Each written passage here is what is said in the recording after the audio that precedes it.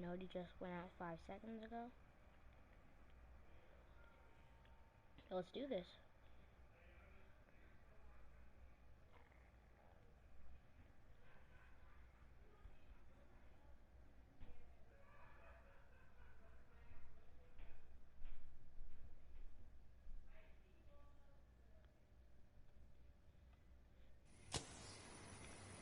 Oh wait, let's big screen. Let's watch on this. Yes.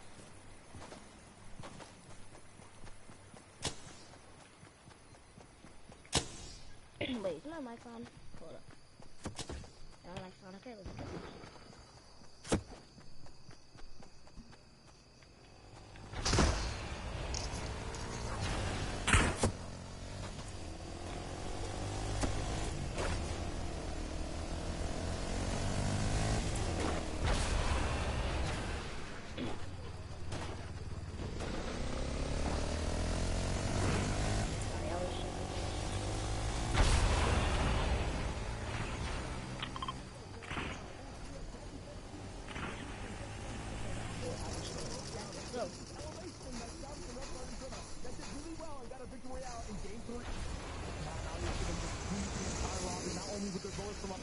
But down low to the zone, it's bouncing back up the mountain. Shot is finally taken out, and now more will go down. They're all still in the zone, and we're gone. Zeke deleted. Kylie's the last one left alive with any just, impressionable HP to make this a clutch moment possible, but it's going to be against 3 different players of high calibers. Refscar's already blocked them off all the way in the front. Where has just gone down to the storm as well. No one is surviving, and the people who had height the whole time get your first victory royale of the day. It's Refscar and Dreda and Mr. Savage.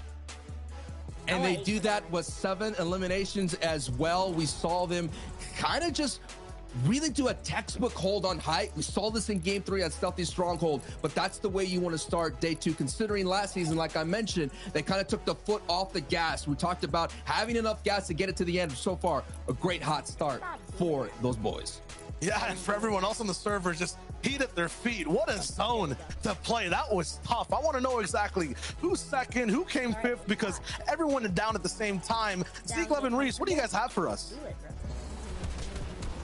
The first game of day number 2 of the finals, and it goes over to Mr. Savage, Levin. I never thought I would see this, but here we are. You can never count them out. You can never count out. They won a game yesterday, and they've started off today incredibly well. And look, that's the kind of game which, as a height team, as much as they've won, they'll be a bit frustrated, right? In the sense of when you get height and it's going across such crazy terrain, it's so difficult for you to get as many eliminations as you'd want, right? Typically, if you told me like a team stayed on height for that long as they did, you'd think, oh, they must have gone, maybe 12 plus eliminations. They must have had a field of a time, but it just gets so walker, right? They can't get as many as they want. Nevertheless, though, a 7 elimination Vic Roy for them at this stage, it's so good. It pushes them up. They were already in 5th or something, right, Reese? Like, they are going to be chilling now, and that confidence boost. Oh, it's a good start.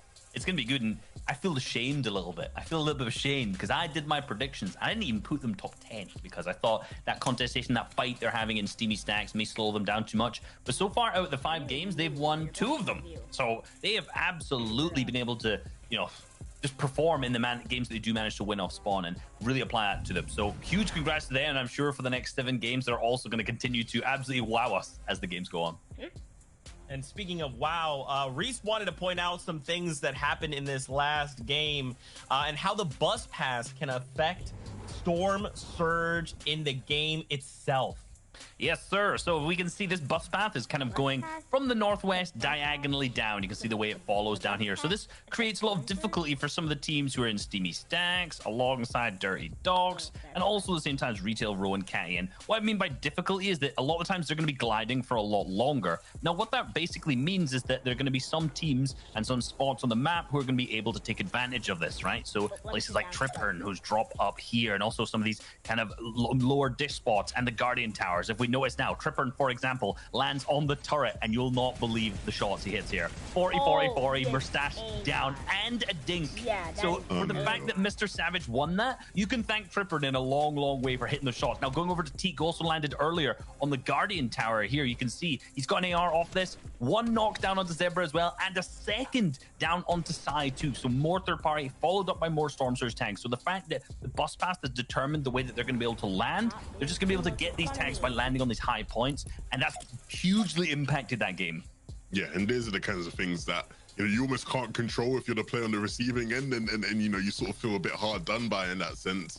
But nevertheless, you gotta go back into this game and just hope the bus grants you a free pass to land safely. Kiriachi, Sumira, and Tush remain in first place. Refscard and Jarretyz Savage with that victory royale will now sit in second, and they're the first team to get 2 victory royales in a day, which is pretty nice. I'm sure they'll be happy about that one. And Vidil, O'Reilly, and Aqua sit in third with that crazy clutch from Chapix. I call it a crazy clutch, obviously not crazy by his standards, but Hen and Chapix, they clutched up so many points by just simply staying alive in that end game there. I mean, the movement that they had was, we were watching it in the back, just kind of losing our minds a bit, because the way that Hen and Chapix were able to navigate through those old builds, not managing to fall into any players, up until Hen hit a massive max damage 175. That was the first time they managed to run into another team, and they managed to pick up an elim. Obviously, Hen then got picked up because they had a duo with them at the same time, but they managed to get that elimination. Then Chapix got them up till 5th as a solo as well. So I think they started that move, and I think there were still, 17 teams alive, and they managed to do that all the way up until top 5. That is the kind of clutches that you need to be having if you're going to be placing in the top 5 in the FNCS. Yeah, let's take a look at that next page though, 11th to 20th, because of course a lot of these teams are still going to be vying, looking for an opportunity. You can see I'm here. Trio, they've dropped down in the standings a bit. They wanted to Party Royale so I can watch FNCS. Yeah. Okay. Because I'm live right now.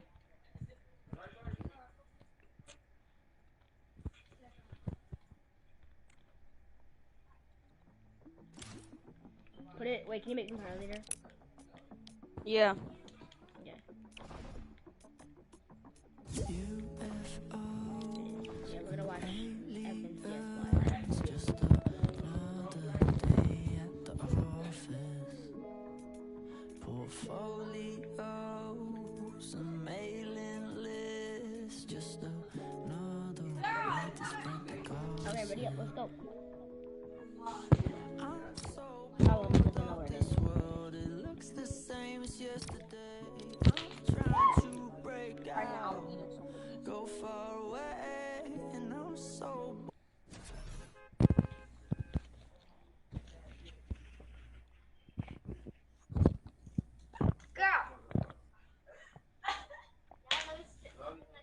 Who do you think is gonna win? I don't really know. Is Booga? I don't think Booga even qualified. Real clicks.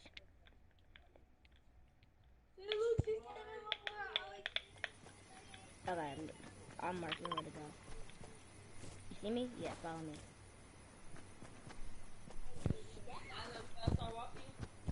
It's this way. Yeah. That's where everybody is. We're gonna grappler. Get a grappler. Get 1,000. Okay, now go. Follow me.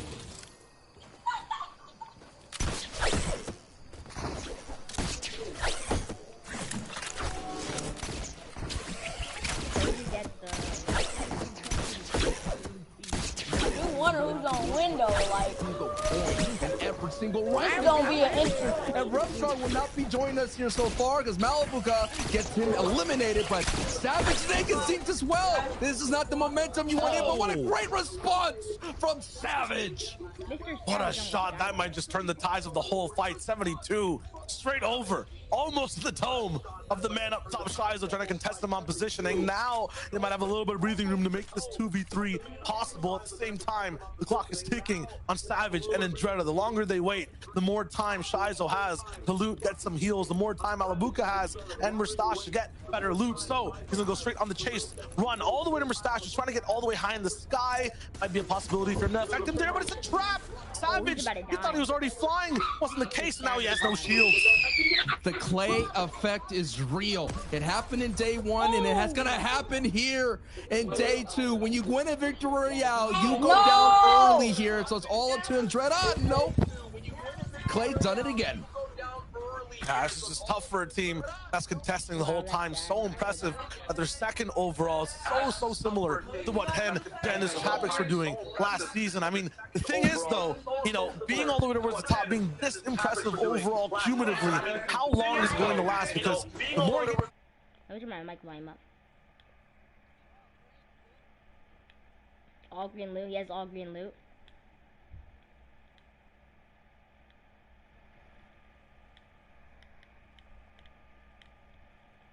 Here we go. In the FNCS, last time we had this bonus game was in season 4 when we had an extra game there. Mongo, Mitro, and Tayson at that time, they had a huge lead, but then they just started dying off the rip there. You go to the 50-50 for that start chest. So when they kept this getting eliminated off the rip, so to speak, eventually, you know, they were able to hold on. And that's the thing that's what's going to happen with these bonus games. We'll see if they can survive that hit game marathon. Stompy. A little bit of nerves in the mix, a little bit of miscommunication, trying to go for that edit, but it's all good. This Lazy Lake fight will be here for 12 out of 12 games. So impressive for them two holding on to the lead earlier on in day 1. Now they're kind of falling down the board. Started off, I think, on around second to third place overall, all the way down to 6th now. So they're going to be looking to maybe try to climb back. That means, though, they have to win this fight over and over. I mean, all these teams, Sancho, they're all going to be fighting. They might have one game online, one game offline. Jarretyz is uncontested off spawn. They're going to keep moving forward, staying first. They had a 2-point difference in their lead starting the day off. And after that last game, it's extended to a 10-point lead. If no one here ends up really owning their drop spot, I feel like Jarretyz can just run away with this. And I know it's really early. We still got 7 more games to play, but I'm just looking into the future right now. And right now, Pink's future is not looking hot at all.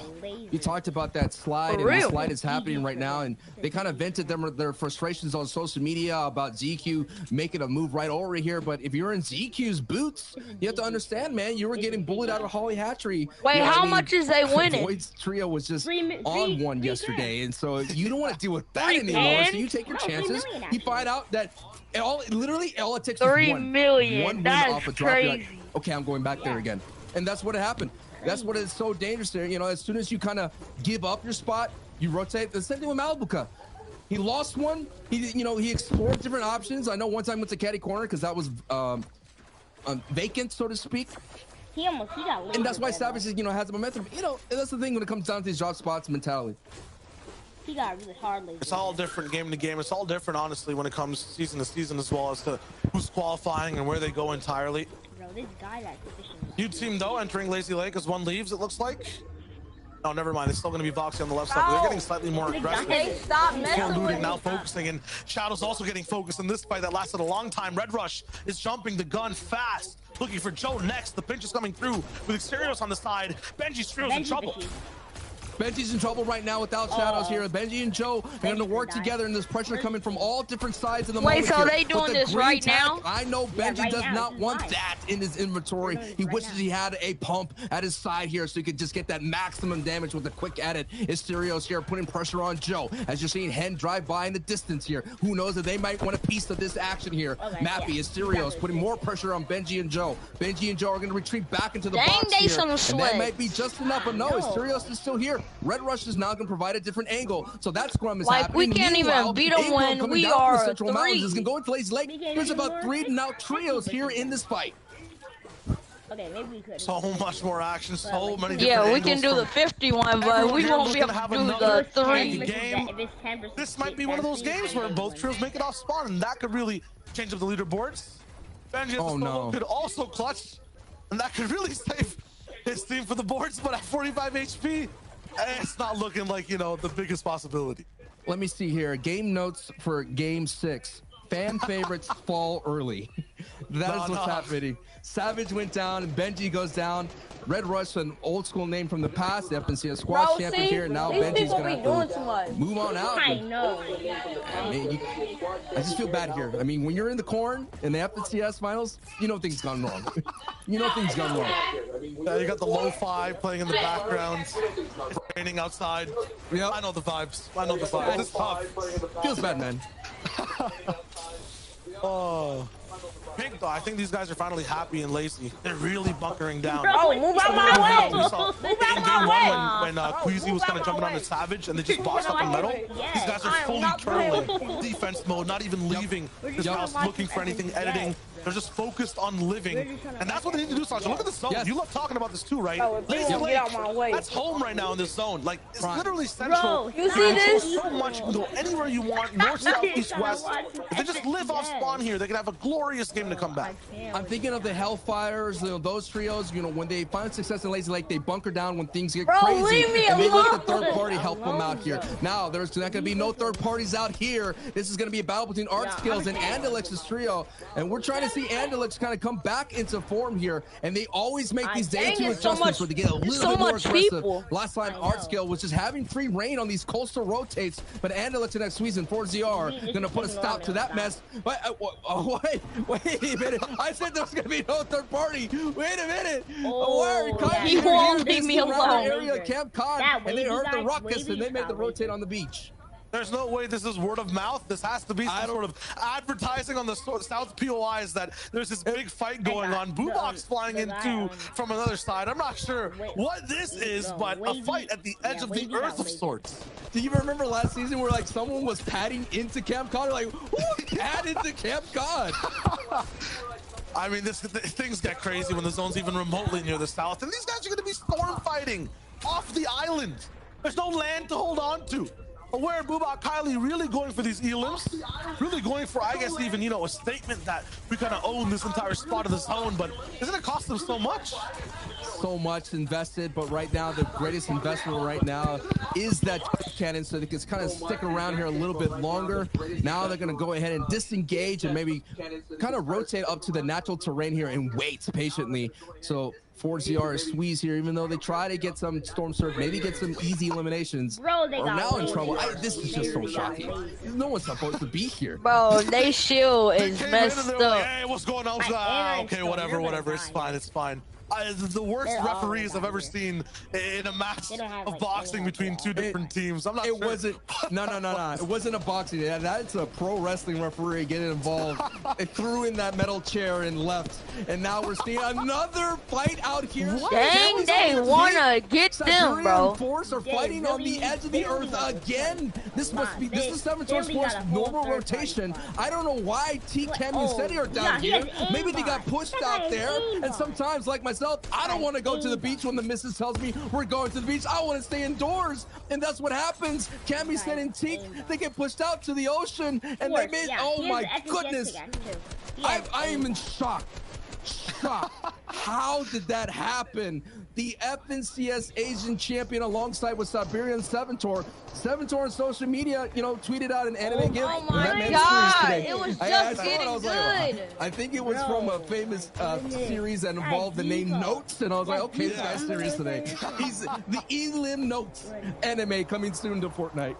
Nah, just look at it this way, right? After all the fights we've seen so far, might have to rebrand from the They always have to ruin it, bro. Leave me alone. BPF, the Fortnite private beach fights overall, because that's all we're watching over and over again from this early game. Look at the center of the map where Chapman Shan is kind of rotating. There's no one here.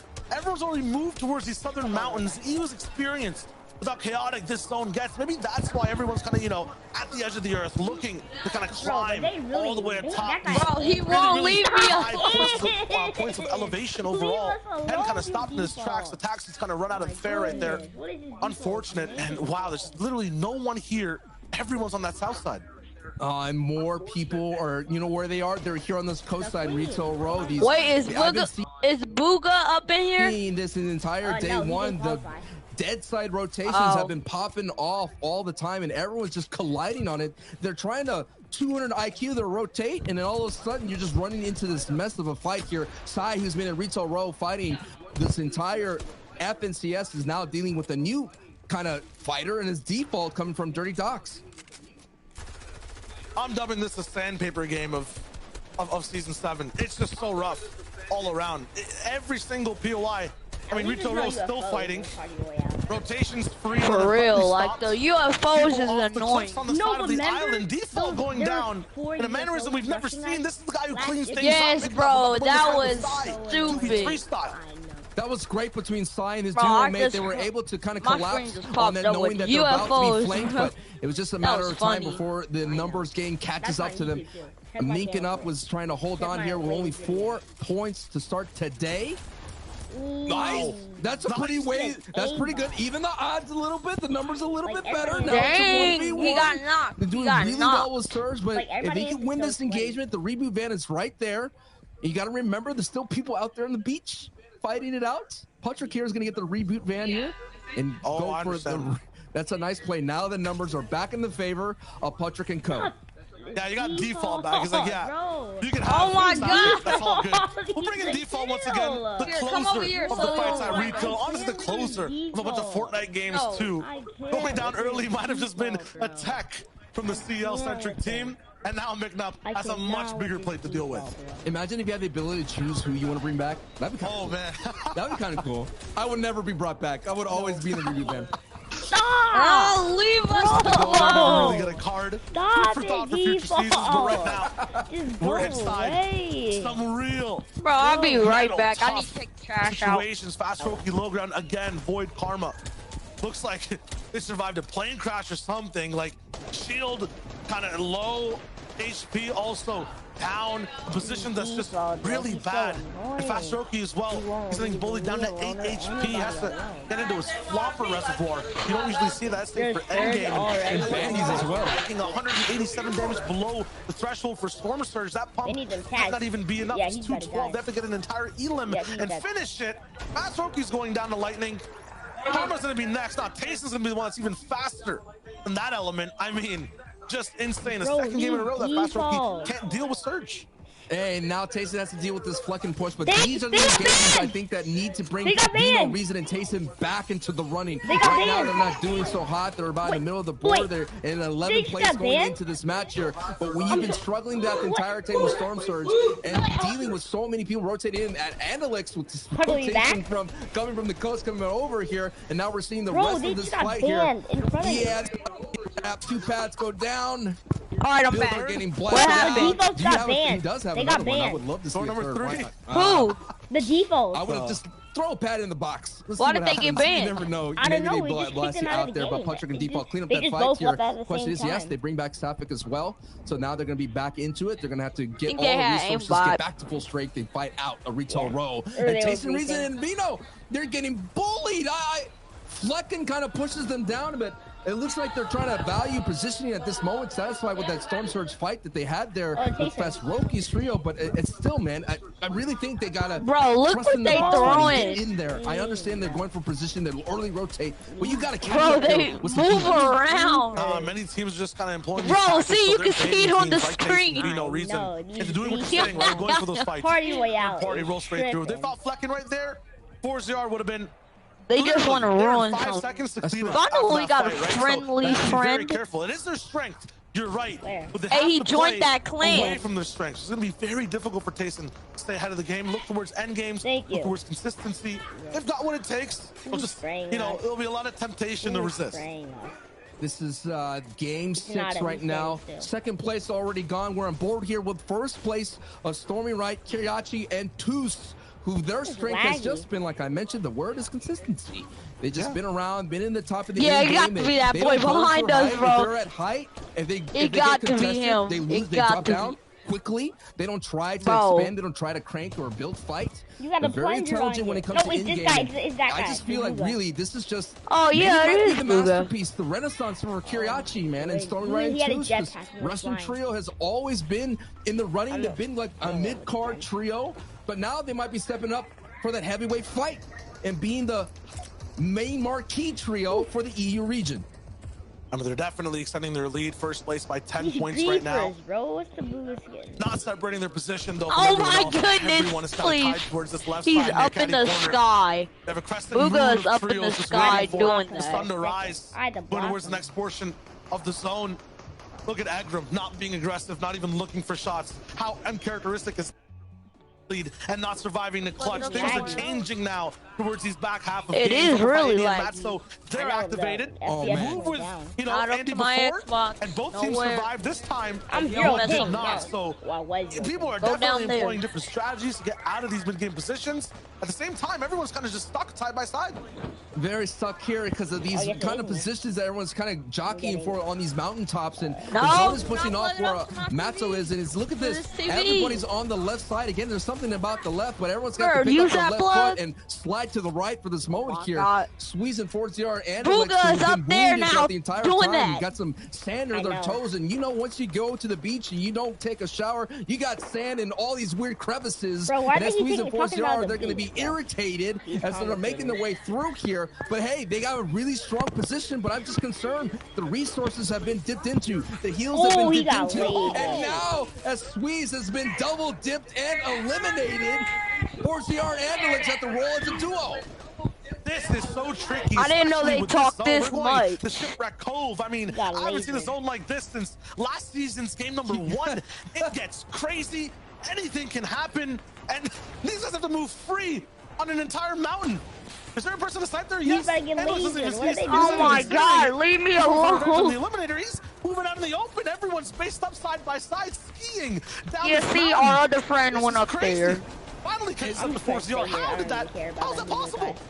Man, it is that extreme sports gonna go lifestyle. down here You're with going to this the guy. beach and you're surfing, and now you're back up to the mountaintops and you're skiing and snowboarding. And sometimes that little snowball, it kind of careens down into There's avalanche. so much people 4 HP left. does get elimination And there. none of He's got them to have hold on dodge. to And Joey look at and this. Alex. A very historic duo here is still on their feet in the snow.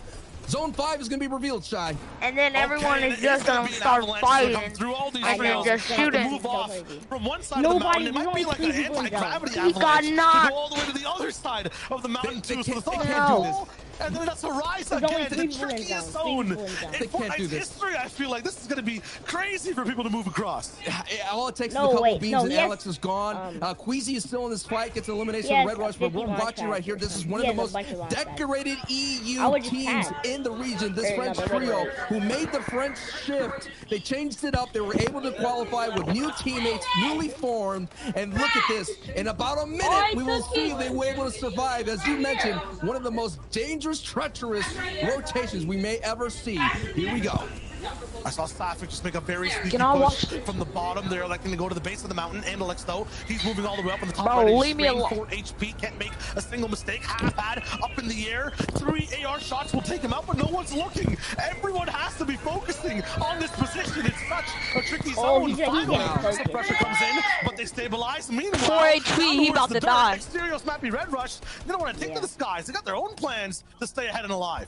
But what is such a There's risky so many- position there's to be only down there? a Look trio at that. in Even zone, bro. Bukak That is trio way must down get there. a Bukak bunch is of beyond the dirt. He's 6 Oh my feet God, under. look how much He may people find is himself it? and dig himself into the It's like lobby at 50 that million point. people Falconly there. and For real. Oh my Look at goodness. the circle, bro. They're all getting knocked down. They're about to Earthquake die. They happens just took and so brings much out more damage. everything, and it was an Oh, added this is down so chop. crazy. Keswick survives though. He How did he survives the survive that? natural disaster Go for that height, just go for height. unfolded Go there. for And height, go Queasy for may height. have been the culprit of that edit down chop. He's tight. He's tight. Oh my God, I've never seen Tell him I'm already on. Dude, I Dropped panicked. down, but walls and floors everywhere. We're panicking too. They're back up the height though. That cost them a lot. Keswick's It did. 171 max Hey, now, Day and it's about to only join one. us.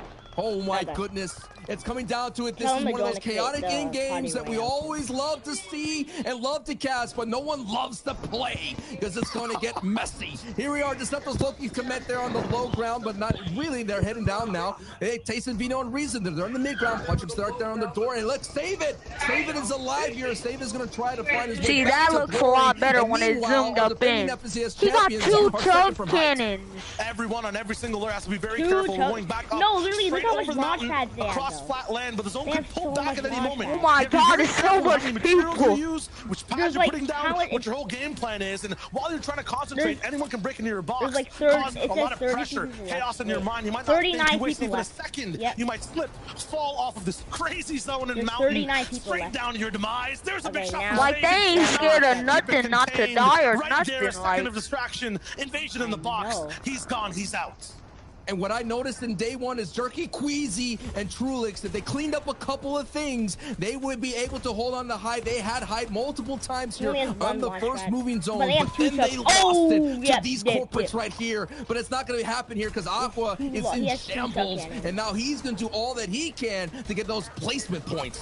Yeah, even the high ground warlords are suffering with this zone. Aqua as a solo trying to make things happen. Missed shot on the walk-up, but he got a big finish on the splash. 100 damage, 33 on the elo cracks. He's still getting points. Even if he's not working height or in the circle, the zone is still so far away. Bullied, held back in boxes. Nah, this is crazy. What? He's One Aqua with the two-piece right here. The GOAT is still alive on his feet, still rocking it now. He's on a layer. He almost caught another body, but he just missed the shot. He's here to fight you and out of Bill and out of this match. That was crazy. Reason though, he's fighting with Taste and takes out Sapphic as they're moving on to their mid-ground layer. Below, it's just a mess. Tripper and the last one left. He gets taken out. He's gone. And now Exterios and Mappy as a duo still control everything going down below. The lobby is going to get squeezed up. There's another hill, a mountain in the way. Kylie, once again, is another player surviving from that last game. Here to this one. The same patterns navigating. That's the guy that had 2 truck cannons. They have to get by not only the entire server, but the space as well. Reason deleted. Trulix, Jerky, Queasy. They're bringing that FNCS champion Dang, the storm vibe taking a whole right back bunch this of damage. season. They're rocking that axe of champions in their spirit and in their minds here. They're trying to defend the crown. But Pink Nebs, who's had a great day one here, are trying to regain their footing here in day 2 on the front side of the zone. It's champion versus champion. Asian versus AU. I know for dang, he did a whole edit. Force with it, trying to regain it. It's another active champion running around as well. We have 4 active champions, but here he is, Trulix, Jerky, and Queasy here, finally finding their form here in day 2, going up against the contender from day 1. This guy's still alive. Remember this guy from the beginning? And Stompy working as a duo. Revive him. It'll be the 4th mountain. They're on a possibility of a res all the way down below, but the timing might not be there. They're sticking it. Nebs is going for it. There's so much people left. HP from the zone alive. People are just dying. Wait. People just dying slow. They're winning. Who's the one who's winning? It's the one. It's coming Let's go. Oh my goodness. Oh my god. They're doing it. No way. Oh my god. No way. No way. That was crazy. Single-handedly getting all 3 players. Pink. Yo, Puddle, wasn't that crazy? Do the impossible. For real. They sweating so hard. That was crazy. No way. I have no words, bro. No words. No words, child. I don't even want to attempt to think about anything else. Sneak, please, take it away. I thought that I've seen it all. Okay, so 3v2v3. This was just gonna be another normal day of Fortnite. I thought this was gonna be the normal finals. Apparently, everyone decided they were gonna go absolutely hamburgers for no reason. Stompy, this was the craziest clutch of all. That was a crazy win. What are you doing, brother? Oh my god! Wasn't that win so crazy? Now the composure needed to pull something off like that. That was the comeback from recovery, the moment to even pick your Let's teammate go. up. I mean, Come on, y'all can win this. Dude. Oh, you're delayed. Your thing is delayed. Let's go. Yeah, your thing is delayed. Oh my god. Look, mine is on ahead of you. Trulix and Jerky, it's an absolute travesty. It is absolutely That was shocking. crazy. You know, I know. You can. There's so many What was words. your favorite You can part? use stinker, howler, nightmare. When that it's everything that could the possibly last go yeah. wrong and The worse. last part Like, was you don't so lose crazy. That. Like, we know they Stompy's should have great. He's died one of the all-time greats of EU. You know, back in the World Cup days, he was dominating the land. But he just whipped out his old form right there. That was not even real. That shouldn't have happened, right? If you don't know what just happened, that shouldn't have happened. Nobody should win that if you're in Stompy's position. You shouldn't. Yeah, but he did, and he hit the shots. He's showing why. Throughout the World Cup qualifiers, he was the most dominant player. Throughout Season 8, he became the champion. Zeke still lost in the sauce. He still can't believe it as we say that. And you know, a lot of people throughout a lot of the previous FNCS He even didn't touch, like the shotgun went somewhere else. Stompy alongside Nebs to pick up the res onto Pink. He went somewhere else. Like his gun didn't aim at the person. That hit the shot from, I think it was Queasy, to knock down, which allowed Stompy to be able to win it. Huge, incredible play. Oh my gosh, these teams, they know what's at stake, man. They want the Axe of Champions. They want to win it all. Oh my goodness. We got to talk about some other stuff with Malabuka happening here earlier on in the game. I'm still shaking. Take it away, Love. Take it away. Look, I just wanted to show people the duality of Fortnite, right? Because you know, we take a look at the game before this when Mr. Savage, they have that amazing win. Everything's going rosy. You think to yourself, oh wow, they contested that Steamy, but it's still going great. They've now won 2 games out of 5. Everything's absolutely amazing. But then you get them coming in, landing at Steamy the game after, on this massive high, and they get walked through. Malabuka takes out Ref's guard. No real hope there. And Reese, this is one of the big problems that, these teams will have while contested. We talked about the Asian winners who, won FNCS, contested 10 out of 10 times, or 10 out of 12 times, sorry. Mr. Savage and them, they're not going to be able to do this like every game. At some point, you just have to think it's not worth it anymore. No, I know you got to think so, but there's no other options. Reality. Where else are they going to go? Anywhere else they go? They're contested at the same drop, so they might as well keep going where they're being successful. They were in 2nd, and now they've dropped down till 7th for Falcon, Refsguard, along with Andrea and Mr. Savage too now. So that's 5 places down just by losing off ball, which is tough. But with the huge clutch, with the huge victory royale from Pink, Nebs, and Stompy, that's pushed them all the way up into 1st place currently. 2 victory royales to their name, and I want to watch more. I have to see more from this team. Honestly, I did not come into this weekend expecting to see what we've seen from three players. I want that first team. That clutch from Stompy is going to go down in the history books. That is absolutely unreal. And like you say, Reese, I'm so eager to see now. You want the first team got to the hot hand, and everything they do, they're doing so many things right. And it's not perfect, right? It's not perfection. No, they die. Here and there, but they just have that sort of rhythm and flow right now where they are able to just account for any mistake, and you have Stompy, hitting 1v3s. Like, you can't bank on that. You can't guarantee that every game. No. But boy, that is just absolutely nuts. You can see the players here now from 11 to 20. They will be watching that thinking, well, look, if they can replay like that, we ain't got a chance. How are we supposed to stop him? If we're going to get into 3v1s and he's still going to win, what are we supposed to do about that? Nevertheless, there are so many games left, but wow, what a performance. Yeah, and I think a notable thing to add there is that Queese's team is now in 18th place after that. That looked like a game, like you mentioned, let's be real. They should have won that. They should have picked up the victory royale in the final game, but they ended up 2nd. That would have been 2 additional eliminations. So is this the end of it? Another 5 points. So that would be another 9 points then, which would have put them up, I think, 6 slots up in the leaderboard alone. So that choke from them could be disastrous for the rest of the leaderboard. They seem to be playing absolutely on form today, but final closing out the game, but that's just the next match is in confidence. 30 seconds. Absolute destroyer, and they'll be arguing.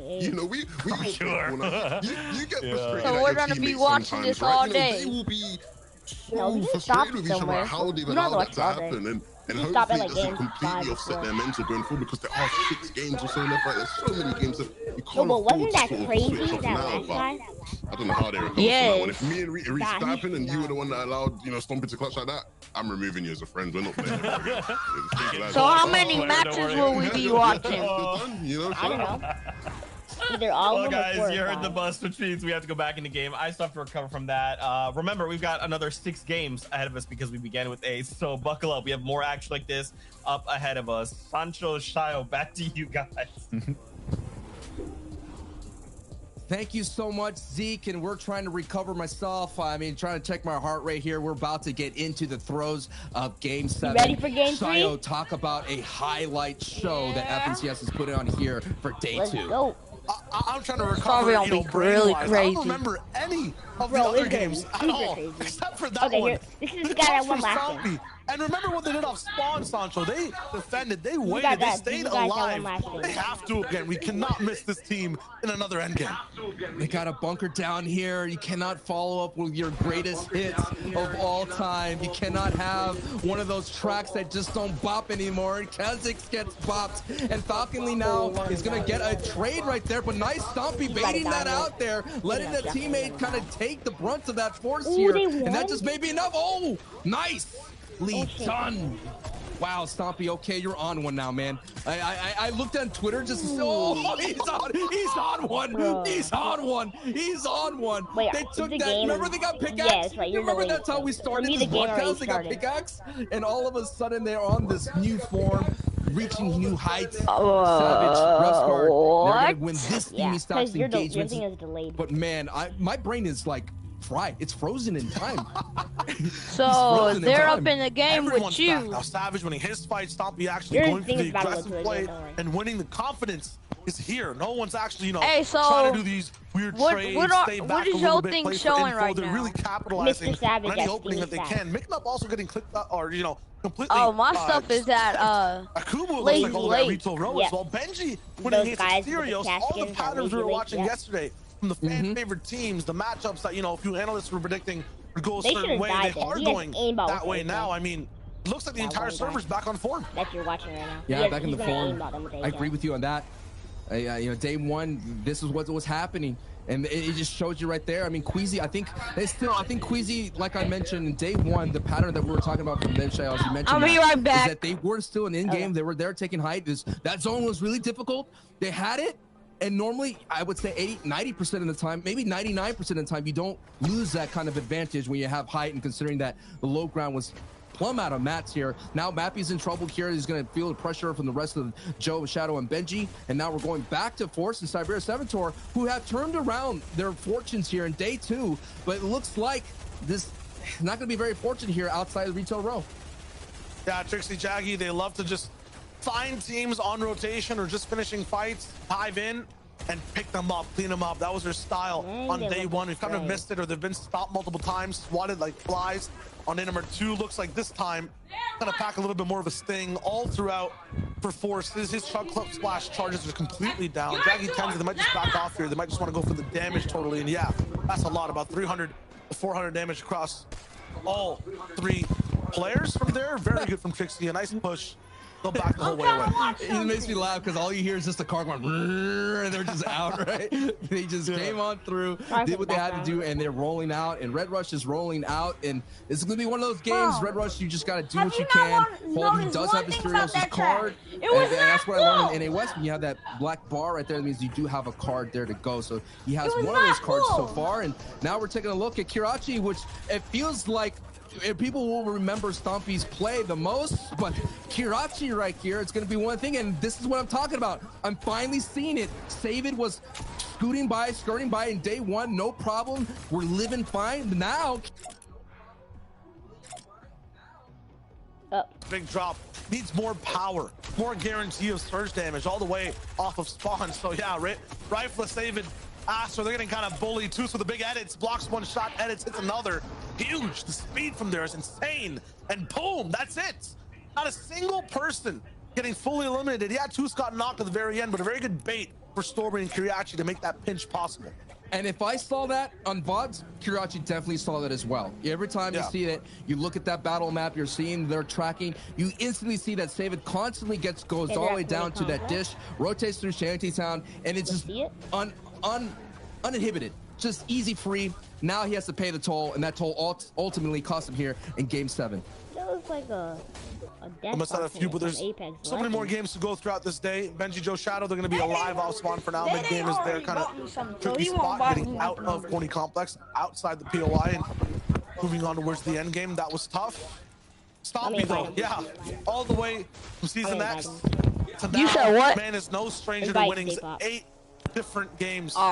He's won in EU. He holds that record. Don't join him. Rightfully so too. I mean, if you've seen the style of play, the zones that he's very good at, and are these mountain zones, like that was very reminiscent of the clutches he had with Chinkin and Aqua all the way back in Season X and previous seasons as well. And he's only on a 2 for the day now. I think Savage's trio is the only one with that 2, and they're in first place off of that game. Wait, if you press X, you can zoom in. That chapter 1 map. Yeah, I know. I'm doing that. There was a lot of them everywhere. Pleasant Park had like a whole ring of mountains. You can join down towards Tilted Towers and their own little ring of mountains. You go Salty Springs, that huge mountain, and then just a little bit dead in the middle, dead center. They have another mountain right there. I could go on and on forever. I mean, we're talking about the glory days. You remember those broken houses right then and there? there, like south of Loot Lake. That was another huge mountain that Chapter 1 had. But yes, Aqua and Sampi and Chinky, like you mentioned from Season X, are the champions. But there's so many champions in this lobby, man. So many. It's been a while, right? Everyone's kind of had their shot at the throne. Some people have called it home for longer. Some are still defending it to this day, or trying to even take it back from just a few seasons ago. Lots looking for a double up for second run at the title. Benji has a mythic. I was going to say here, I'm taking a look as we're getting a taste of the first zone. We're seeing Benji. They were able to confirm Joe. They eliminated Joe. And I'm sorry. Red Rush got confirmed by Joe. Okay, I was wondering. I told you. That team. I'll be right back. My brain is still frozen by Stompy. So also as well as Falcon Lee, his trio has been eliminated. Malibu has been eliminated. Sai has been eliminated. And then you have Carmi has been eliminated. And Wings and Carmi, day one, they were doing really good, man. I love their aggression into Pleasant Park. They were pushing Coral Castle, but so far their day two, not so great, considering that they're now sliding out of the top 10. Yeah, you're talking about, the difference from day 1 and 2. Look at the trios on board. Hello? Fast Roki, and Karma also had trouble on this day compared to the first. They're going lost with different the froze. being quiet, looking for a shot here against Toos, the trio that's really good at affecting many later on in the game. They take out these guys right here. Well, damage. I'm about to talk to Day Day and see what happens. So I'll be. Something. I'm gonna join you back. The awareness is just there. Kriachi will come up and see if he's okay. He'll base up a little bit, and now they hear Void. Void hears the Bills, understands that they're playing a little bit of defense. They might just force this fight. It basically heard like a branch, like a stick break. Just like that. It was like now it's on high alert, and they're going to go ahead and build up this base and bunker down here. And I think, you don't want a piece of that. You just know that's going to be one of those fights, drawn out. Hey man, sometimes fast food is not good for your diet. I just gotta let you know. I gotta let you know that dirt burger ain't worth it. And as juicy as it is, it ain't worth. Now Fast Roki just looking somewhere else now. No, it's a lesson in villainy. One of the rules is that you have to be careful not to make a sound. And if a branch does snap, who knows? You fall down in a pitfall. You get in a little bit of trouble. That's just what happens there to them. It just feels like Fast Roki's always looking to be the counter to a different trio, or to play, in the shadows of someone else's power. It's not really finding that type of success today. Same thing with Hydro Zest and Backfeed. Always looking to cause a little bit of ruckus, but not be the main target for a lot of fights. And since everyone is playing so passive, so separated right now at this portion of the game, they're having a little bit of trouble also getting elims. When we were watching in day number 1, they had 1 or 2, or they were really influencing people behind the scenes. They kind of seem like the hidden overlords of the mid game. Right now, they're just kind of a lot quieter. And definitely they were puppet mastering everybody right there. It's like, there's regulators in this world and there's instigators, and definitely they are instigators. And you see that retreat from Fast Roki there. They go right into another trio, and that's Toasty out there in Weeping Woods. So, hey, they didn't get a dirt burger there, but they do get to eat. And they get that maximum Storm Surge with that sniper shot. And Fast Roki is going to get credit for that elimination there. But as you're seeing, 6 trios are already out of this match here. And it's just so interesting. I feel like that previous game kind of felt like a throwaway game. It kind of, there's a lot of weird things that was happening because we have the extra 2 games to work with. And I felt like a lot of people were trying new things. And so it's interesting to see where people go after this. Again, never historically done before. 8 games in day 2. I feel like that game was more so less throwaway, a little bit more PTSD, forcing people to try things. As soon as you see a potential for a mountain zone, you want to get ahead of it, right? You want to be there as fast as possible. That's why the map seemed a little bit empty, and a lot of top teams fell off spawn. Void actually ends up going down here. Calmer, Fast Roki in trouble. We'll come back to that in just a sec, because You playing squads? Yeah, I guess so. Alright.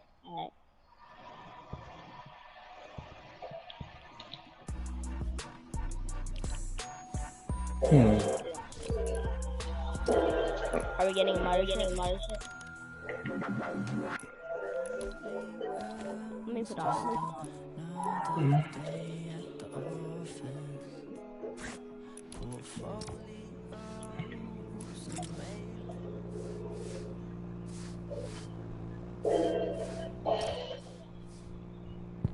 Hey, Day.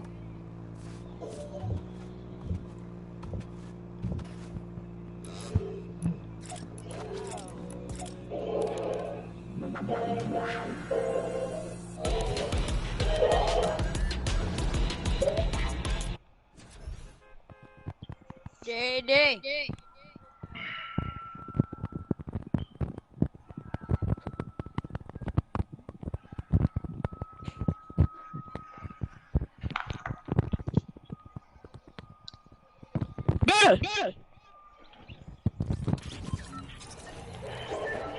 No.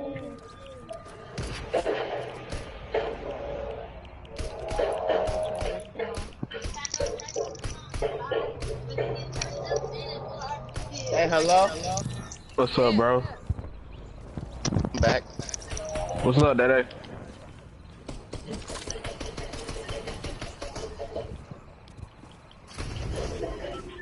You gotta be on a battle bus or something?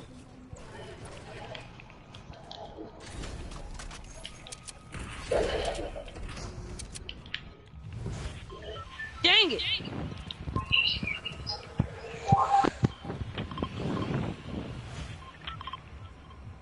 We're getting abducted. I'm lagging.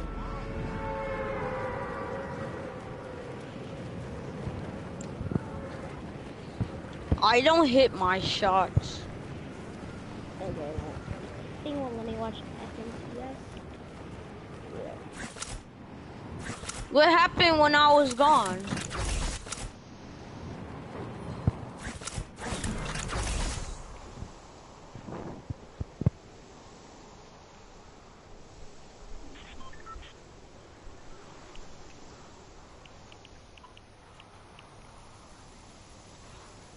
There's a guy over there.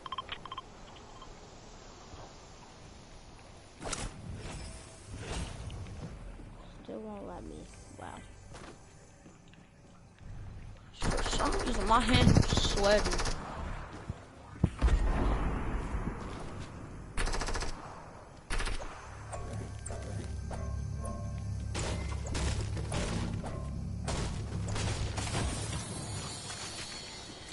Wait, Dede, get back down. I'm gonna set the whole place on fire.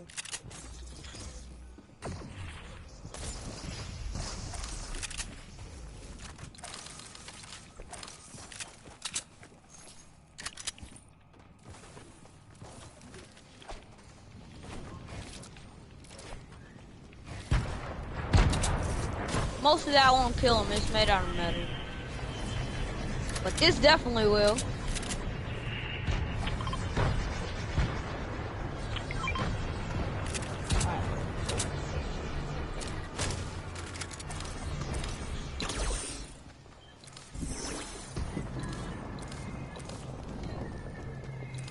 I'm not getting abducted.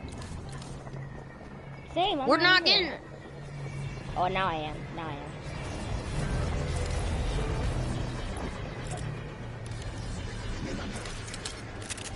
Are you getting abducted now? Hold on.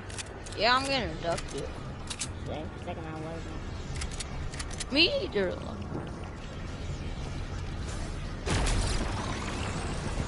No! And it still won't let me watch the FNCS thing. It won't let me watch the FNCS. The second match was crazy. See this thing that says show party royale. Oh, let me out! Let me out! Dede!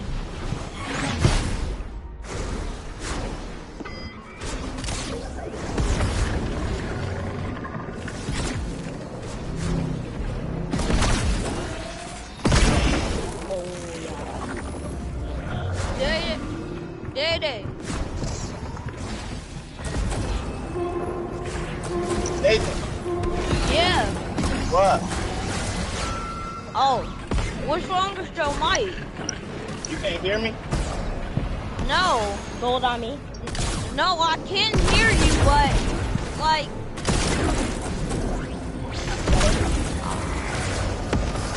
Come on, y'all. We need to get to a minute. It's a whole squad. I got it. Yeah.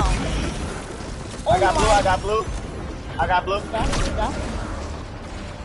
Oh, Nathan, I just have to blow you away. What did I do that? Dead, bro. What did I do that? I'm going for all of these times right here. The next match. Oh, Alright. Yo, I literally just got us back up to a minute. Yo, give Hey, some hello? more time. Tyler, read. Hello? I'm getting purple. Hello? Oh my god, bro. Hello. Why do people got to do too much? Why? I'm about to die.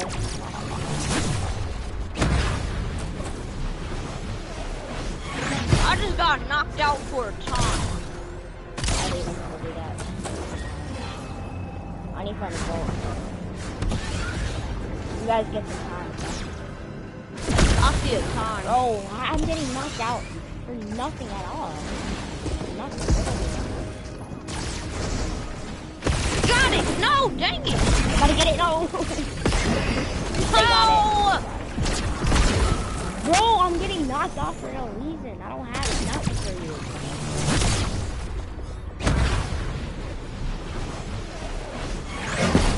Got it! Bro, oh my god. Spam it! Yeah, I'm going to it, I'm going. I got it. Let's go! Hopefully we get some good loot. Oh, I'm good. Oh my god, I got the bad loot. I got a scar. Hey, if someone find the pump, can you give it to me? Send it to me. I got a tactical scar. Give me! Oh! I just got a scar. I only got a tack as my shotgun. Hey, Day, you coming over for the barbecue?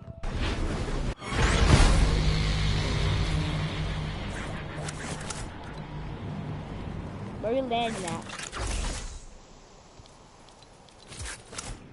Day, you coming over for the barbecue?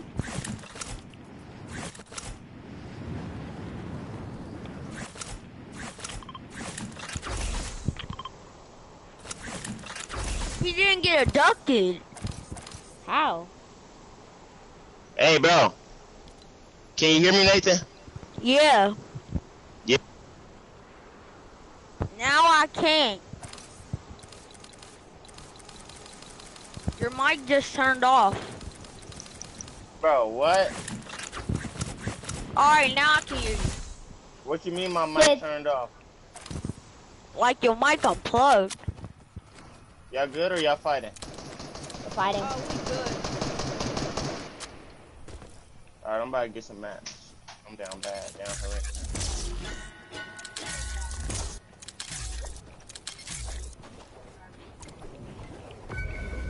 Don't let me watch it. How do you do it?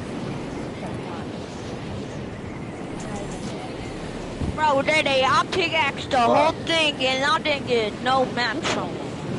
For real? Yeah. Yeah, I can't do anything. Hey, Storm is coming. Let's go. go. Oh, yeah, we gotta go. Storm's about to do 50 damage. No, Storm, you can't touch me, bro. Oh my god, he's touching me. No, leave me alone, Storm. Why you always do this to me? Like everyone get bullied by a Storm. I know, bullied hard too. Ooh, zone is so far. Oh my god, we're about to get bullied even more. I know. Ain't gonna be fun.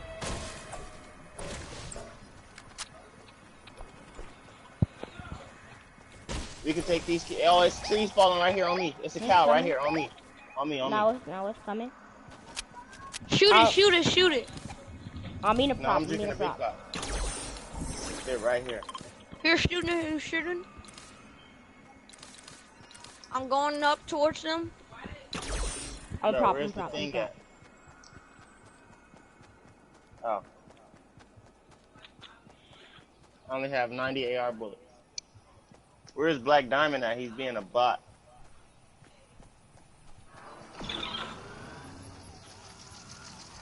Oh, I didn't know it can reach that far. Come on, let's go. Oh my god, they got a sniper. Let's take the launch pad up there where they're at. And go to prop. Come on, they're fighting. Let's go, let's go. I have a sniper.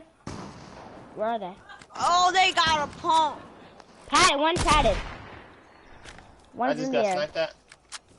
Huh? On me. Coming. One's in the air. Are you guys with me? We're coming.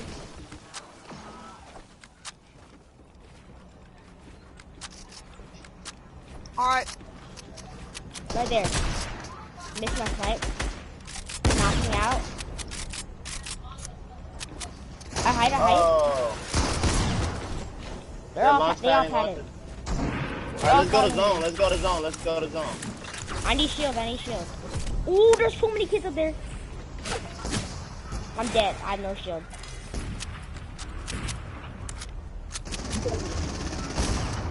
Got one. Really? Where are you, Nathan? Out of where? Right here. Where? Killing. Oh, right here. Oh, he just one pumping. He's literally one. 33 white. Alright, come give me Jarretyz. Got him. Let's go. I got you. Ooh. Do you have a med kit? No, I got minis though. I got me. Bro, why my hands are so sweaty? Let's just pad. Oh my god, the storm is so fast. Let me get this big pot. Storm's already coming already. Fast, yeah. I'm stuck. Okay, I'm coming. I was stuck. My gutty. Oh, my guts. I don't really need this laser. My gut is falling out. Ugh. I'm literally one tap with that thing. Do you guys have another?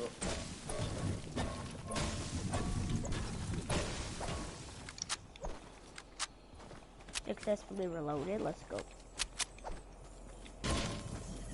Alright, so I'm nowhere near y'all, so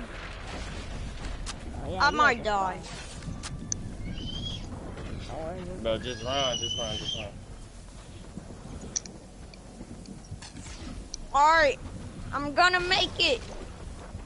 Oh my god, it's kids, man. I'll snipe them for you. Where are they? I see them. Oh, I blanked him. The storm is only a one tick, bro. Everybody take it out. Crack. Oh my god, I'm dead now. Black diamond. Oh. Can you give me? He can't. He's 1 HP. You gotta go get them. Come on, Jarretyz. We can plus it. Hey, can you come down that waterfall and come and get me? I can't. Let's go. I can't. I'm 1 HP.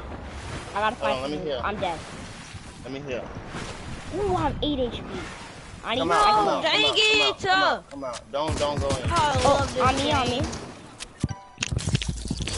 5 minutes. Funny how I dodged. Yo, Daddy, hello? What? Yeah, my mic was shit. Your mic was shit, man. My shit was cool. Nigga, that shit got me bent. I almost made it out the storm. Whole time. I'm dead. That person is a bot. I know. Tags? With tags? Okay.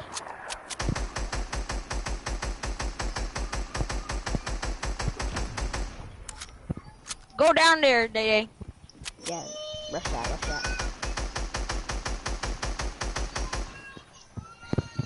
About to add it up. Yeah, Mom? Yeah. Mom, what? What?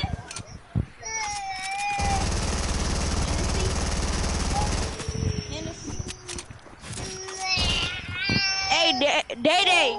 My mom said you got to bring the Hennessy. Alright. She said alright. Take that pack. We all have some good loot. This is. Follow him. He over there. Follow him. No. I gotta get in zone. I don't have no AR bullet.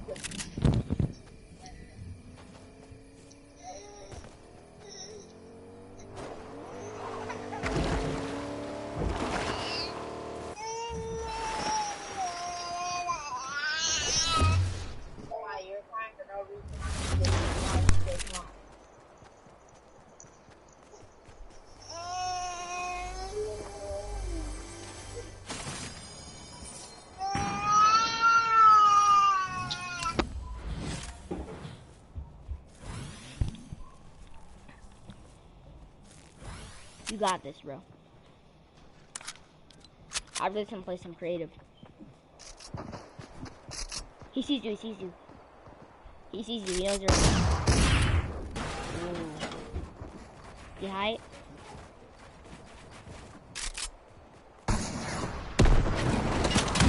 Oh.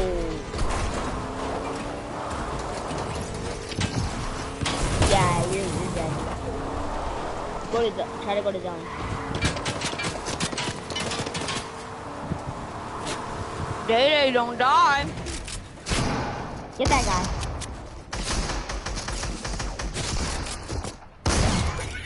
Get your finish.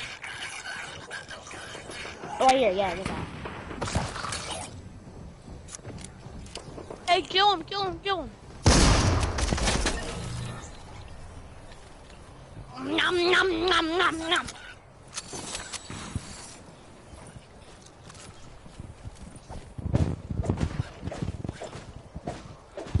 Hey, Dede.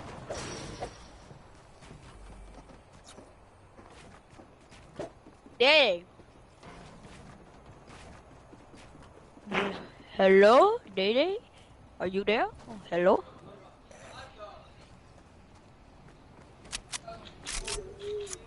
Dede? Hello? What? I'm trying to touch it. That's all, bro. Oh. No. I'm gonna connect with it. I'm gonna wait. Wait, they come off that way too? Hello? Hey, Darius, can you come outside? Yes, ma'am. Here I come. Hey, hold on. I'll be back. My lady outside. I'll be right back.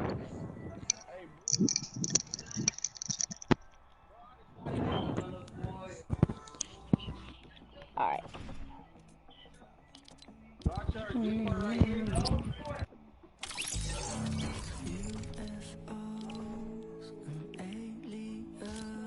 Just another day at the office. Portfolio.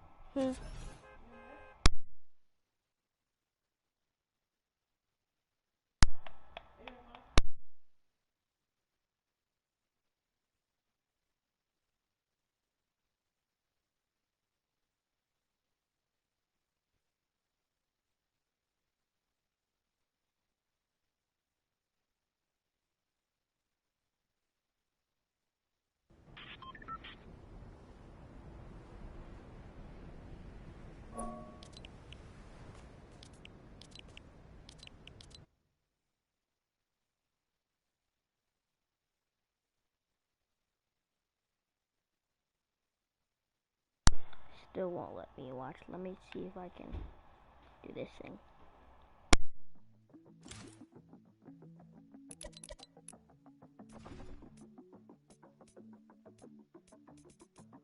UFOs and aliens. Just another day at the office. Portfolios and mailing lists. Just Let's see if it works survival into way solo. to spread the gossip. I'm so bored of this world. It looks the same as yesterday. I'm trying.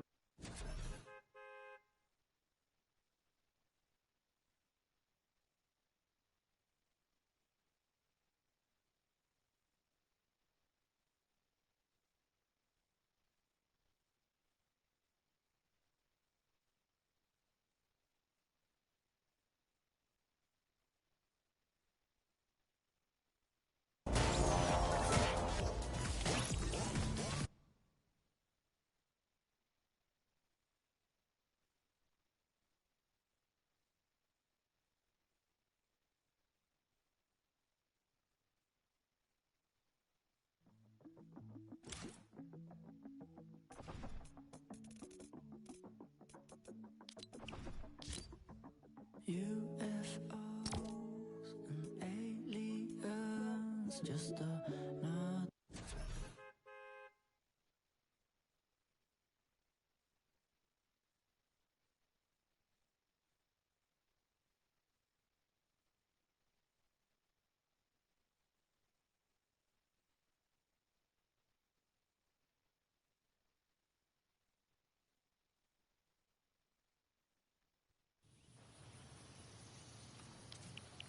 out into the open. But like you mentioned, if Nebs, Pink, and Stompy could hunker down, go into these basements, make it where it's not worth fighting, then they can survive. But just look at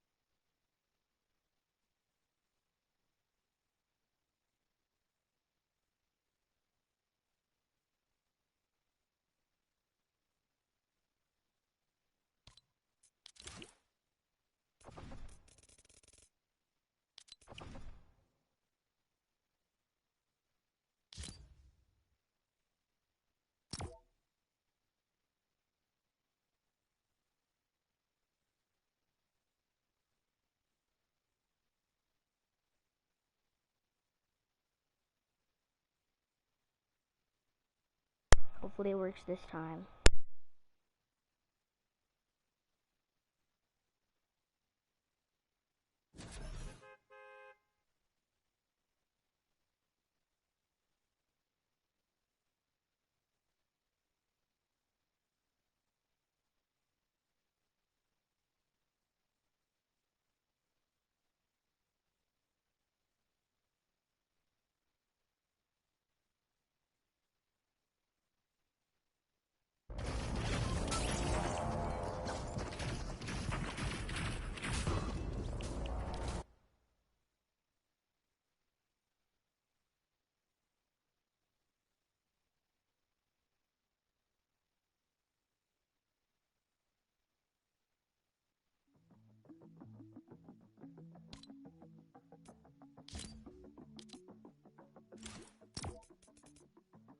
UFOs and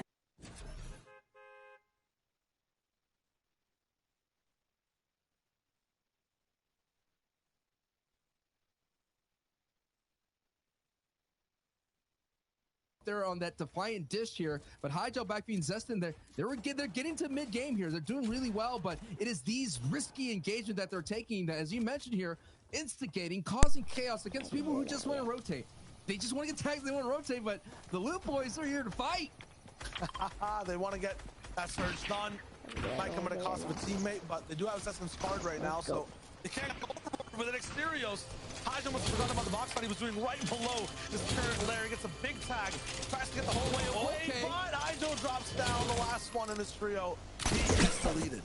And so much pressure coming from those mountain ranges who go down for the high flying maneuver, hoping to get that hit with the pump as Mappy is going to roll out here. But you're seeing a little bit more of adjustments are happening. Mappy, Experios, and Red Rose, I don't know, I got to take a look here. Is Benji still up on his feet? It looks like so far, yes. They've been pushed out. Yes, he does get a knock against Sean. So Benji has been doing really well. And Z, Andy, and Chasky here, they're here to fight against Benji, but Benji's been having corny complex locked down in the entire finals.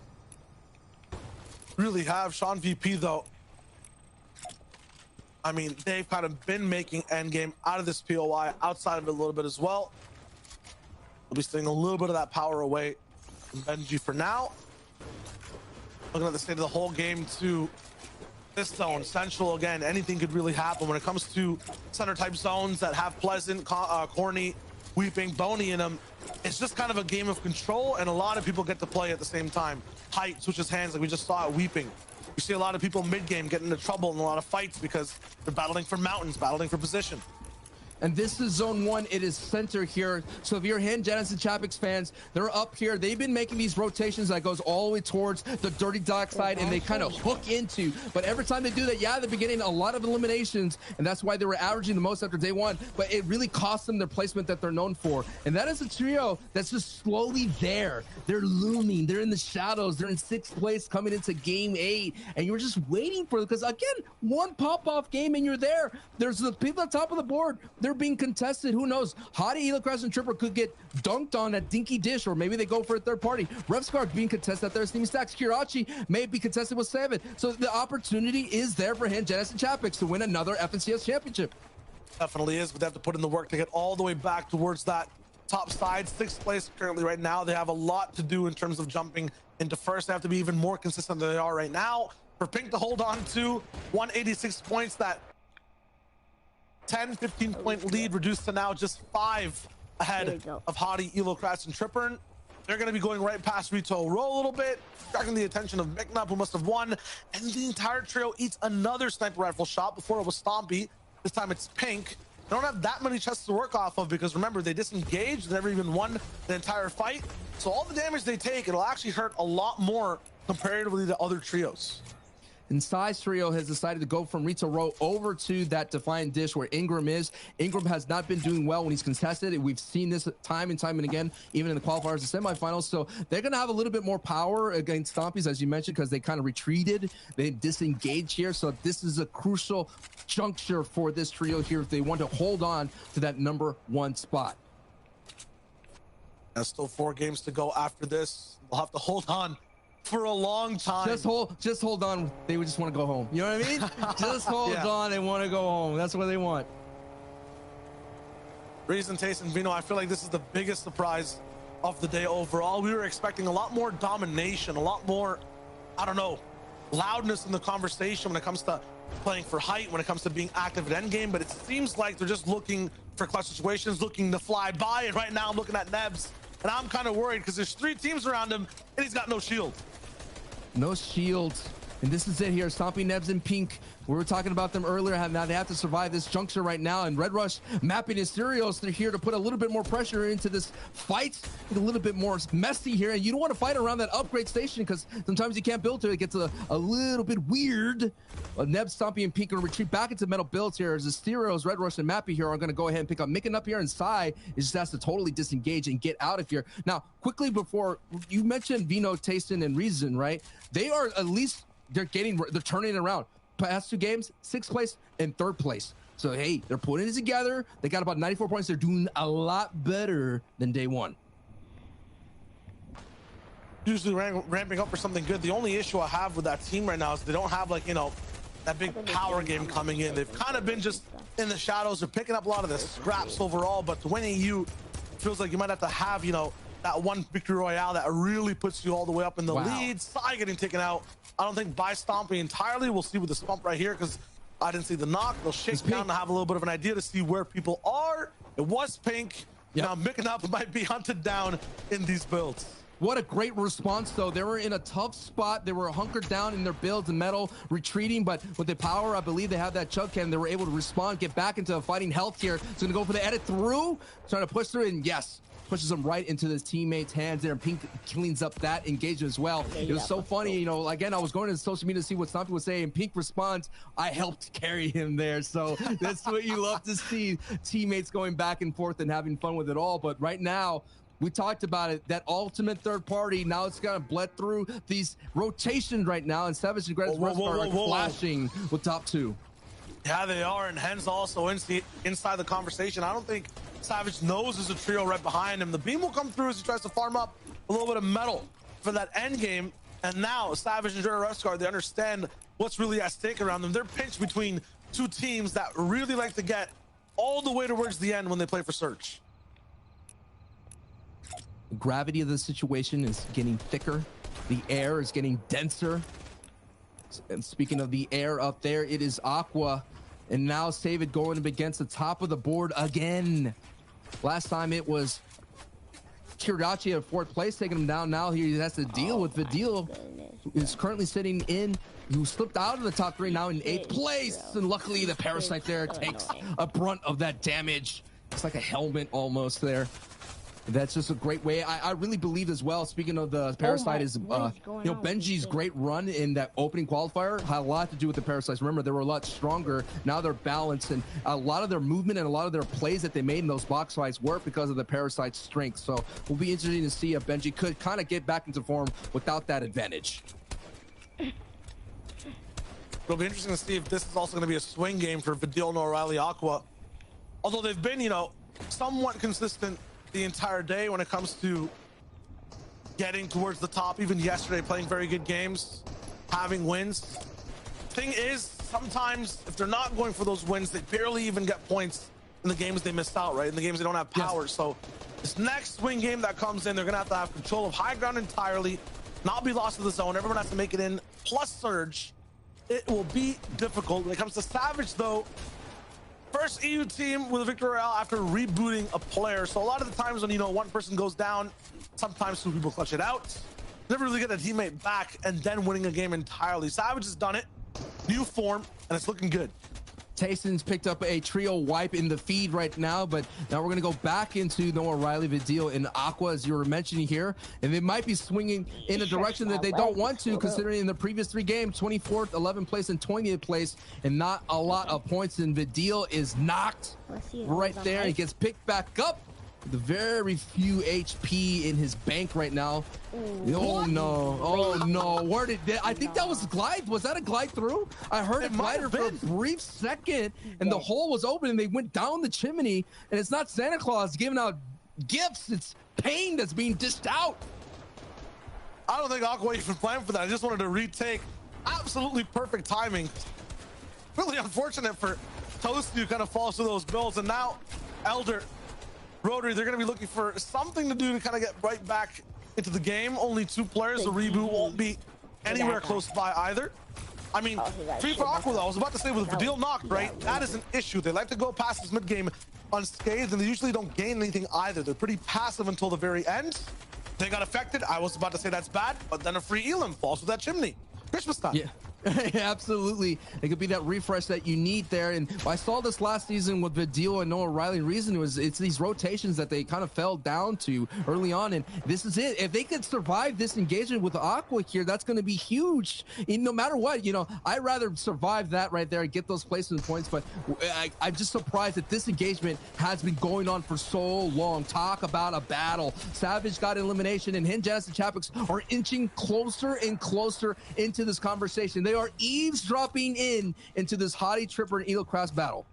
It might be time to hang up the phone. We got to move, Sancho. 40 seconds. The zone's about to come in. Not even on the screen for Refsguard, Savage, and Andretta just yet. And Janus Chapix are waiting to see exactly what the move will be here. I tag up this trio as they go across and try to get towards a certain point. We'll have to go right by a river. Bridge where a trio's probably held up, farming a lot of metal. We see one over there, but not sure exactly who it is. Surge won't be that big of a problem either with 71 players here. So everyone gets to play their zone. Wings and full net right below them.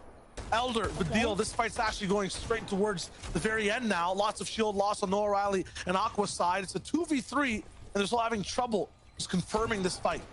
Haymakers are just going back and forth on all sides of the map right here. This is kind of the same situation that we were on board with Refsguard here. Always on height, has the man advantage against Rotary, and Elder now is on the back foot. Elder goes down. Rotary now is just being barreled, stuffed, and out. It was really solid work there. Oh, there it is. Elder says poop pow, surprise, but Vidil, no scare tactics here. This man does not get afraid in the scary movie. Crazy.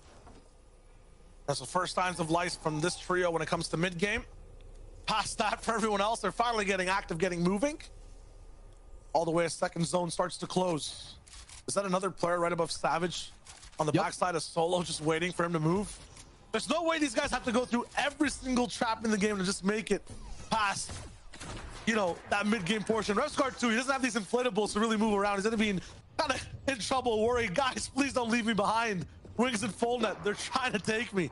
It's all good though. They make it to a house, they get to refresh a little bit and then move on. I'm getting deja vu, man. Last season, this is where Savage and Refsguard and Dretta, they had that day 2 thing where the rotations just got a lot stickier as it was getting closer and closer to the final frame of game 12. Right now, they're still navigating, still some very close moments for Savage, Refsguard, and Dretta. I think they saw at least 4 or 5 trios sitting up there in that battle. So, hey, that's what's going to have to take there. You're going to have to move on through. They're currently sitting on top 3, and now we're on board with number 8 here, going to glide through, and they're going to go right past the neighborhood of the Kiriachi, who's now slid down to 4th place, who's been in first for a long time in this set of games. I'm wondering, how did Aqua, how did Savage, when the zone was all the way and weeping, get such a, you know, good priority? And then once it's center, once it's closer to their POI, almost near Steamy, they're having trouble rotating in. It's true. I mean, the disengage is happening. The third parties, you know, we talked about it, those home zones, that gives open, like the secondary zones end up getting taken out by other trios. Absolutely. And these kind of relationships between trios are also forming. You just saw it on screen right there, Aqua versus Toos. These guys have been side by side the entire day. We talked about it a little bit on top of show, but somehow landing on opposite sides kind of each other to still find a way to meet up, battle for the same positions, go for height overall. Both have had experience being almost in first place when it comes to Aqua's standard, and Kiriachi before was in first. Now they're kind of closer to each other. Kiriachi 4th place overall, Aqua 8th. The same bases side by side. Sapphic, though, just got picked up. Service catching up. Look at the HP soon. There it is. And the mech kit popped off. Default's going to be affected. Their fighter is down for now, but this duel can still clutch it up. You talked about people being close to each other, and then Sapphic and definitely Malibuka are going to get a lot closer because I think Malibuka is making adjustments and pushing towards that Dirty Docks area, considering that he is being pushed out as Steamy Stacks there. There goes the launch pad. They're going to glide on through. Hopefully no eyes are looking their way. Now you talked about the fighter defaults out, so it's up to Sapphic and Puttrick to get closer into the zone. What a great glide. No tags their way, and they're going to have the ability to walk on through. There is a little bit of pressure there, but here it is. All eyes are right now on Hottie, Tripper, and Elocraz, the ultimate third party, the instigators here, feeling the pressure and feeling the burn now. And this is what happens when you're sitting on top of the board of the FNCS. It gets a little hot.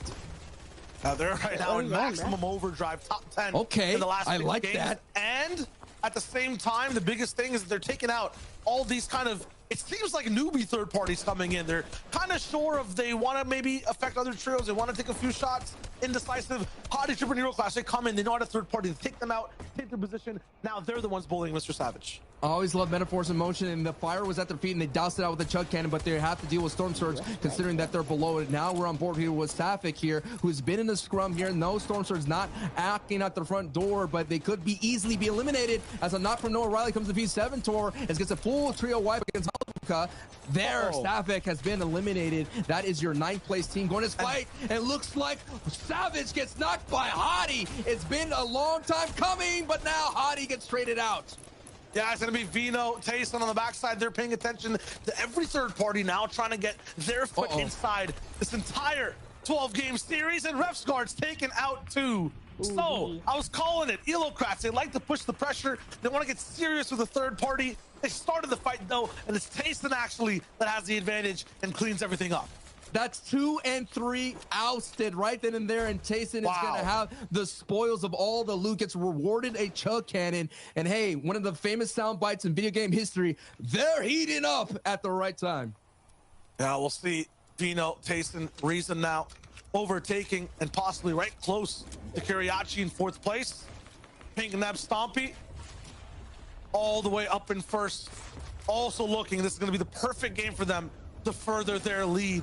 Have to deal with Aqua, though, who's on a very good side of the zone right now. Trixie, this is not going to be early game. You can't just roll up with a pad on trios, get some free points. As a solo, it's tough. Hengen is Chapix, though. They've been looking really, really good this game. Slightly deceitful, too. Right now, though, they have to try to stay invisible as Hen goes back and forth, gliding by. Low cost to actually live, though. A lot of the times people get knocked and then revived. He looks to just get in with 56 HP. Janice and Chapik should help him out with his pressure. Found. I think he kind of took the wrong plane to get here, Sancho. He's by himself. Hen's been in this lane before. We've seen Hen who gets lost and gets separated from his teammates. Now they kind of get all back together, and this is what we're talking about. They operate really strong as a trio, but even if they lose a duo, they go down to the solo, they do very well here, and they have the ability to get those impact placement points here. But we're getting into the end game, and the big names are making an appearance here. Tayson, Vino, and Reason have 5 eliminations walking into, and they have about a mid pool that they go to get the front side of the first moving in Zone 6. There are also 2 of the most active trios on the map that have had a lot of information and a lot to say in third parties. Yeah, Tayson, Vino, Reason, that's one. The second, I feel like it's going to be Hen, Janice, Chapix, who's just been looking for any type of play to make the entire time. The other side of the coin, though, the passive ones who've just kind of been waiting on height. They're not roaming around or low ground looking for third parties. It's Kiriachi, it's Aqua. They're just waiting to see exactly what they can do. Stompy is also in the fold somewhere. Tayson, Vino, Reason, though, they got to fly. Information aside, it's time to play the game.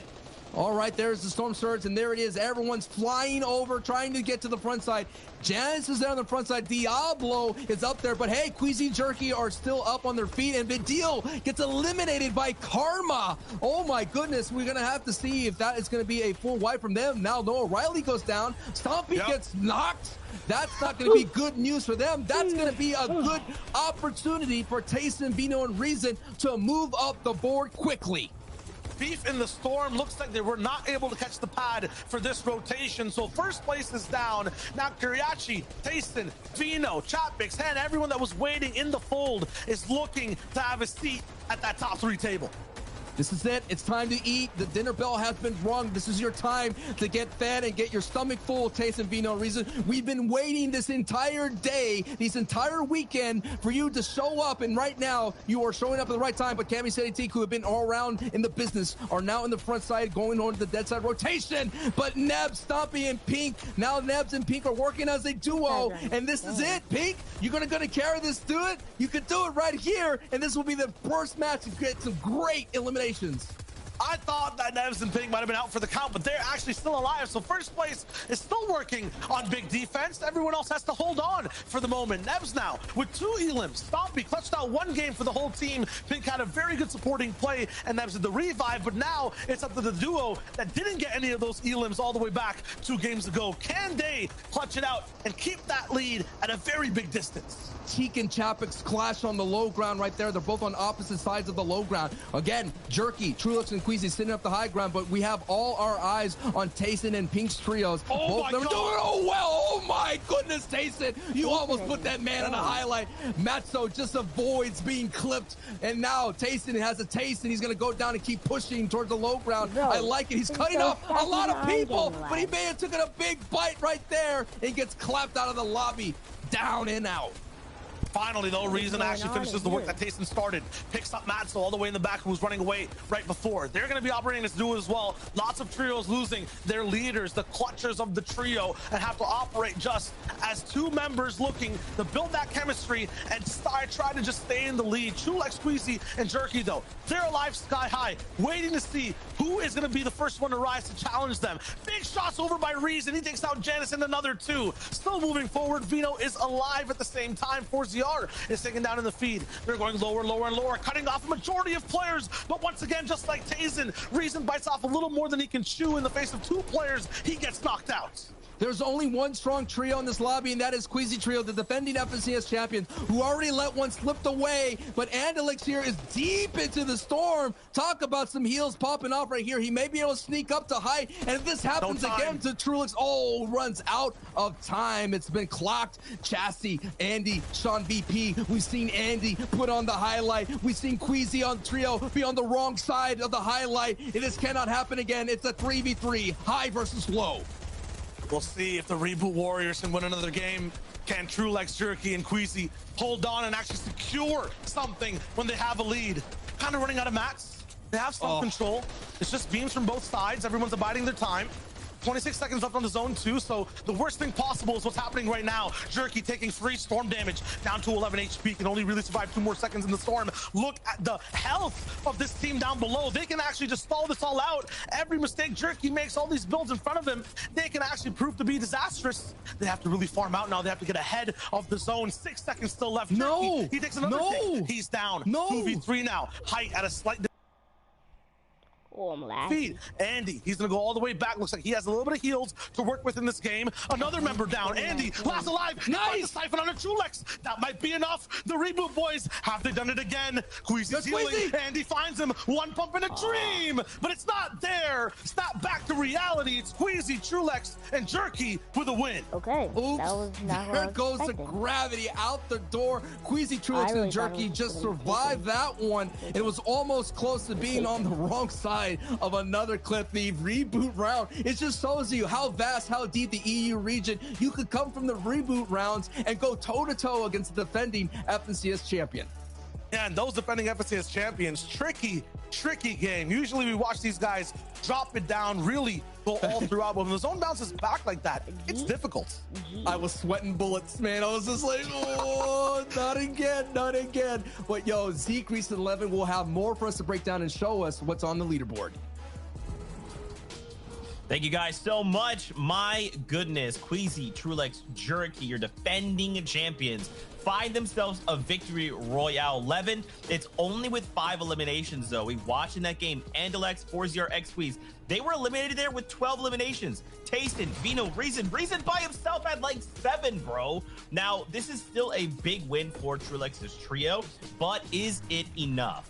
I just want to say finally. Like, finally they get the win, right? Like, I kid you not, I was so like certain in my heart that they were going to choke it again. I thought, yeah, Andy's going to hit the shot, it's over, it's going to be 2 chokes, but they were able to win it, and good. That's going to be a big morale booster, because as much as they had that shocking game, they have fought back and they have been still deep into these games and making plays for height. It hasn't seemed to have affected them negatively, and now getting this Vic Roy is going to be really good moving forward. But in terms of, you know, not having enough eliminations, it is one of those things, right? You just have to take the win at the end of the day, and I'm sure they'll be going into the next game trying to figure out ways where they can be a bit more aggressive on height so that they can get the limbs they need.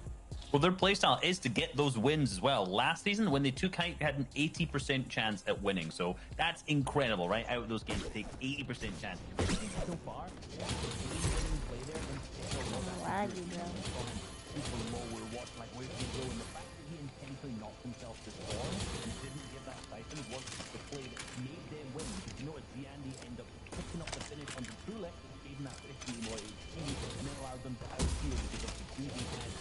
Sounds like he's in a Rain Man mental arithmetic at this point, but Queasy had 23 HP, so he would take 3 more takes to score. So, you'll go all the way back. If Andy managed to get the finish on Purity, which he didn't able to be able to win the duel. But he didn't, because Purity ended up losing up before. There you go. The Rain Man mathematics, as one would argue, reached his end. Guys, let's keep this conversation going about Tayson, Reason, and Vino. They are absolutely slaying out here. And again, they may not be getting victorials, but they are dealing damage to the leaderboard. Yeah, well, coming into this game, they were sort of the #1 team on the day thus far, right? In terms of how many points acquired, and they probably still are after that game, right? You talked about how crazy the amount of eliminations they had are. And look, they came into this as a favorite. Sancho even picked them, right, to win the whole competition. And they definitely have shown over the course of the season that they are one of the best teams, but it just wasn't materializing, right, Reese? But finally, finding a bit of form. I can confirm they are still first on the day by 20 points. Obviously, this is a cumulative leaderboard, however, but there are some stats that we want to look at, that we want to highlight from this team so far, right? We want to look at their eliminations, their placement, their solo impact, right? This is all kind of split across each individual player and how it works out. For Tayson in particular, right? He has 17, well, he had before this. He's now got 21 eliminations. So he's the guy in the trio who's got the most elims. He's the one who's fragging out the most. Each of them has their own roles. Reason has the most placement points as well in terms of 11. And then Vino has the highest solo impact, being 33 points. So all of them are playing in their own little world, it would seem right now, right? They all have their role. They're all playing this absolutely perfectly. Yeah, and I think when it comes to individual ability, you know, this is a trio that is almost unfairly stacked, right? When you look at how good each of them are as individuals, and it's coming to fruition now, you can see their performances so far today has put them into second place. And, you know, ladies and gentlemen, please, you know, we gotta get ourselves ready, right? Because if this is gonna keep on playing out like this, Tayson might be on the verge of picking up a 4th FNC. I don't want to jinx it. I don't want to jinx it. Ignore I said that, but if they continue like this, #4 might be coming. #4 might be coming. It could be indeed. And on EU, like, that is outstanding. Goodness. If he does that, GOAT 100%. I mean, most people say anyway, but 100% confirmed. Dude, I don't know. Stompy's still holding down first. We'll have to see, though. We have a handful of games left, exactly 4, and we will know who our trio's champion is. But you've heard the battle bus beep beep. We're going to jump back into all the action. So, Sancho was Shy Wager. Take it away. Oh boy, we are definitely going to do our best to take it away. Shy and I were talking during the break. It's a marathon, y'all. We're still in it. We're still in this one. We still have at least 3 more games. We're going into game 9 here. And hey, if we are feeling it, no doubt the players are feeling it too, Shayo. Yeah, I was about to say this game should be the test for a majority of players. Right now, when it comes to the way this entire competition is structured out, 8 games on the day, this might be the one where people start to make a few mistakes, and then that lower portion of the board tries to come up for the lead. Hey, when you're tired, you know, you haven't had your full energy, you just get a little bit wild with it. You make some desperate plays, and right now, Tayson, Reason, and Vino, they've already showed it. They already showed it to y'all. But if y'all need to understand, we're gonna highlight it, bold, underline it, italic, whatever you want to do. They're on one. They're here. They're moving up the board. They're the leaders in day 2. And if they just keep up the pace, I think this could be an opportunity to definitely get that. I'm not jinxing anything. I'm not saying anything. But this is it. It's on the line here. 3 more games to go. Yeah, 3 more games, and patterns are the same all across the map. Egram still fighting with Zebra. It's looking to be a little bit in retail row, so not sure exactly what Egram's doing all the way over there, if it's a different fight. People are switching up spots now for the final 3 games. Taysom, look at that. They jump in, loot, and get out record time. The game just started, and they're looking for rotation. Plants has been affected by everyone rotating out a lot earlier. These cars and vehicles now had to be in with the chunker tires. You can move a lot faster, and now Malibuka is going to put a pause in Dreda, and Dreda gets eliminated here. But we have so many times watching this Lazy Lake engagement, but it looks like it's just been like a standstill so far. A lot of disengaging, landing on the north side, being able to just loot a couple buildings, and they're out. I think both teams understand now, if they disengage, look for a few tags, and then move out, if there's something big that happens, they can go for the Elam, that's good. But staying here the entire time trying to fight, it's worse for both of them. So they might have more, or I guess less loot entirely. They will still get the damage. I mean, Nebs is working great when they rotate. When it goes to ZQ, they're actually making end games now, so it's nice both ways. It's just the whole entire time in the last game, it felt like all the third-party people get taken out, but Roughscar with the flank using the steamy stack says, surprise Malibuka, I got backup for you, Savage there. And that is what I love about steamy stacks, is just a variety of different flanks here. Malibuka still gliding here, trying to find the ground, just some images here, just avoid the beams from Savage, but nice work there from Roughscar and Savage working together. Feels like I'm watching a cinematic campaign or like a spy movie, and Refsguard, you know, Savage trying to buy the time. They're on the comms, the earpieces, and they're all diving in. Now they actually have to get a little bit more bureaucratic. It's time for, you know, a lot of that covertness to go out. They might have to structure for this boss fight, but Savage has nothing in terms of builds. Has to go right back up into the sky on the backside. Refsguard is going to try to support him, but where's Andretta? He got knocked while this was all going down. It's just Savage and Refsguard. It reminds me, you know, those video game moments there. You got that guy stealth mission, you're like, okay, you try it, you try to be stealthy, and all of a sudden just chaos breaks out and bullets go everywhere. You just like, whatever, I'm gonna go full send into this mission, and it ends up being failed. But now it's gonna be a moment here for Savage and Refsguard to try to salvage that engagement here. And we're taking a look at other people on the board here who may not be in the running for the top, but this is more about Voidfest, Roki, and Karma. Their day 2 woes is now being at an all-time high with a capital F for feels bad, man. Now Aryan 2 inside the box gets, you know, pyramided up and then taken out. Void. Pause the music. So from the bad time or the bad side the entire time, basically for Aryan there's, you know, mission fill. We'll get him next time. So close to really dealing down the damage. Haijo also affected. Aqua, he's done with the funny business. He wants to get into the money business, looking for a lot of these tags himself, looking to invest inside the damage. They're going to take these mid-game roamers to the works, basically. You really want a mid-game fight? You want to get involved? Have Noah Riley in your box. Let's see how long you last.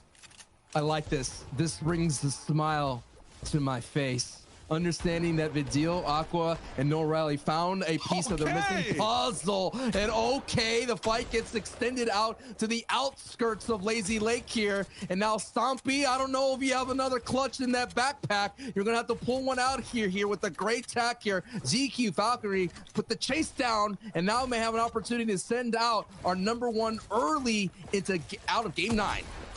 Yeah, and Lazy Lake, it's more of an actual boxing ring right now, a backyard brawl. Stompy looking for a sucker punch, but these builds are way too strong. Regulation wins at the end of the day. ZQ and Kesix, they survive. First place paused again? Yeah. Paused again, but who is now on full play to their old hits. It is Janice Chapix in hand, making that rotation finally into the formerly known as Stealthy Stronghold. This is what I've been waiting for this entire time. I've been waiting, calling out day 1. When are they going to execute this strategy? And I'm thinking it's because that Wings trio is no longer going here. Is Doko coming from Coral Castle is rotating through. I do think maybe Wings is those pink arrows there, but I like what I've seen. If they could get this done, they could be that Storm Surge enough for them to give them that mobility and freedom that they enjoy when it comes to those mid to in-game rotations. That's been tough for this trio the entire day. We'll be actually battling Henjanis Chapix in this one too. Kind of overall 24th place. Looking at the game so far, you know, there's been one. The second game they played on the first day where they actually really made it out of the early game, and Dako had a lot to say in the end game. They keep getting held back. Art Skill is here too. He's going to be stopped. So many different teams. This is just chaos at the start of the game. It's very chaotic because Artskill, you were landing all the way south, and now you're here back north. You might have migrated too early. It's not your time. I'm telling you, right? This is the difference. When the last 3 games, people start to do different things. They start to get maybe a little bit exhausted. They go for plan Bs and Cs if As aren't working out. And sometimes that plan B goes straight over the Janice Chapix in hand. That is not what, you know, the strategy usually is for a lot of teams. They don't end up winning out in that angle. Even there, Flecken with a beautiful flank shot. Only really lands one AR tag. Janus responds with equivalent damage. Now the pressure comes in, so a beautiful drop down there back with the same team. And all his teammates. Pressure still coming in. They have a lot of mass to be able to survive this. They have the siphons from all sides. But remember, Stealthy Stronghold, that back wall, you can't break it. You can't build through it. Chapix Janus literally stuck between a rock and an impenetrable place. And don't forget, Doku, who is a great solo impact, is not going to go down easy. This man has about 9 different chances when it comes to lobby. He is the cat of the finals. And now we're looking at Asterios on the top right, making the rotation. This is another zone that we've been seeing throughout the finals here. And that means this is it. This is Tayson's time. We had a lot of home zones in day 1 for the Believer Beach trio, and they did not cash in at all. Reese talked about it in game 1. They went to the south side of Pleasant Park, and they got easily eliminated because of Storm Surge. But we've seen them how aggressive they are. I think this is it. This is their time. They can move up and get first place. They've moved out of home, though. They might have the best zone possible for their POI, but they're not even booting it. It looks like they're somewhere all below those orange arrows at Weeping Woods, maybe looking for some engagements. Meanwhile, there's a random orange arrow all the way towards the top near Stealthy Stronghold, wondering what's happening over there. Flecken, Gumu, and Dako, they're expending all their ammunition, trying to get these guys just absolutely fumigated outside of the low ground. I think that was a launchpad attempt or something from the side of the Guild Gamma boys. It's not going to be there at all. Looking for the shots. Anyone towards this side. Nothing. And now Janus is actually broken down from the back. He gets shot down. Falcon Chapix looking for the chance to actually bring this all back. He goes for the big pump onto Flecken and lands it. Gumu on the back. Big shot, but it's not going to land. He clutches up for the team, a 1v1 all the way down there. The Guild Falcon trio gets taken down. Not just any trio, a champion quality trio, gone, eliminated in the early game. Their rise slows down, but Flecken is one of those trios here in the finals. Has not been an easy out. Every time they get pushed by the wing trio coming over into Coral Castle, they survive. And talk about a great survival right then and there. As now we go into the other side of the island. Elocrast, Holly, Tripper, can they hold on? 3rd place right now, and already they've been in scrums with Indretta here along these rotations. What's going to be their plan here for game 9? I feel like they have a lot more freedom in this game. That top left side of the map fighting for so long in Storm. Tayson leaving Believer Beach and going south. They can basically claim anything they want on this north side, and in 2 minutes we'll see if the north side actually matters this game, or if it goes back down towards Slurpee again. This is going to be a free game, it feels like, for Tripper and Hottie Euroclass, where before it seemed like they were always trying to play catch up. And like I'm not gonna notice as well in the previous game, a lot of those third-party instigators were felt with a lot of force. You know, a lot of people were saying, "Hey, wait a minute, dun dun dun it." Nah, he's not gonna actually land it. Nah, he ain't gonna take it. Oh, it's wait a minute. I saw it too. I saw it too. Savage goes down. Chassis right then and there. That's going to be a huge development that we're going to see if we get our eyes on, because there's another development here that's happening. Benji, Joe, and Shadow are going against Tripper here, 3rd place, and now we're taking a look, 4th place maybe in shambles here, but this is going to be an engagement that Shadow and Joe and Benji want, and they're going to take the fight here. I don't know, they know that Tripper's chilling in this bush, and if Tripper just moves any more out to the left and right side, and I think it's just a little too scary for Shadow. As we like to say in the Latin community, the cuckoo's in the bushes, so he got a little scared and he ran away. Yeah, it's going to be tough for these guys to kind of find out and try to get any shots when they can't actually see where Tripper and the majority of the trio is.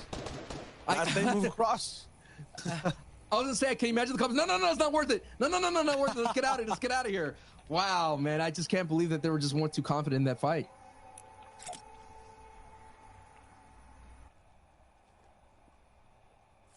Moments happening here. Mappy is going ahead and just get away from Red Rush. Asterios here, the kind of is like interesting split. I've seen this split on NA West with Arkham's trio. One person hides in the bush while the other is based up in 2 duos, so they got these nice angles, these crossfire that may be happening. Mappy, Asterios, and Red Rush, 1 elimination, but looking at their point total, that is for day 2, 90 points, pretty solid, pretty decent.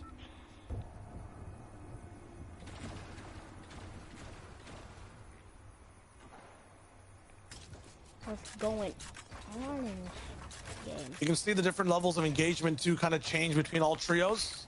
We started off the entire tournament in the finals, right, Sancho? It was like a lot of box fights, a lot of close and personal things. There was about 2 sniper elims every single game. That last game he just had 10. Right, Tayson has another option in his inventory right now. But from what we've been watching, game 7 actually, there were 10. It's just insane the way things are changing from the start of the tournament all the way up to now. People actually going for different strategies, mountain zones becoming a thing, over peaking a little bit. It seems like people are kind of getting a little bit sloppier, making mistakes. Reese pointed out that the last time that Tayson and Vino and Reason, they were going to these storm surge spots, they were occupied. You took a look here, that Guardian Tower outside Believer Beach was been occupied by a trio coming from Coral, from the Crumpet side. So now, look, they make those adjustments. They're in a new kind of spot. Normally they would be around the south side of the Pleasant Park, as I mentioned here, where they had their game 1 woes. But I like this adjustment here. They're going a little bit closer to the aftermath. Look at all the different arrows they have eyes on. And hey, if they could get themselves even more and more over storm surge, they're going to have. Oh, it froze.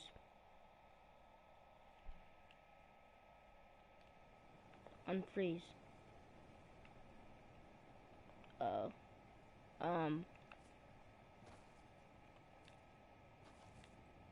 Is it?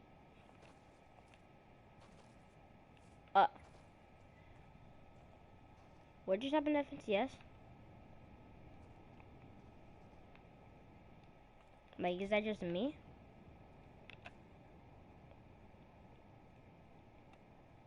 Wait.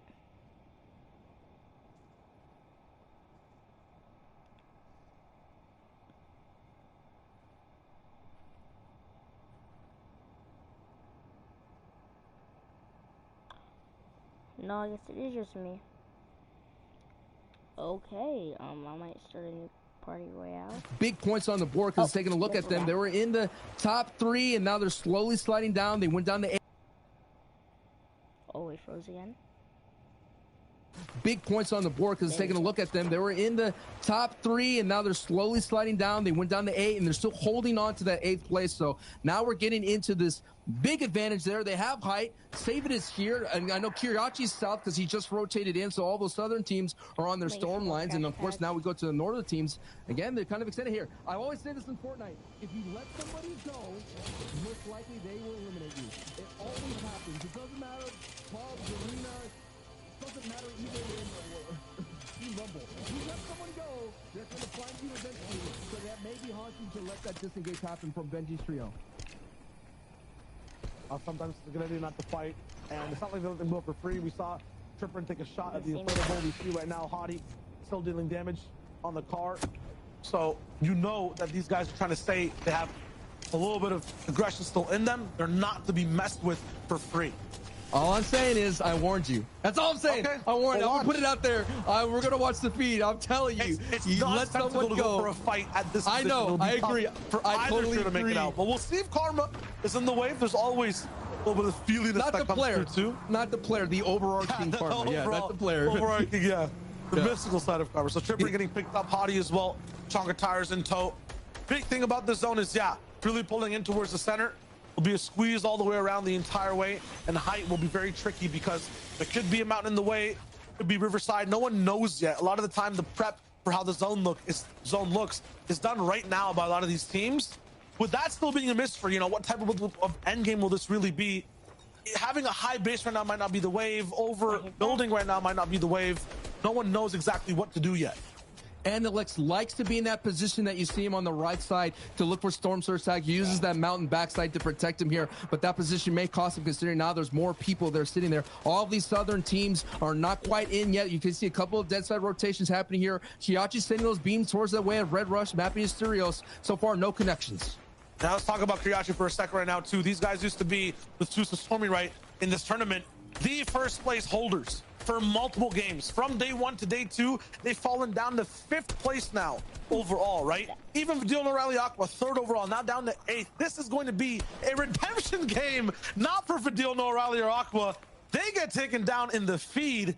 Maybe if it's possible for the analysts to have a replay of that. I mean, they had the prime time position. They had everything going for them. Noah Riley, I was talking about it, working janitorial duties, making sure no more sneaks up, but I guess it might have been, I know, it couldn't have been surge. Something happened and they went down in the game where they were supposed to come back. You're seeing what happens, man, when social media barbs go back and forth. You know, a lot of trash talk was happening against Default, and Default now shows up, and he kind of talks the talk in-game. They kind of snuck up on him. You're holding down. That's a problem. You're holding on a tower spot. All of a sudden, it's just one angle, because there's 360 degrees that you have to cover. It just takes one angle, and all of a sudden, you get taken out here. It's a very tough. I'm trying to see the remnants of the fight here, but hey, bottom line, no matter what happened, we'll maybe catch the replay, but Patrick Safi and Default take out a big, again, a home advantage for them, like you said, does not catch it.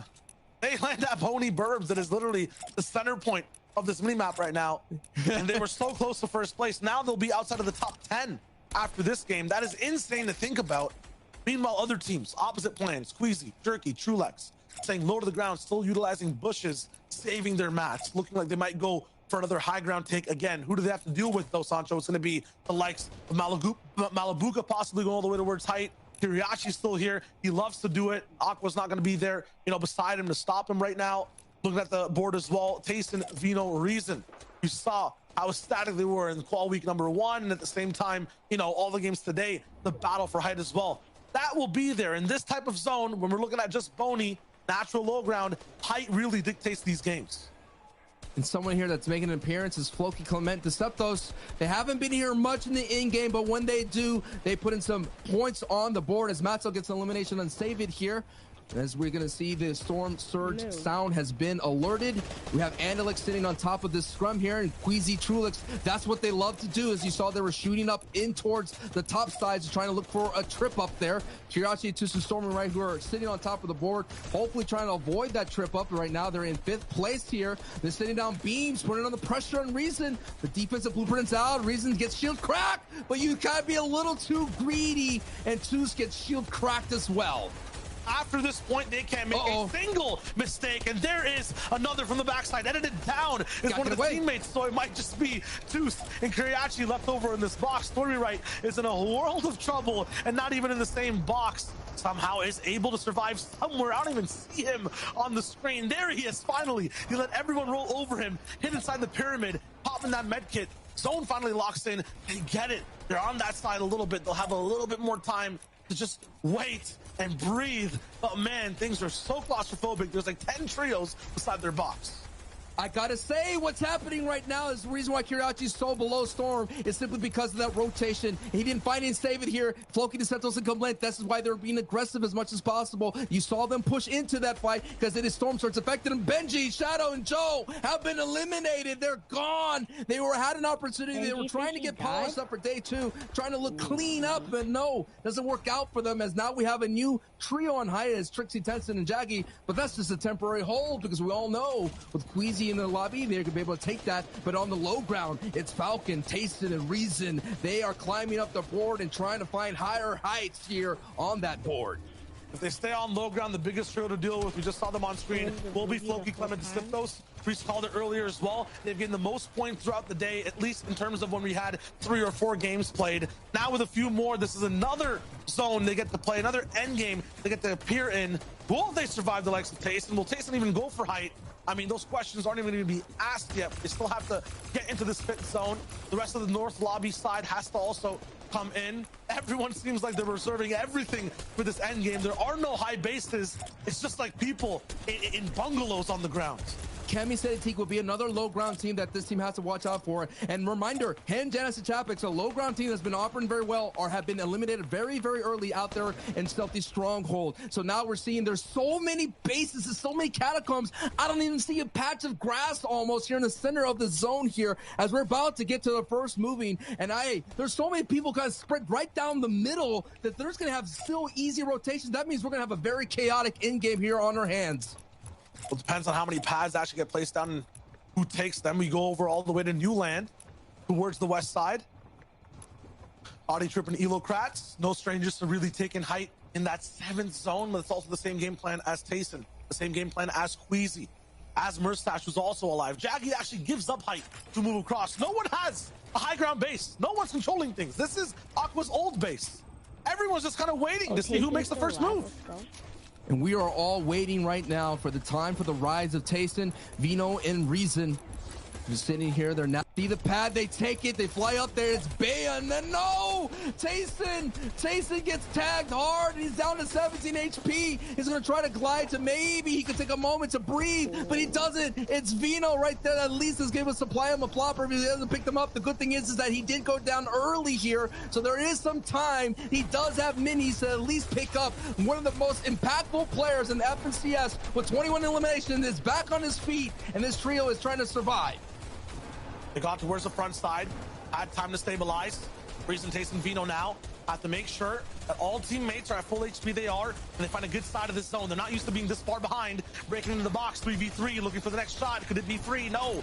Has to cost them a little bit in terms of positioning. They have to go up even more. They have a little bit of ass to work with. One person all the way in, it's Vino by himself. Tayson going all the way in as well to try to help Reason. Goes through the backside. Vino in trouble. He is down. Tayson also just 10 HP, all up to Reason. 26 damage below Surge. He has to fight off 15 other teams and the server that keeps hopes alive in this game. All the way towards the backside. Kiriachi might be his target of choice. Wooden wall. That's perfect for him to jump in with. A nice shot and dodge towards the right. Big damage as well. They get ahead of Surge and a free launch pad. This is everything Reason could want. Reason has been doing this the entire day, getting placements as a solo, and now he's combining it with some eliminations. He took out Kiriachi there with a big blast, and now Reason's on the low ground with a couple of builds to protect himself. These are big moments here because placement points are coming on through, and Reason now, he's out in a blink of an eye. And look up who's at high, really high. It's Sapphic Trio. You're gonna have to move down a little bit, my friend. You're too high for my liking. Low ground still getting turned. Jaggy trying to get his first shot off on a Tooth. Tooth defensive back towards the pyramid. Two people in the same box though. It gets awkward. He wants to be comfortable, but there's no chance for him to be on feathered footing. He gets taken out. Putric Sapphic default, putting so much pressure up top, forcing every single trio into the boxes down below. Clement, Floki, Deciptos, they've made it this far, still alive. Their classic style today is just try to be consistent, make these end games, and then operate as a three-man firing squad. And there goes Koro, forced up a certain layer. They might not get the Elin, but they've done the damage. Clement still moving forward on the backside. This bounce back is going to give them so much time to work with. Cammy popping off in the feed. They take out Jaggy. They finish the job that Clement, Floki, Deciptos started. They're still beaming down these boxes. Another two-man spread from Clement and Floki. Deciptos jumps in, goes towards the backside to actually make that base and claim some home in this zone. They're up against Seti, Cammy, Teak now. It's a big 3v3 on low, but Ban's there too. Deciptos down. This is trouble. It's just a two-man operation now. Two-man operation, and they're operating on fumes right now. The gas is on E as they're making it through. Cammy, Set, and Teak, a full trio looking strong. You have Clement on the front side, Diablo, Bayon on the right next to them as Clement is now here. He's going to hold on with Floki. Clement, Floki on the low ground using the chug cannon. There is Diablo, Bayon. It's a double battle here. Two duos on the pass going colliding here. Clement, Floki now crashing through. You're looking at the feed right now. Sapphic and Default pick up Diablo and Bayon. So now Clement and Floki have some moments here to themselves here on the low ground, but it's the full trio. Cammy, Seti, Teak colliding on through, and it is Default's trio racking in the victory royale with 7 eliminations. Yes! That's high ground, just textbook pressure from start to finish. Everyone waiting too long to do anything in that game, and it was too much for every other trio to stay alive. Tayson tried. We had Sapphic, just drop down the pressure. We had so much stuff go down below. Seti, Cammy, Teak almost alive till the end of the zone. Just a good game overall from the CL-centric boys. No doubt there, the 12th place team getting a crucial victory royale here as we're getting into that marathon. We're feeling the marathon there. We're getting to the end, and I just got to say, right, a lot of the names, they're kind of felt that. Like I mentioned, they ran out of gas. I mean, you saw right there, Reason's trio going down. You had the deals going down, Pen and Janice going down. Child, there's so many people going down, and they just need a replenishment. They got a pit stop, refuel, Hopefully, Teak with very good box dive in. I want to see what else we missed. What other dives? Zeke, Levin, and Reese, they have everything on that for this last game. That was a really good game. Thank you guys so much. I mean, you know what, Levin, Reese, I feel like the casters have kind of set this perfectly for us, right? This is a marathon. This is not a sprint. And right now, I feel like the way that these trios operated their last game is Shy was actually exactly right. They waited too long to do anything, right? They waited to that last moment, and in that moment, chaos was created. For Sapphic, Default, and Putrick, they waited. They're like, okay, all we have to do is hold this high ground. I mean, look at that. They had 40 builds left. They could have done this all day long, and everyone else is down at the bottom. They're just running around. Chaos is happening, and they're just holding. They're holding. Like, okay, that's it. That's it. We've won the game. It's textbook. It's funny you mentioned teams waiting too long to do something. I was feeling the same way about Safik, Devon, Patrick, where it was like, when are they going to finally have that high ground? When we talked about them coming into the tournament, about how like they are one of the other teams who's going to look to play high. Finally got their chance to shine, and this is why teams want it so badly, right? You know, because you put yourself in these positions where you can win games like this. A great stuff for them. I think today overall they've been sort of middling. This will push them higher up in the standings. It gives them a chance to really compete, right, for a top 10 position. But honestly, you know, like you guys have sort of said already, so many of these teams going down a bit early, but then you have some of the teams below them having deeper runs. Like obviously Cami City got a good game. Like the standings are going to be all over the place right now. I'm not really too sure what we're going to be seeing at that stage. I mean, to put numbers onto it, right? Out of the teams who are in the top 7, none of them made it into the top 10. So none of the top teams who are competitors today got big points. And that's what I mean. When you're looking at Safik's team, who was middling throughout the majority of the 2 days, that just gives them the opportunity to pick up a victory royale and fly up the leaderboards, which I'm sure they absolutely have. Yeah, there's some shakeups that are absolutely happening. We'll see those in just a little bit. First, guys, what's going on in that northwest quadrant of the map? I feel like Surge has been such an issue for the northwest side, but sometimes they can make this work to their advantage. Yeah, and we kind of caught this in the broadcast earlier, but I want to actually break down exactly what happens, because you have Art Skills Trio, you can see inside Stealthy, but you have Henjanis Chapix over here, and then you have also Kumu's team along with Flecken on this west side. This was chaos what ended up happening. So usually we're seeing Henjanis Chapix rotate all the way over into here and pick up a fight on a contested drop spot. That's not necessarily what happens, because you can see there's only a single team in there right now. You know, let's see below Matzo's team uncontested down here, who have been pushed by the team in Stealthy so far. So this top corner has a lot of options what teams are doing, and this is just what actually happened. You can see chaos. Every single team has managed to push in to try and fight, and they have the same Storm Surge strategy. Flecken's team trying to push in and fight Expert's team at the same time. All of them trying to come in, and they just get this three-way, really awkward fight where they go tit for tat. They trade elimination after elimination overall, and it just becomes super scrappy and not the usual clean fight that we're used to seeing. You see from X-Kumu, who's absolutely basically just popped off at the end as well, managing to clean up this and definitely secure them some points here. But usually this kind of fight is something you'd see would be quick, fast. They sneak in and they have no clue what's happening. But from Kumu's team, because they ended up winning out, beautiful for them. Yeah, absolutely fantastic. And I think my thing was glitched. Yeah, my thing is definitely glitched.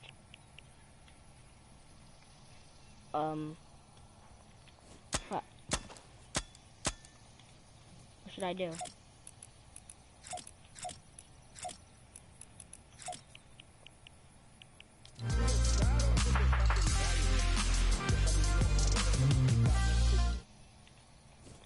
I can't do anything.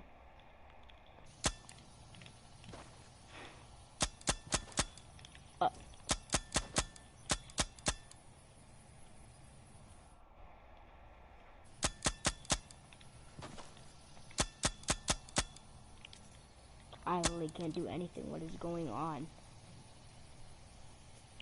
Yeah.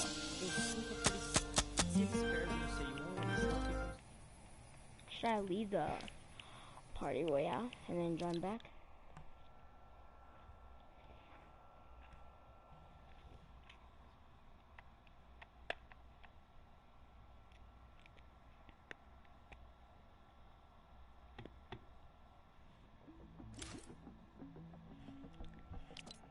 That was weird. I'm gonna just join back though. Party royale, yeah. Just another day at the office.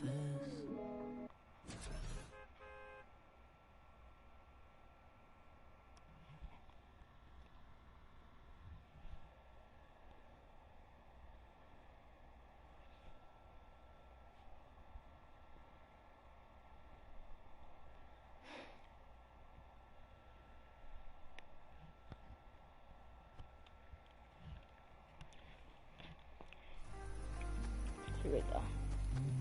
Hopefully we're not in the same lobby.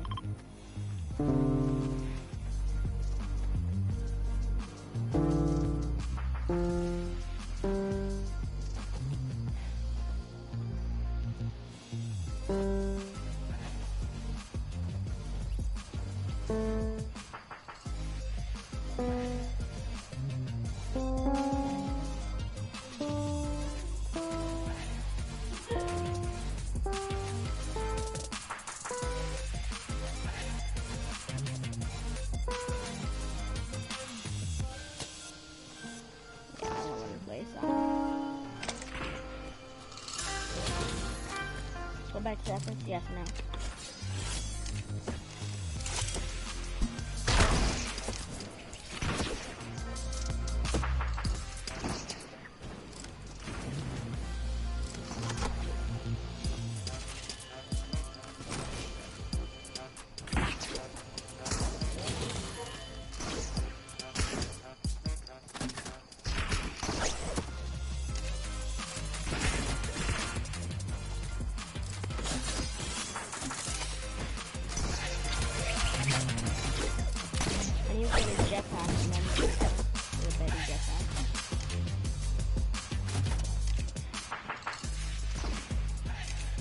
Jetpack.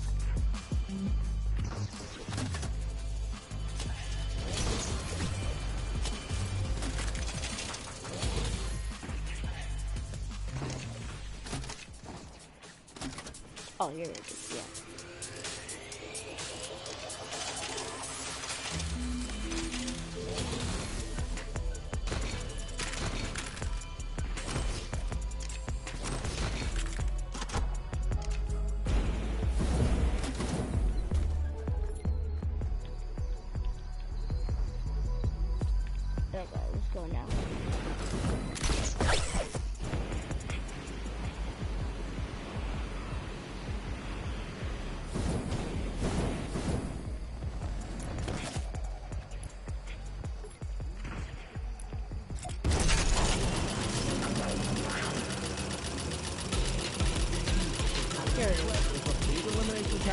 We will let the ops know and we'll try to get there as fast as possible. But for now, this is what's going to happen. We're going to sit here, watch how people are looting, watch how people are making adjustments, because literally every single thing in these early games, even though it's just looting and matching, matters the most. And now you're seeing Deceptus Clement and Floki, they made those adjustments. They moved from 7th to 8th place, and they skyrocket to 3rd place with that previous game. Hey, you're talking about, you know, single-digit place here or there. That Tayson's cool. What Stompy's doing is also pretty sick with the clutches. Floki Clement Deceptos, though, you're right to talk about him. Not even on that first space to start the day. This has been a really impressive day for these guys overall. Really feeling themselves. That Savage just watched down go in the feed too. Press guard and Jarretyz deleted again. Second place these guys are holding on to, now down to 7th. And now after this game going to the final 2, it might be even lower. I mean, the boards are still changing the whole way through. Floki's moving up. Centric Hottie, Elo Crash Stripper, and they're moving up too. Sapphic now 6 places higher than he was before. I mean, people have to get replaced. And the adjustments, the early moments, Malibu Cut, no doubt. They had a standstill. Savage tried to disengage. We saw that as well up there for Pink Street. They disengaged. Last time they had a lot of gas, but just not enough. You go right into that North Cami split that's happening here. And now we're just going to keep a look here. Let's see. That was 7th place getting eliminated. Now we have Hottie, Elo Crest, and Tripper here in 4th place. Bro, what is this guy But I'm surprised here. We saw, just to talk about Floki Clement and Deceptos, they've done this plenty of times, which is out of nowhere. They pop off and they sneak in. And this time they're sneaking in and they're adding zeros to the price pool at the same time. That's huge. They're going to be operating on the sneaky side. For this trio on screen, the title is aggression. Moving forward, the first people to third party sometimes on the entire map. In endgame.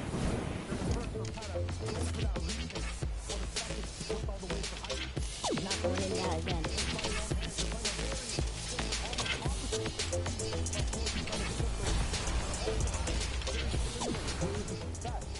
So right now, both these teams, 3rd and 4th place, are looking to get even higher, looking to get in the new territory of 1st and 2nd. For Jarretyz on the bottom right of your screen, well, it's a very good zone to play with. It's all the way towards the south. They want to get back into form. They were holding first for what, 3-4 games, Sancho? And now they're all the way in 5th. They've fallen off a little bit. They're still making end games every now and then, but not really solidifying super top 10s. They're just out of a 10th place with 3 elims right now. It's been north and central zones for them. Every time we see it go towards Sludgy Swamp, though, towards Misty, towards Caddy, that's where they start to really perform. It's kind of at their home. They know all the kind of nuances of the zone. So we'll see what they have to do in this game. They should be getting a lot of points. On the top right of your screen, you see Patrick Default and Sapphic. There are previous Victory Royale winners coming from Dirty Docks. They're going to make a move. Kirachi there, I thought he was going to hold on to that Howfish. That was a key component last season for Kirachi. But one of the components for this game set that I'm watching here is last time they pushed Save It. And I wonder if they were trying to look for Save It last time and they were unable to find him. That's what caused them to late rotate into Bony Burbs in game, and that ultimately cost them because they went down very early here. But Patrick Default and Sapphic coming out of Dirty Docks, trying to take a page out of Thomas HD's Trios playbook. Hey, they're coming out of a Victory Royale universe as well. Just won that last game overall, 7 eliminations. Looking really good in the way they operate as well. I mean, you know, every time we watch a team get a win, their next game not too hot, that Clay effect coming in. But it looks like with the way these guys structure their games, we saw this. I think it was either semifinals or the qual weeks, maybe even both.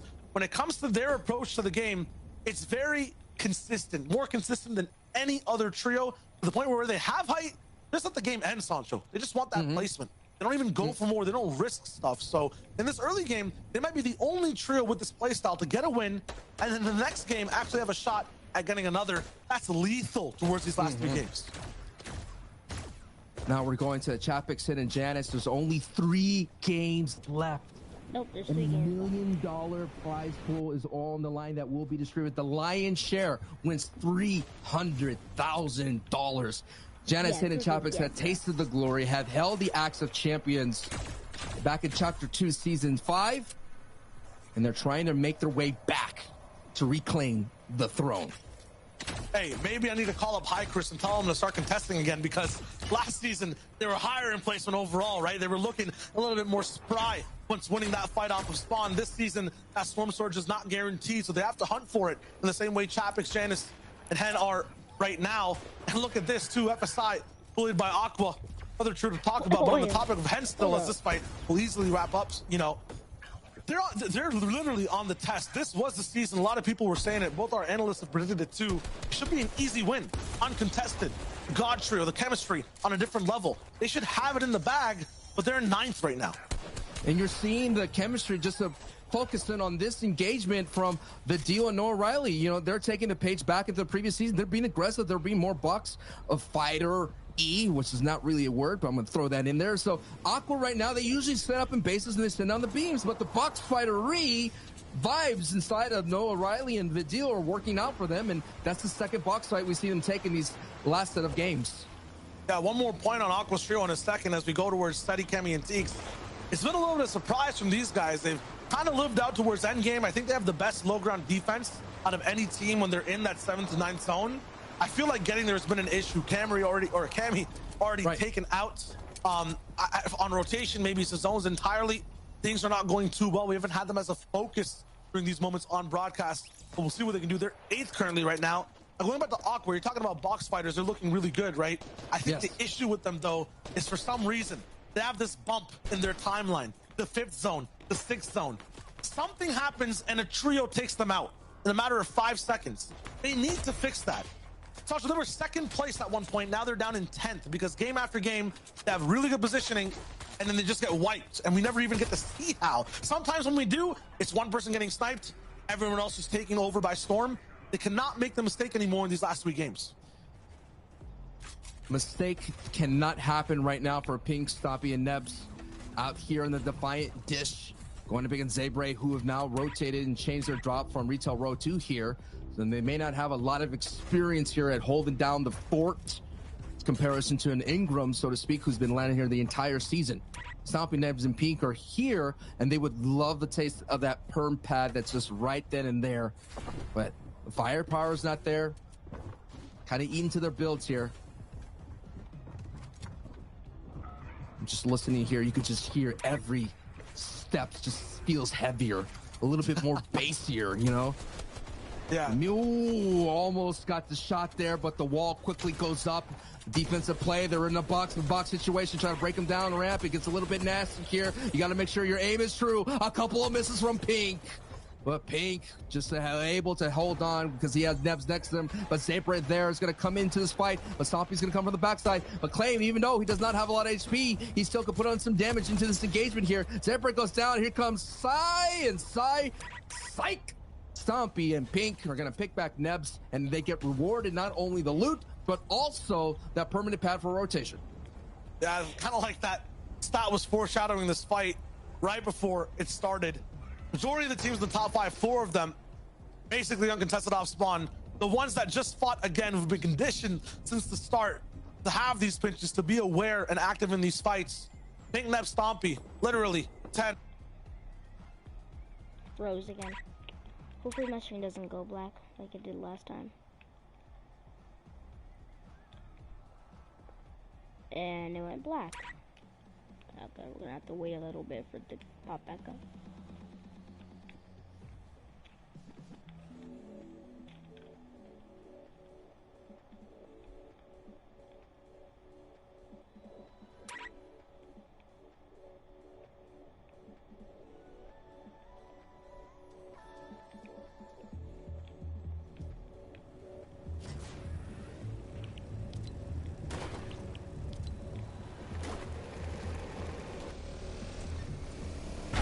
Now everyone kind of just waiting out to see who's going to make the first edit over, the first mistake. Already, the biggest mistakes made is the 17th team, Savage Trio out. So it's the only one in the top 10 that has been eliminated here in this one of the last 3 games that we have here.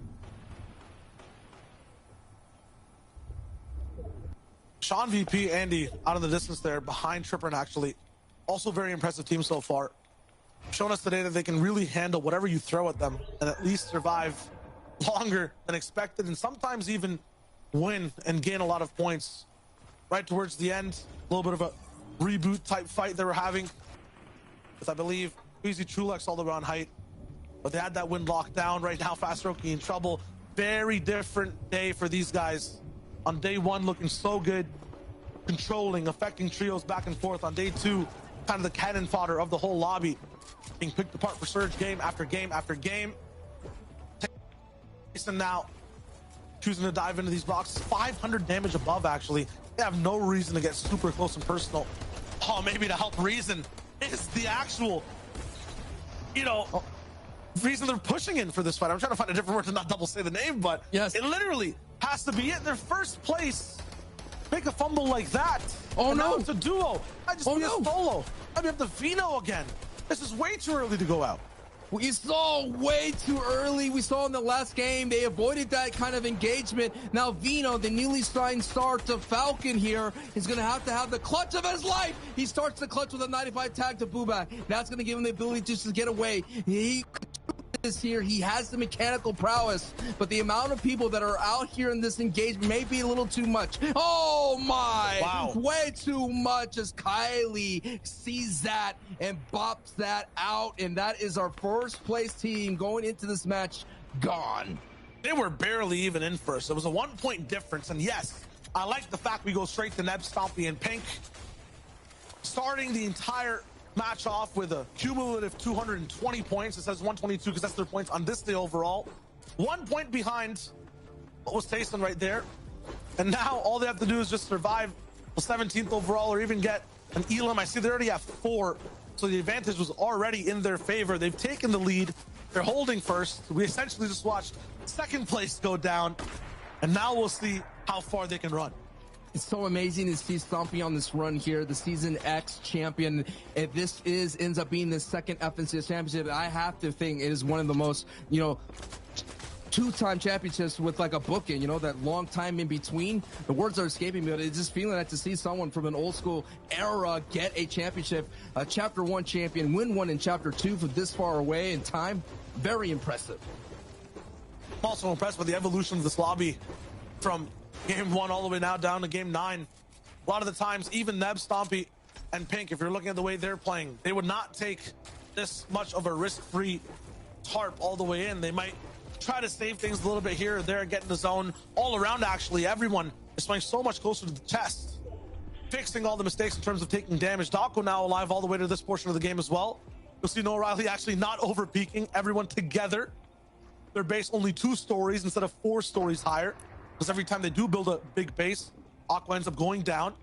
Here actually Storm Jarretyz as well. They've kind of had longer bases in the earlier games, and then elected to go for these box bases, 3 squares side by side, to make sure they don't get picked apart or lobby focused. And now Lazy Lake in this position, it might be a very good spot to be in. I like this adjustment. They went back to what was working for them from day one, not trying to take any kind of engagements, not trying to find the Storm Surge, box battles, and logjam. They made their adjustment. They went back to the old formula, and it's working for them. They're in a great position here to Stormhold a lot of people, even Clement and Floki, who are above them on the leaderboard.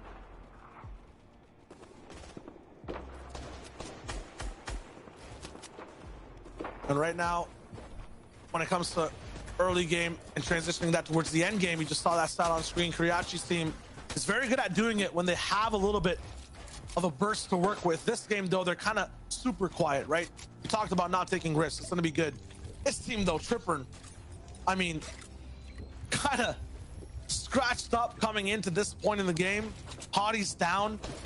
This is a team that works very well as a trio. I haven't seen the greatest things when it's only 2 players alive, so I'm kind of worried for them this game. They're all about working as a team with the big pinches on height, with big, you know, spread out control. With only 1 person to work with, you have to stay close and personal. That's not their style. Saving grace is they do have the reboot card. Lazy Lake's in play. We haven't seen some reboots and moving zones, so it's possible. Listen, Sancho, if they get a reboot off and survive, I'll buy you dinner for a year. There's no chance. Let's go. Let's go. Survive to what? Survive to what? Top 5? I'm just saying, if the reboot happens, they're gone. Here we go. There's not even a chance. Because there's so many teams already here. That sound is just way too loud. There is no shot a reboot is possible. I'm invested. And Elo. They have the reboot card, but gotta remember, there's so many other teams too. We gotta check in. I mean, if the reboot happens, we'll hear it, right? And then it happens. Look at this base. I'm not sure. When do they unvault Portaforts? Because they got metal built out on all sides. It's looking good. Stompy wants to take his lead off the edge of the island side of things. Or the river side. They're looking good. Gotta remember, with the mini map, it's moving a little bit further too, so it'll be fine. They have the Chug Splash cannon. That's huge for endgame. 544 damage above. Red Rush is affected down below by Tripper and Elo. We're talking about them getting reboots. They can barely even handle this fight. 303 damage below Surge is what it looks like right now. Getting bullied, and Lightning will start to strike. Oh no, Tripper's down. Exterios still looking for the shots. Elo Kratz has his walls pre-edited because they were looking for plays. Down to 4 HP. He's going to be forced to heal as Tripper goes down. Looks like I'm going to go hungry for the year here, but I just got to point out, Pink, Stompy, and Co, they have a great positioning. They have the high ground. They did pull zone. So while we're having fun with this mini wager, with Shio wager, I would have to say Elo Kratz has plenty of things to outlast this, but 6 people have to go down, and he has a trio on his front doorstep here. But all these people have to move out, but they're deciding to fight. It's because the Storm Surge is kind of being the cement shoes that's locking them into these engagements. I'm just seeing some slow rotations happening as Elo Kratz, the reason why we're focusing in, this is 4th place. They've been in top 3 for a long time, and they're inching their way closer. Chachi, I believe, is right there. No, Elo Kratz gets greeted with some lead, and he's out. Taken down. Lots of people still have to move in. Lazy Lake, it's so tough to kind of break out of these boxes, move past these buildings, and find a way to find some space. Aqua, always on height, staying true to his name, takes over Nev, Stompy, and Pink against the former teammate right now. Both know the strategy books, both know what to do. And another fumble from Aqua's side. Noah Riley caught in these builds, but it's a trap. Vidal deals lots of damage. Almost shield crack from 2 players, and Nev's down to just minimal HPs on the same layer now, and Aqua's diving in zone to find an angle for this one. It's getting so dirty in this fight. There's no shot. This is happening on high ground, isolated. No other team looking in. There's no full knocks on either side. Aqua trying desperately with Stompy. They get Pink down to 14 HP. They can't find anything.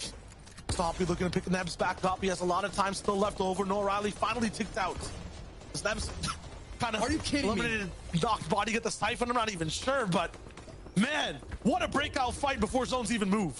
Oh man, that was amazing to see old teammates go at it right there. It looks like they trade reses here, and they're going to continue on at high. Pink and Stompy say, that's not enough for us. We're going to give that up here. But the shamble situation is way too much as Chapix takes advantage and eliminates their Aqua. Seti and Forziar collide, and Forziar is getting knocked. But Stompy, Pink, and Neps here, there's a Pink and Stompy duo are working their way through. Talk about surviving that engagement. Now on the low ground, look, so free, everyone's backside's looking at them, and that's when you want to see when you're in shambles.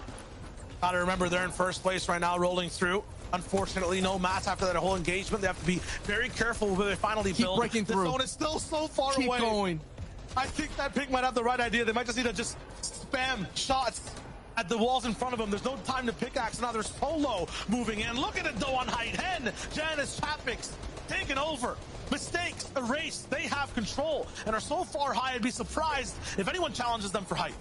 They've made it. They finally made it into the safe zone here, but it cost them so much. Look at that. Only 3 builds, and because they were breaking through everything, you're hearing the raining down, and oh no! It's Floki! Floki is here, and Floki is moving up the board.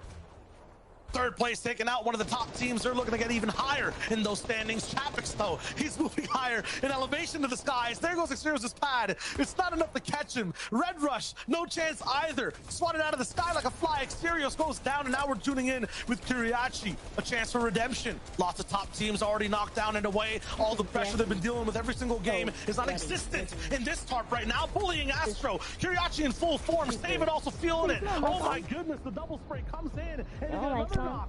Force taken out. Those are mats you could possibly get. But no, there's no time. He's going to keep moving in the storm on the side of a mountain. They're going to make decisions soon. Going up, no one in their way. insane. This is a free pickup for the Really squad. cool. It's like the World Cup, but the World Cup less bloody, so the World Cup. Hold it. Yeah, the World Cup is less bloody. FCS is better. The World Cup is better. You know, but now people are better than dudes, so yeah, so how much in a year or in 2 years. What just happened? Kirachi chooses Stormrider are picking the right time to heat up there, and look at the high ground. The Season 5 champions here are coming to form at the right time, but we have our eyes here on Kirachi, Stormrider, and Toos, who are cooking on the low ground as Chapix eliminates Endlix. They might not have height. They might not have control, but they have so many elims to basically call this game a win. Looking for another. It's a 3v3 fight, low versus height. We'll see exactly what Janice, Chapix, and Head can do, putting down pressure the entire time. But Kiriachi, he's found defense perfectly within the backside of this storm. All in the same box. Toos is looking for it. Beams back up towards the sky. Hen gets affected with HP. Big beams, but they trade. Hen now low. Janice taken out. They move from the low ground. They take the shots. Kiriachi looking for the finish on the Chapix. That is absolutely insane for a 3-man clutch. Kiriachi, Stormrider, and Toos. What a well-deserved low ground win. They actually went. Another 11 eliminations in Victory Royale, and the highlights are not stopping. We thought we had the highlight of the year. No, another one. Is this a montage? Are we just stuck in a montage? Because it's not stopping, Shio. What a great win for Kiriachi's trio. Hey, I'll hop aboard the Kiriachi, Stormy, and Toos train. We're going straight over to the last game with them because there's no one who could stop them. A trio in the way, boom. Another one, boom. Another one. I mean, Zeke, Levin, Reese. How many people did they take down? Guys, we're looking at 11 eliminations. That's what I can confirm on desk. And really quick, just massive shout out to Shywitch and Such West. You feel like they're just like casting like a wrestling match. You know what I'm saying? The energy is next level. My goodness, though, imagine if that had gone the way of Hen, Janice, and Chapix, right? We kind of like tend to forget that, especially in situations like this, like 2 teams at the very end, right? You're talking about a 6-point swing in just eliminations alone. Another 4 points for the difference in second or first, right? So a 10-point swing for both of these trios, and on top of that, tiebreakers, right? My goodness, still though, the action is absolutely heating up, Levin. Yeah, no, it's getting crazy. It is getting real. Like, I'm watching that game, and we're all watching that game, and we're watching it thinking, Janice and Chapix is a classic win. You know, we all waited for this at some point, but then no, Kiri actually said, no, we're not doing this today. Today is our time. And look, you know, we came into the day and they were the first place team. Things sort of got a bit murky for them. This is their opportunity now to push themselves back into contention to try and win it all. Look, I'm going to be rooting for Janice and Chapix as I will, you know, I'm a guild fan, blah, blah, blah, blah, blah. But I'm looking forward to seeing how Kiri actually continues to build off of this, right? Because that is a huge game for them. Well, every single team above them didn't make top 15. So all 4 of the teams who were above them at that time did not even get into the big placement points. They hit 2 thresholds, 3 thresholds, basically for placement for at least some of them. So they could be on top based on that. And that final fight really just came down to a 3v3 gun battle. No mats on one team, no mats on the other team as well. And look how it played out. Kyriakis team hit better shots. Yeah. That's all this is. That's all it is. Just hit your shots, kid. Just hit your shots. That's all it takes. Really quickly, I wanted to touch on Andalex's trio, a trio we've not seen too much about, but they're still performing very well. Oh yeah, the big thing for me is that, you know, these guys did poorly in day one. And, you know, of course it was because they were contesting Floki, Clement, DeCipsos, and, you know, things weren't going too well for them. I want to show you guys, look, they've disengaged, well, they've looted up their side of Misty, and they've come all the way out here, right? A long distance to travel, right? You may think, what are they doing all the way out here? Well, the big thing for them is they need to find ways to deal with their surge. They were so poor when it came to surge on day one, but day two, you can see they're getting so much more aggressive. They know Ubak's team, we want it with them. They're one of the most confident fighting teams in the region, and their X40 and their Squeeze are just wonderful. And you can see here, they line it up. They have the sight lines. Ubak's trio has no idea that they're coming, and so all of a sudden you have this opportunity where they can just line up a 3-2-1. We all know the classic, you know, you wait, you always have the one teammate that shoots a bit too early, but still you wait, you line it up, you try and get the knock, and you try and push from that, and that's exactly what they did, right? You can see here from McSqueeze's POV, he's the one that actually hits the lucky number, and Kylie just doesn't see it coming, right? These are the sort of plays that they're making now. They're trying to be much more aggressive with their surge, looking to get to other places in the map where they know they're not going to have to deal with many third parties in this general area, but they can just go out there, get their tags, and then move into endgame. And it's working out for them, right? They finally pushed into the top 10. You can see they're in 8th place, but in 1st place, like you said, they probably would be. Kyriakis, Stormy right into sitting above 10 points above 2nd. They are the real deal right now. They are the real deal. That's actually the first game from Kyriakis' team that's been in double digits for EU so far, which is crazy to think. No teams have managed to get double-digit eliminations up until this point. So Kyriakis' team putting on a show. Pink's team still there, super close. But remember, they were really low down in that game too, 15th place. But Kami, Seti, and Teeth, look, we've kind of gone under the radar for these guys. Last 3 games, 7th, 2nd, and a 3rd, with really good average in 6 eliminations too. So these guys have now crept their way into the discussion. And to think these guys weren't even in the finals last season, right? Exactly. You know, they definitely are a team who you would have thought would have been there, but they tragically just barely missed out. Let's look at that next page, though, 11th to 20th. You can see Falcons, Rafsguard, and Dretta and 100 Piece Mr. Savage have dropped a bit. You know, the form has dropped, and they are now sitting just outside that top 10. There are 2 more games, right, to get, you know, your points on the board, but all rounds, you are going to have to start hitting the panic button, right? You need to pick things up, because there is, you know, time's not on your side at the end of the day. Yeah, and same with kind of Queasy, Trilex, and Jerky, our current FNCS champions, you know, 163 points. I mean, they are not looking possible to pick up the 1st place with 2 games remaining, you know, get the back-to-back. But for them, like, I'm sure we could see some big victory royale stuff coming out and definitely shake up a top 10, maybe even a top 5, depending on how the rest of the teams play. But it's tough to see them down that far. But realistically, their hype plays have just been outmatched by other teams doing the exact same thing in this kind of standard of lobby. That's what we kind of talked about at the very beginning, right? Was like, we yesterday observed that high ground was, trios were trying to dogpile on these high ground and kind of ignored the low ground entirety, and this is kind of the fallout of it, right? When you have all these trios saying like, no, we're just not going to let you guys get high ground. You become too powerful if we just let you take that. It's going to make our game difficult. So we'll have to see, man. We've only got 2 games left to go, and it's looking like anyone in top 10 could walk away trios champions. For now, though, we're going back with Sancho West and Charger for game number 10 of the finals here in EU. This is it. This is what we're talking about. Last 2 games here of the set. This is getting into bonus time for the day. As we mentioned, 8 games are going to be played today, and over hundreds of thousands of dollars will be awarded. Shayo, you've been calling some amazing matches so far, but we're not done yet, brother. Hey, we were just at the starting course for now, Sancho. We got a lot more still to do, and what I'm looking at right now is an even closer game that's just changing hands every single time. We'll do what we did before, Sancho, in the last one and set the stakes up. Right now, Kyriakis, Stormy, Toos, off a win, looking good. But this is where the cursed energy starts to form. Will things change within the last 2 games? Will people stop their uncontested reign over at Sludgy Swamp? It might just be because Astro's landing way too close. Hey, it has to be all the hairs in the back of your neck have to stand up if you're a Jarretyz fans out there. But hey, I'm beyond second win. I know all of these people are beyond their second win as well. We're all running on fumes, and I'm going to try to find a way to find the third or fourth, fifth win, because this is what it talks about right now. We got to operate on fumes. You got to ride your way to the finish line. 2 more games left, and hey, we've been seeing some adjustments come out, but Shayo, the championship pedigree of this lobby, we're seeing that so many people are in striking distance.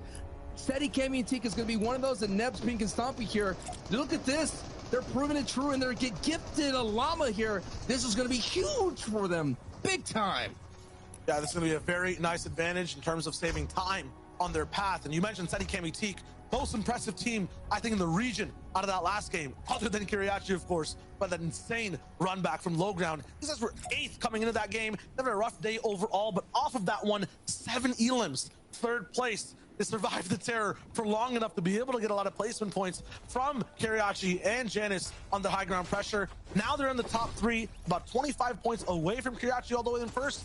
It is nuts. In season 4 is kind of when we saw, you know, this stuff taking forward. It feels like it's just yesterday for both of us, Sancho, but so many seasons past that, right? They've had trouble in terms of their spot, their split, some teams bullying them in previous seasons. Now, finally, everything's working, and they have 2 more games that to push through with. We're doing right now the parade of the storylines that are here in the top 3, but we're seeing the top 5 in a little bit of a situation here. One of the Clement's trio mates goes down, gets knocked out there in Misty Meadows. We had a great highlight package showing you what's happening there on their rotation, so we have to see if that's not working out for them, what's happened there in Misty Meadows.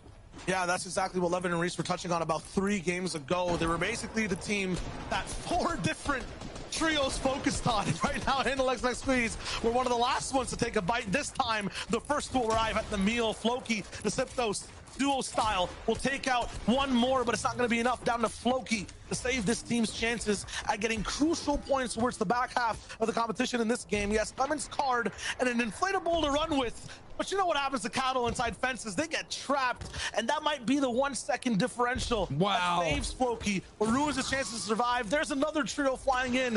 It's T-Champs. They've been looking for the 3rd party onto the Siptos the entire time, too. But that trio's vanished. It'll be Andalex taking the damage on this crazy Misty breakdown on the south side of the map. Yeah, Queasy's there right too. I know Floki has 1 more day to keep on fighting for this French trio here. They've been moving up the board right now, and they're gonna find a wrong time to hit an obstacle course. But this is it, 2 more games. Oh no! Breaking of the glass from the backside. He's gonna have to keep on trucking, baby, because you're here in the FNCS and you got 2 more games to work with. The same could be said for Tayson, Reason, and Vito. Yeah, we just moved from Floki to Tayson, and these guys were in 1st and 3rd, and then Steady and Jarretyz kind of took over. So now Vino, Tayson, Reason, they're going to be down in 4th with Floki. Both teams looking to just clap back and get all the way up there, as many points as possible, landing over, getting their loot. They're looking good for now, but we know the mistakes for Tayson, Vino, and Reason come through towards the end of the game, right? The boxes they choose to dive in with sometimes bite off a little bit more than they can chew. That's what happened last game. Their mid game should be fine. We'll see what they can do next. Noah Riley picking up the Zest and trio again. We're seeing that adjustment being made. I wonder if Tayson, Vino, and Reason are making the adjustment of not being so aggressive with the rotations. Yes, Storm Surge has been a factor for them this season, but considering that they're still there in Believer Beach, you mean they're slowing down. They're okay. Let's be a little bit more conservative, and maybe we can find a Storm Surge along these rotations. But right now, Floki is just all for you just to get to that top 25, get those 5 placement points, just to keep on moving. I get Clement back up so they can play a game as a duo at least. Zone is far away and moving though, and I think that orange get lunch arrow for a trio. year here? No, lunch for a year? No, here? no. I gotta try. I gotta try. Maybe a snack. Give me a snack. I think the issue here is this orange arrow trio knows exactly what's going down. Yes, and it is T-Chips. They saw that Floki was running away with an inflatable as a solo, so they're probably gonna wait out here for him to maybe make a move on this reboot. But Floki, experienced veteran, he knows the breakdown. He's usually the one in previous seasons doing what Art Skill's doing right now, so he's not going to fall for the trap. He'll wait till even the zone comes in and possibly go for that reboot.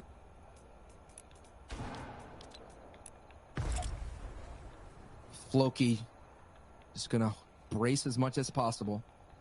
2 games right here. 2 games is all left. And Floki, all eyes are on Floki at the moment. 3, trios are already out of this match, and Floki does not want to be the fourth. As he hides out, big shout outs to the Pink Nebs and Stompy in that last game. 15th place overall. Coming through. And 6 eliminations. That's insane. The pressure they took and kind of survived so many different fights that picked up 1 or 2 elims from. So it'll be cool to see what they can do this game.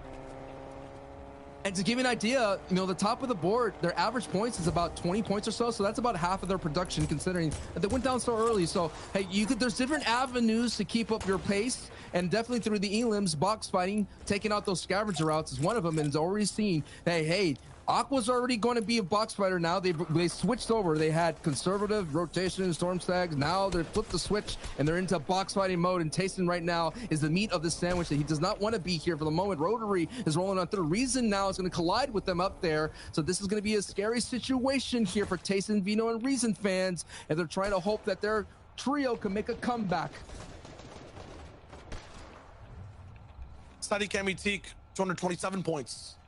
Vino, Tayson, Reason, 226. And Floki, who's last alive, 225. So 3 points separating these 3 trios, neck and neck, looking to be inside the top 3.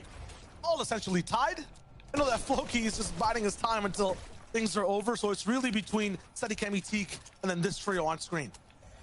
They have to. Do you think about taking this car out of here? But we've been seeing so many vehicles just getting beamed and getting destroyed. So right now they're going to sit on top of it. This is Rotary's vehicle that brought into the scrum here.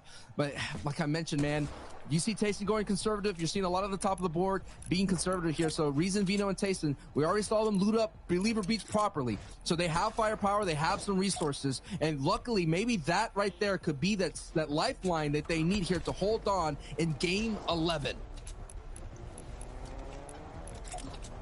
Might be enough, but you see the passive angles every team is taking, focusing on twos for a second. They're the ones really dropping these double-digit elim games. Wow. Getting those top 10s too. We saw a stat 2 games ago. I think every single game we're getting more news about this trio. They were booted. You got 3 reboot down. There we go, Floki. How many meds are there though? Is this Lazy Lake? Yep. Lazy is so He's doing anything he can. Remember. Please don't tell me this. He's gonna go black. Don't go black, don't go black, don't go black, don't go black. Don't go black. I'm guessing it's gonna go black soon. Please don't go black. Yeah, it's gonna go black. He's doing anything he can. Remember, 3rd place on the line. They're essentially tied for it right now with Steady Kemi and Teague. Oh my God, they're back again, man. They're here to fight. It's a little bit of a taste of the NA West. If you've never watched an NA West broadcast, they have the most reboots in the region. So I guess my luck is kind of waning off, and then the Deceptos Clement Floki are benefiting here. But yeah, you're seeing that the top of the board is making their moves. They're being conservative, but Floki and Deceptos Clement, that is not them right now. They are being aggro. They're being very aggressive, and they're skyrocketing up their leaderboard, like I mentioned. They were about 10th place here. Now they're making a move. I just realized, I thought. Please don't go black. It's gonna go black. I'm calling it.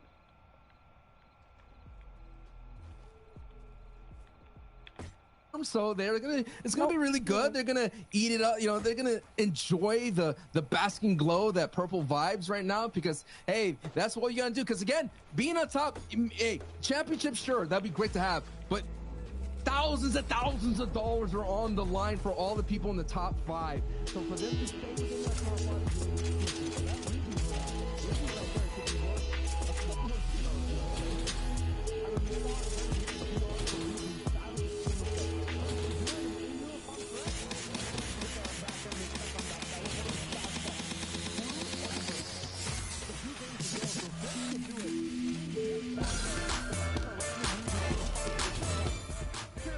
survival, and they're still in this game. That is too crazy for me to even fathom. Well, moving on past that too, it's just too much. It's been a crazy day. Again, a lot of first 8 games in one day for the FNCS, but we're seeing highlight after highlight after highlight. You're thinking, okay, that's the top play of the day, but not too fast. Another top play comes in, but this is going to be the top moment right now. Save It, who is right now just trying to just regain their footing here. If they compare a couple of games, they could definitely get themselves in the top 10, but when you see a trio like that, you do not want to be near them, and that is why Aqua Vidal, yeah, sure, we're always on hype, but they don't want any part of that business. But Karma wants some of this business, and Vino goes down. Oh no, Vino, the canary in the coal mine, goes down early here and gets a surprise attack. Now Reason, Tayson are in trouble. Game 11 here on the ropes. They're wheeling here. They're knocked out on their feet. Reason with 150 HP. Tayson, the 3-time FNCS champion with no shield here. He's getting pushed. Aqua is there, and so that's going to be the ability to slow down that push as Tayson's going to try to sneak out the back door. So Aqua may have just helped that out situation, and now Reason and Tayson to regain their footing and shake off those cobwebs. Still one person fully eliminated. Hard. It's not that easy to approach. And Reason, like, it's much better for the backside. It seems like going bird. It's the biggest obstacle.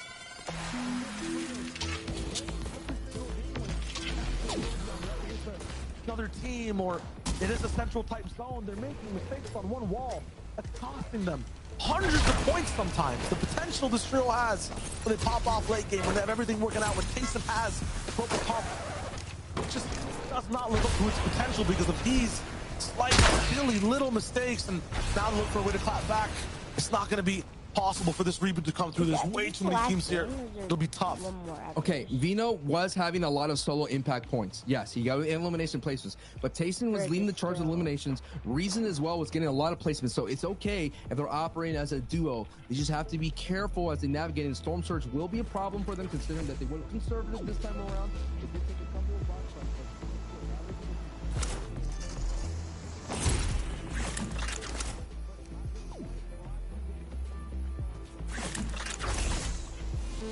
I have to go get jetpacks and stuff again.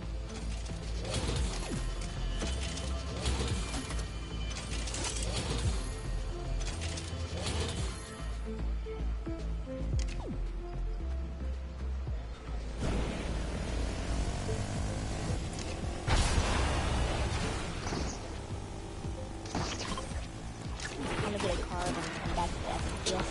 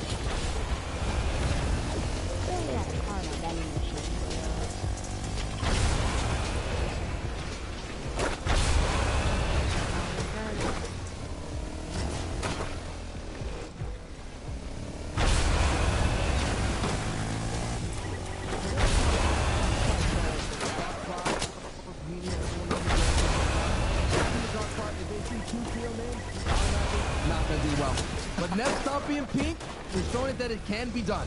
And it's very successful in what to how. Very smart disengages and very smart secondary game plans, picking on those landmark trios. Yeah, coming out of the semifinals too, not even a qual round. This team was looking kind of rocky at the start of the season. Yep. Now everything just kind of seems like, hey, they should be running EU or have been for a long time. Everything just seems perfect. They're kind of like the counter-stratters to everyone else's aggression or pacificity at different points in the game. I just love the way they adapt to every single situation, and they're going to continue to do so. Horny complex field. They're not slowing down their push, even at the risk of people hiding inside the bushes. Forza and Alex X Squeeze will be their partners in crime, it looks like, for a certain amount of time, as the zones start to get a little bit smaller. But all around the map, there are relationships between top teams. Floki, Trulex, side by side. They're not even supposed to be here, dude. They're not even supposed to be here. And if you would have never known that they were not, you'd be like, wow, okay, they got 200 HP. They're looking really good. They're looking really strong. Yeah, the materials are lacking, so they're going to be very active looking for that refresher. But still, what a clutch situation, and they crossed that threshold for placement. 5 placement points right there. So what a great clutch by Floki. So what are the goals for these teams too, including Floki's teams, right? So you see the loot right now on the map count. You're right on the ball there, Sancho. They're in the game, but I don't feel like they're ready to play just yet. They need a siphon. They need something, right? They don't even need to reach 9th zone just yet. Their first goal, their immediate mission right now is to find some type of elimination, some type of loot somewhere. They don't even have mobility. They don't have it. Right?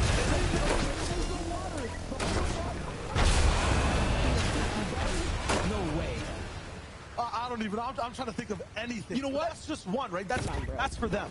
Like legit, if they could fish loot, they totally can. They could throw it out there and just bring it tattoo them. That takes too long. Yeah, I know. They got rid of the harpoon, but still, dude, when there's nothing available for them, you gotta throw everything at it. And maybe it might stick. Oh my goodness. Here right now too. Not going to be fun taking players to make.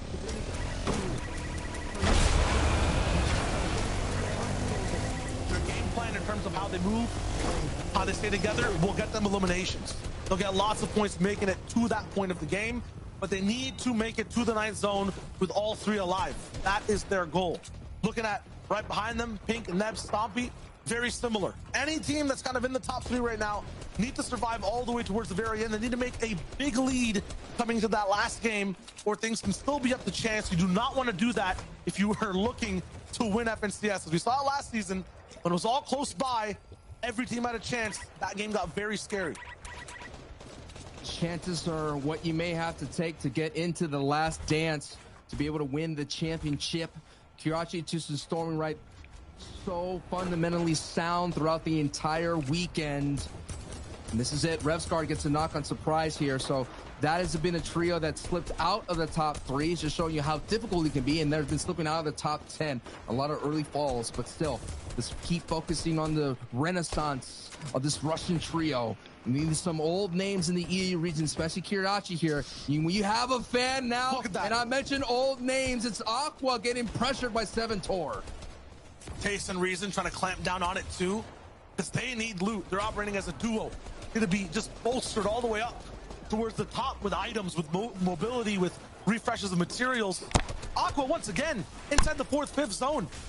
Mistakes happening. One trio member going down. This time it's the leader. Unfortunately, that might hinder their performances in this game. Lots of views to be taken right now, and Aryan spawned their walls. Aqua taken out. No way. I am so shocked right there. We saw Aqua on the back foot, but you kind of talked about it. 90 below here. Reason, Vino, and Tayson. Reason and Tayson operating as a duo. They're going to kind of delay this glide here. They're going to see if they could catch someone trying to push it through, and they might catch another strong duo. The barrel stuff is through. They catch Medeal. Actually, that was Medeal getting... No, O'Reilly have been knocked and eliminated. They are gone. The Reason and Tayson pressure caused so much of a ruckus. And it's all action on all sides. Pink down as well. Stompy taken away in the feed. So lots of different teams all the way towards the top are toppling now. Pink, Nebs, and Stompy eliminated by Mappy and Exterios. Oh, it's happening again, Shayo. The top 3 tend to go down when we're getting closer and closer to the final frames. It's happened in the qualifiers. It's happened in the semifinals. There is one team that's an outlier on your screen. Jarretyz and Stormy right, turtling, hidden, passive. They do not want to have any say in any fight right now. Let the action come to them. Bring the party to us, they say. They're waiting for the zone, and yes, it does clamp on them, and now they make a rise straight towards the top. They're looking for height. They're looking for control in this game. Will this be a fatal error? Because remember, Sancho, before, they win games from just letting height do their thing first. They might be overstepping here. They got to be careful. Right, last time they had height, it was back there in the log jam. They stayed there for a long time, and they were trying to hold on to it. Before you know it, so many people started gliding over. It has happened time and time again, and this would be the worst time to happen to them. So they might be playing better, just letting everybody walk over them, because it's all about placements for them. You keep going, you still vibing, you keep surviving, and you will be on top of the board going into game 12. I like it though. So what they basically ended up doing is keeping the same theme, but turning the game plan on their head. So what they do usually is let people walk over them, like Stalter just said, let people go around. This time they let everyone go under, undisturbed. They put so much space in between them. Look at this. Aware, Floki, Aryan, Siberia, they all have to deal with each other. Teak, he has an opening to just shoot at Mr. Savage. No one's going to be looking up top on height. The Siptos is going down too, so this is very good for Kiriachi and company to just steal away this entire lead. These guys are masterminds, just staying hidden at the best point in the whole server.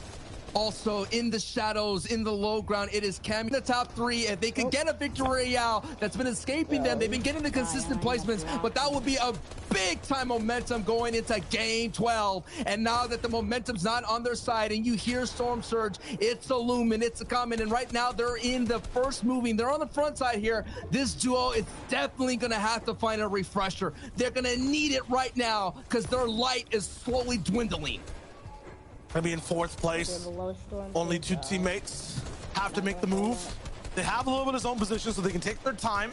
Just dealing with Storm Surge right now. They need to get some damage down. 13 people need to go before that 7th zone closes in. Nothing. First target. Rifle save it. But yeah, nada. No shots. Where will they look? Down below. It's fully built. Up above, if they edit, they might get shot.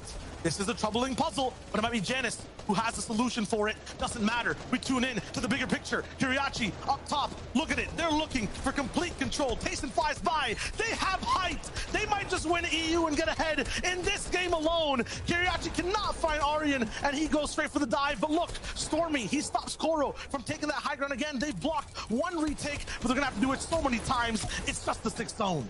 You gotta watch out. Usually Queasy kind of sends a kind of distraction up there, and the other trio kind of cranks up there, but that distraction may be a little too early for what they wanted to do. Yeah, there it is. Queasy, Trilix, the distraction was there. Jerky and Trilix are taking it. Stormy right, he's losing height. He got his shield cracked, and right now Kiriachi is doing what he can to get up to his trio mates to help out, to give him back out, but Stormy right gets knocked, and now it's up to Kiriachi and Tooth. The distraction play has been so strong all weekend, and the defending FNCS champions here as Tasting takes out Hen, and Tasting is gone, eliminated, lobbied. Every single trio spinning and clashing against each other. The sparks fly. Kiriachi, his momentum still going strong. Needs a little bit more torque though to get out of this situation. Still on the zone. One flopper and a pad in play. Juice is all the way ahead. It's a solo game now. Player one's player own. He's still pushing all the way up on second height.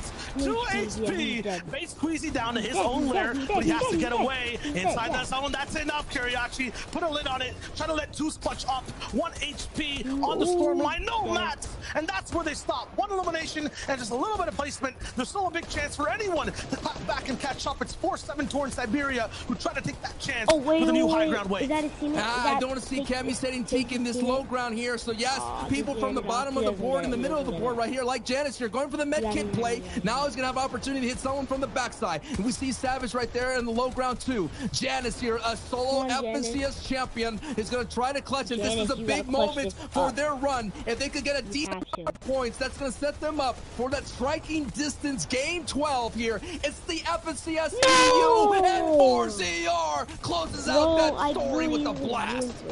4ZR within. Alexa squeezes 8th place, 2 away from where Janice just was. Futrix Traffic default though, they're not done. They fell down to 10th place, and they want to come back all the way towards the top 5. Trippern taking out the trio. Now Fractured, Needlecrats, and Hottie will have to operate alone. That's where things are kind of tricky inside that 9th zone. We'll see what they do. Have that SMG to use. It's purple. It'll do a lot of damage. The first pump shot will not be that big of a hit though. Up against Savage's walls. Tricky fight, blocks 1 shot, goes for another, but no! Silence before he can speak! Needlecrats gets taken down.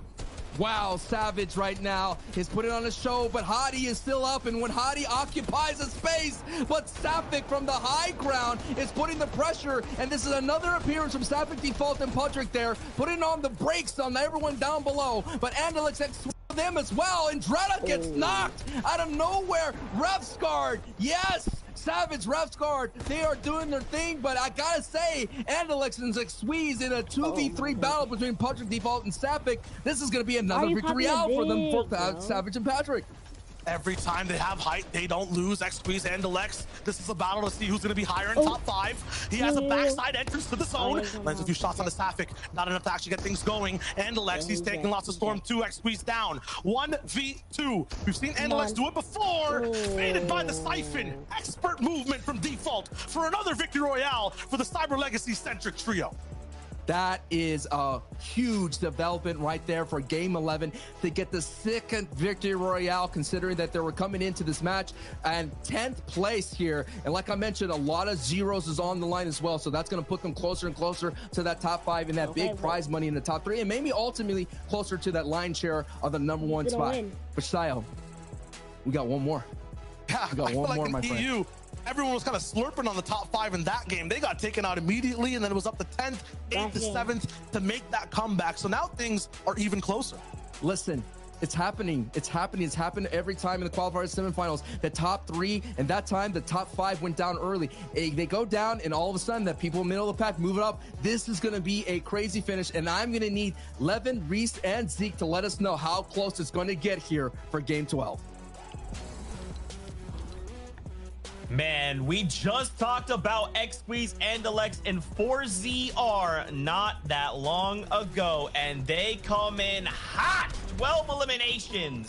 And not a victory royale, but a second place is still worth 26 points, friends. The proverbial sundown swoop is happening. I can't believe you just ripped that out. Game like 11 of the Epicist finals. Look, it is getting crazy. It is getting very, very crazy. Look, we had a game where that was incredibly stacked. You look going into like the last stage of the game, majority of the people on the bottom of the leaderboard, all knocked, all gone, all of the top contenders, and then all of a sudden they all start falling one by one. And you get Sapphik, Patrick Default getting another victory out, and that's huge for them. That is very huge because they were sitting in 10th, like Sancho said, but they were close in terms of points. Like we talked about the fine margins before, so this is the kind of game you need to have going into that final game. And what's interesting, like you already mentioned, right? Those top 5, top 6 teams went out, but this was a battle between the teams in 9th, 10th, and 11th. So because it was looking so close going into the final games between like 7 teams, 6, 7 teams, now I've had a peep at the leaderboards, and before we see it, I'm going to tell you, this is much more close going into this final game. Like, this is intense. That's right, guys. There's a few things we want to talk about before we can get there. But we got to talk about this top 3, right? Because we cannot forget first place walks away with the Axe of Champions, $300,000. Now, which of these top 3s are fighting at the top? Talk me through it. Well, look, Kamisei and Teak, didn't have the day they would have wanted to have yesterday. Of course, there was only the 4th game, so not much opportunity to prove themselves. But today, it's been a completely different story, Reese. They have been phenomenal thus far. Yeah, they've been so good. They've been the 2nd highest points so far out of anyone on this day, which is crazy. But Stompy, Nebs, and Pig, we saw obviously the crazy clutch. I'm so glad we actually get to rewatch this right here in this package from Stompy to pick up the victory royale in the 1st or 2nd game of today as well. They've been on fire. Same with yesterday. Obviously, they were one of our leaders, top 3, and they're still in the running now too. Yeah, and of course, Kiriachi, Toos, and Stormy Rai, who have been just unplayable. Like, regardless of what happens at this stage in the tournament, these guys can honestly look back at this as an all-time performance of any team from their region, and they are still in first place going into that final game. Kiriachi, Stormy Rai, and Toos sitting high above, but when you look at the rest of the teams, look at how many teams are tied on 242 points. That is absolutely ridiculous. Like, that isn't... Is that a record? That shouldn't be a thing. So, hold on 1 second. Production, stay on this for a second, please. Right, I'm not fussed about the other page right here. We have to look at this. 262, 252, 251. Then those 4 teams tied on 242. Look how close this. Literally anyone on this page can win. It's obviously a little bit less likely for Rescar's team at the bottom being a little bit further far. But if we see Kiriachi, Stormy Rai, and Toos going down early, this shakes up everything and leaves it wide open for any of these teams to pick up the first. The comeback from Andalex, 4ZR, and X-Squeeze that we have seen today has been astronomical. Man, I don't know what I've watched today. Today has just been an absolute just cluster in my head of just Fortnite proportion. I don't really understand how Andalex is all of a sudden just sitting in second place going into the final game, but nevertheless, they're there, and I'm going to accept that for what it is. But like you said, the second, you know, for them, I'm sure Kiriachi and his fans will be hoping he doesn't go down early. But if that team does go down early, yeah, we got a good 25.5 minutes coming up. I'll tell you that much. Just to add to this, Andalex's team had 50 points day number 1, 22nd place. 22nd place, and now they are in second. Incredible, honestly.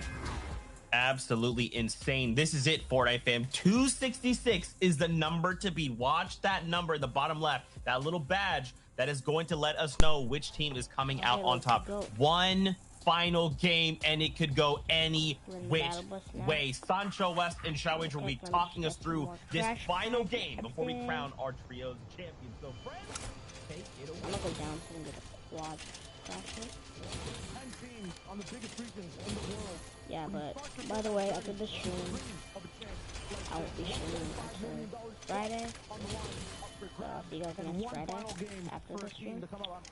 Yeah. Wager and Sancho West leading you to this crazy concoction of a leaderboard. Sancho, I don't know which way it's gonna go. One game. It's all it takes. This is it. The top 10 are all in the running here. And it is game 12 of the EU region. And what a scary situation right now for Nevs, Pink, and Stumpy. They've been going against the instigators, and now this is a battle happening here at the gas station. It's all on the line here.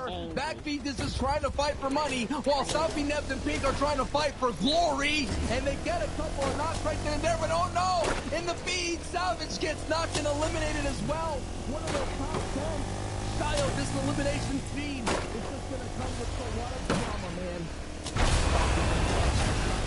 But we have to go to the team's back to look at this team in 10th place. Guys, we haven't played something amazing. It's the last one to go down. Like Benji Fishy? I feel like Benji Fishy is like the only thing that we make.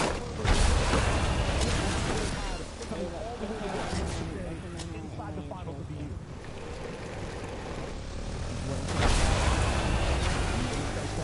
Flashes like that, every moment matters. I always said that one win is all it takes, really one build is all it takes, one shot is all it takes. It feels like we're watching a high-stakes reboot round in our hands. Reboot rounds in the previous was just for a right to play for $1,000, but now it's hundreds of $1,000s on the line. I feel like a victory royale there. This is the ultimate win condition.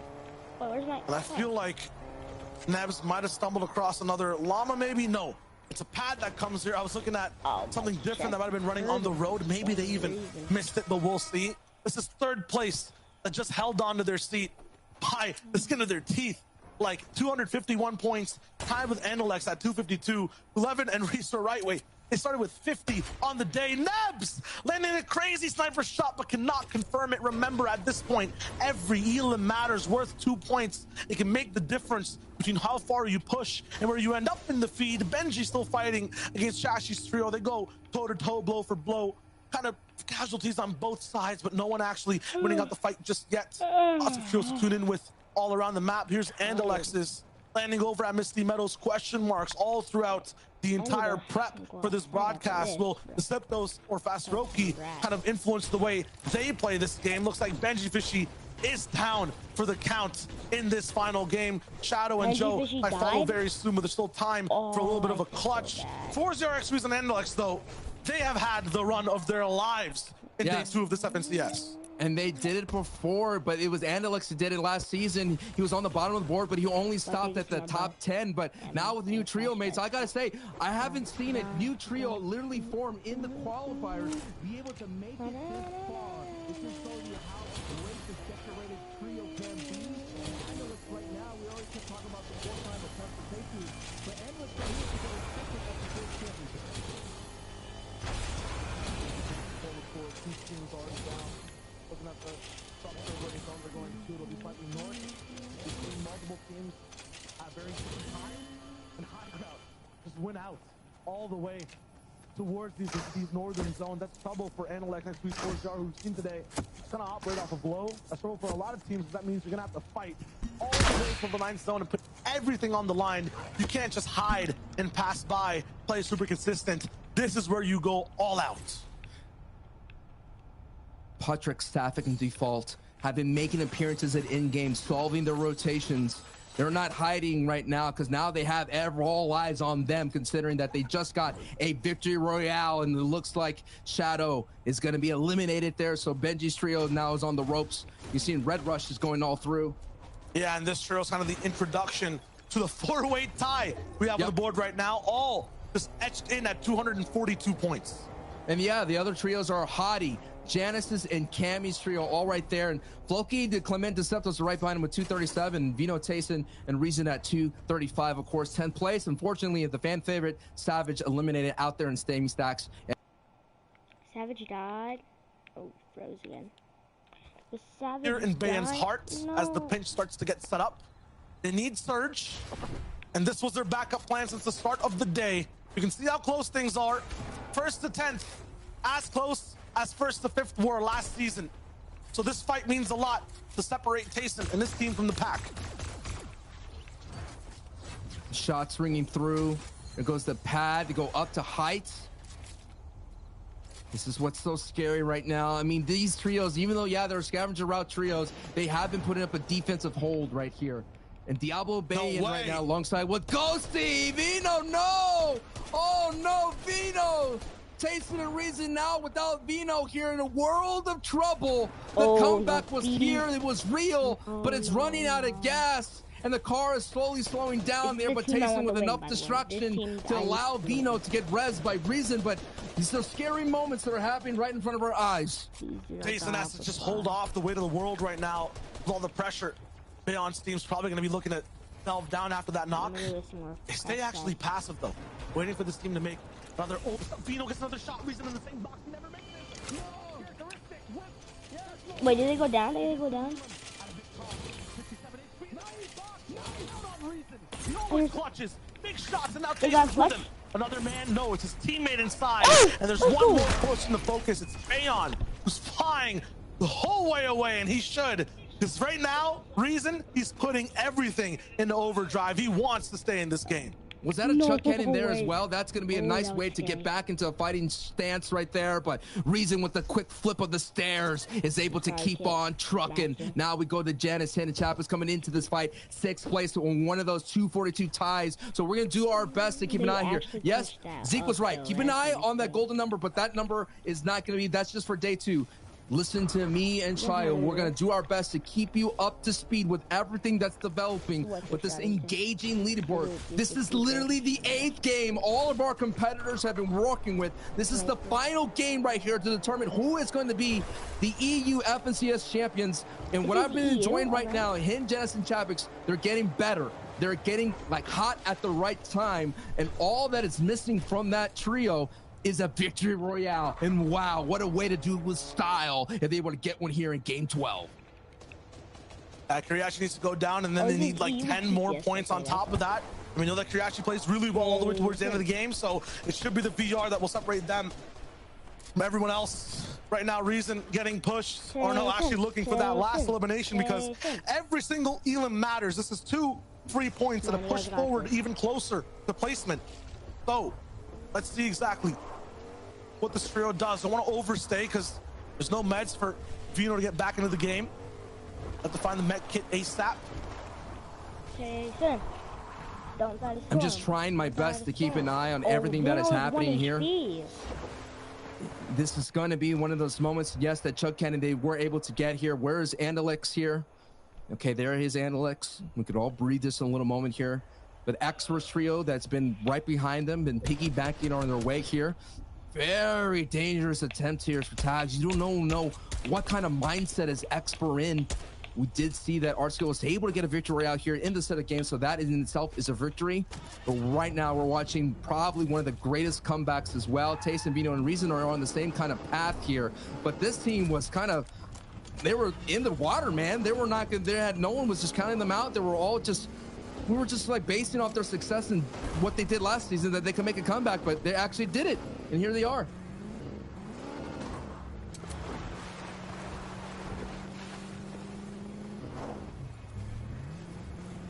For the points they have and the way they've played so far, Jarretyz's team has a 20% chance, basically, of just taking away the entire title with the lead, with the consistency we've seen.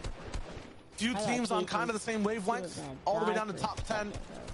At the bottom being around 2%. We'll see exactly who can pub in. I was going to say here, man, Jarretyz could have got an easy elimination. That would have been really big. Even though I don't play on EU, They've been in this position before. We've seen this rotation even though I hate EU, I don't like EU. They park right here, pit stop, and they take beams at anyone rotating from the south side here. We did see Expert here on the left side. Look at this rotation. They're making their way through. Looks like Patrick does not see them. So they did. They slow them down and beam them, but everything matters here. Every base up that matters here. Default Sapphic and Patrick, I gotta hand it to them. They're one of those ones that have been operating underneath the radar here, and I've been liking their improvement throughout the time here. I'm finding that this entire region is just getting hot at the same time. I can't believe that game 12. I just feel like last time it was a two-horse race, but literally we have the whole field, the top 10, in the running here. All it takes is a pop-off game to get you in the running, and that has happened. Game 1, the big 5-0. So don't go anywhere. This is it. Like Levin said, 25 minutes, and we're going to get one of the best finishes of the history of Fortnite. He was so stacked. This is the fourth place tied perspective. Why next to first place towards Futrix line of sight. You're a creative warrior or a competitive player. Everyone on top splits just casual. Gathering info. Same thing in the East. But I'm a casual. Default trio ahead of Surge at the moment. So don't have to over-edit for anything, really. But as we go towards that 5th zone, we'll have to get probably around maybe 100 or 200 more damage to be able to do it on rotations. Based up right now, there's no sense in really taking shots at anyone's builds. I'm glad you say that, because that means it's a great sign for Jarretyz. I mean, Jarretyz's right there. He's just chilling. Who knows if he needs Storm Surge tags, but basically that just means no shots going to be sent this way. All those trios are content. They understand. They don't want to take any more risks, because literally any open edit, as we're seeing here, that Tripper gets an elimination on Malibuka. So Tripper may just right there broke that 4-way tie with just that elimination in itself. But that's when it comes down to it. We've been seeing time and time again. You open up your edit, you go for a window edit, you get greeted with a sniper bullet. And right now, you do not want a sniper shot to slow you down, because every rotation is definitely going to matter here. The sniper shot whizzes right by Chapix. Chapix gets a free haircut as they come right to the top of the Guardian Tower, and they're going to base up there. But that was just one of those moments. Look at this. Child, these are my favorite moments in Game 12, when the board settles out the action with engagement. This is it. Top of the board, right looking down at each other. Everyone side by side. And last season, we wrapped it up at Steamy Stacks. Looks like for this one, we're going to be at Pleasant Park for this end game. Lots of natural low ground for teams to be able to space apart and operate. I'm so excited. Going to be tough, though. In third place, right there. In third place. You guys are tied for fourth, right? True. Man, those tiebreakers, maybe you know they put it in the window. Yes, we already. Yeah. It's going to be really tough pressure on Jarretyz tactics because not only are they trying to win everything, they're literally tied right now. These other teams are alive. They're not moving anywhere in places. I gotta point out, Vino is back. Vino got rebooted. He is here. He's back. Nice. So, the aggression that Jason's team took. I'm sorry, to the left, they're still on their feet. They were playing as a trio. I'm thinking of game 11. Okay, work with me here. We're running here. We're gonna finish this strong. We're gonna finish this strong, baby. We're chilling. Nice choice of time for Jarretyz Chapix to move as well. This is sick. Everyone else is kind of worrying, waiting, steady. He's driving. Janice flying. Want to get into Pleasant, take these houses fast. Move over here to recuperate a lot of the materials they might have lost from their previous builds. Then after that, they want to get a little bit more central. They can always go back to houses they've owned before. Vino, Reese, and Tayson might just be operating off of momentum. On ZQ's walls, even if you don't get contested off spawn, there are demons waiting to fight you. And this one will be in the shape of Vino. It'll be tough to actually see through this metal. But you might see a shot. It's under Jerky? No way. Last season's FNCS champions on a lifeline as Vino starts to chase. I'm not sure where the teammates are right now, but they really have a drop down on all sides. I literally think Jerky's by himself here. I saw a couple knocks on the feet in this engagement earlier. That Queasy went down, and yes, Tayson eliminates Jerky. The defending FNCS champions have been eliminated.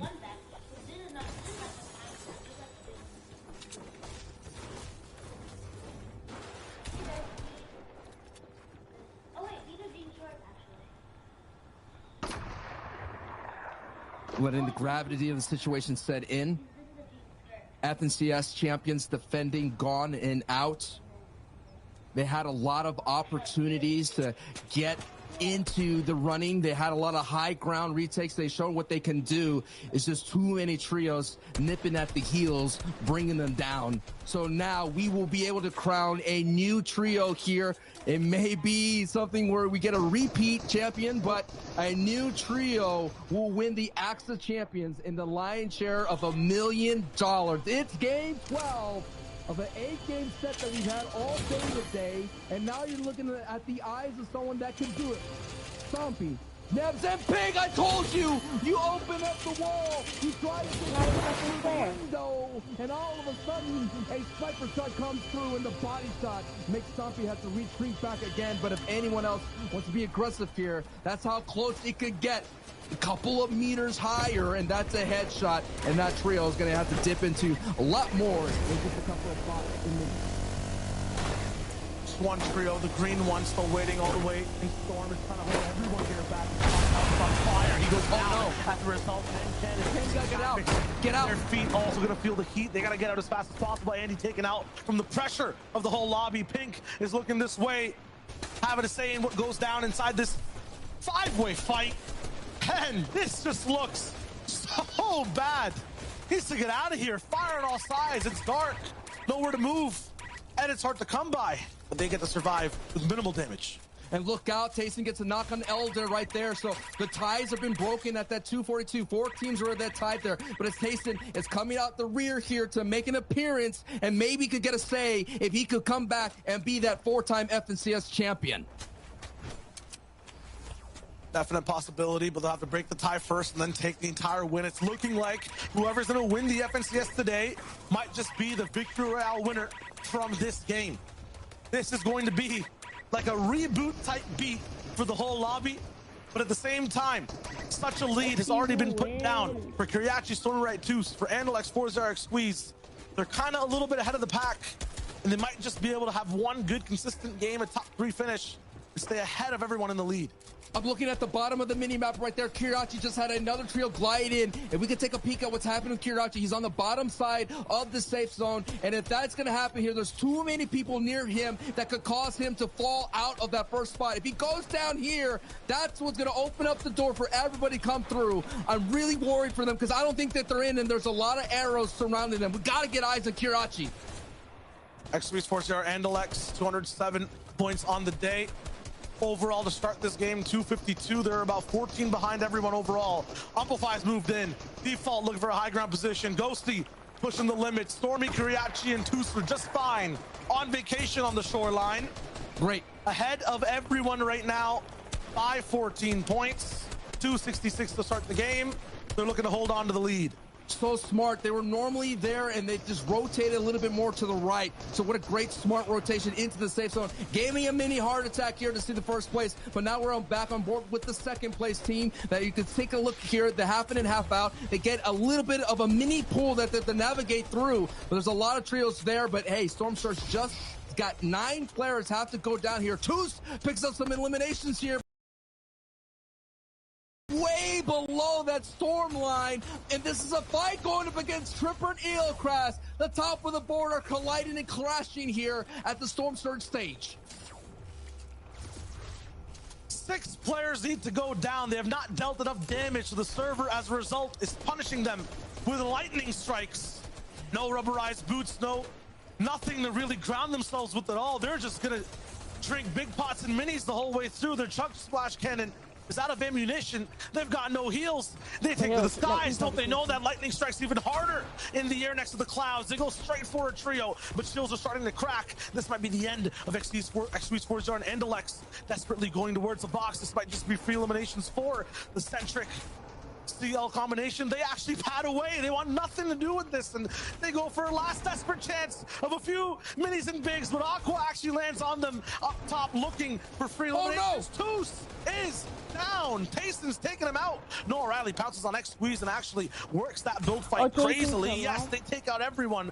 Aqua fully eliminates them, and one person went down to Surge. That is a huge jump up for the team that is so close in 11th place. And Alex is solo, and Alex right here, the champion pedigree of the FNCS. Now, man, this is going to be really tough to do because you're going to have to slow down the momentum that everybody else is there. And you see Aqua to height, you see Tayson beating a reason there. They're moving on through. So if he could clutch this, it would have to be on the backside of eliminations. He's going to have to carry this all through. But wow, second place is in shambles. And oh, no! The deal seals the deal right there in the fate. For the comeback is done. The fairy tale ending is not going to happen here.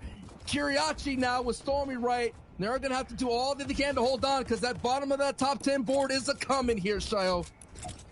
One Elam up, they have a little bit of an advantage, but yes, as a duo, they'll look to finish out this game.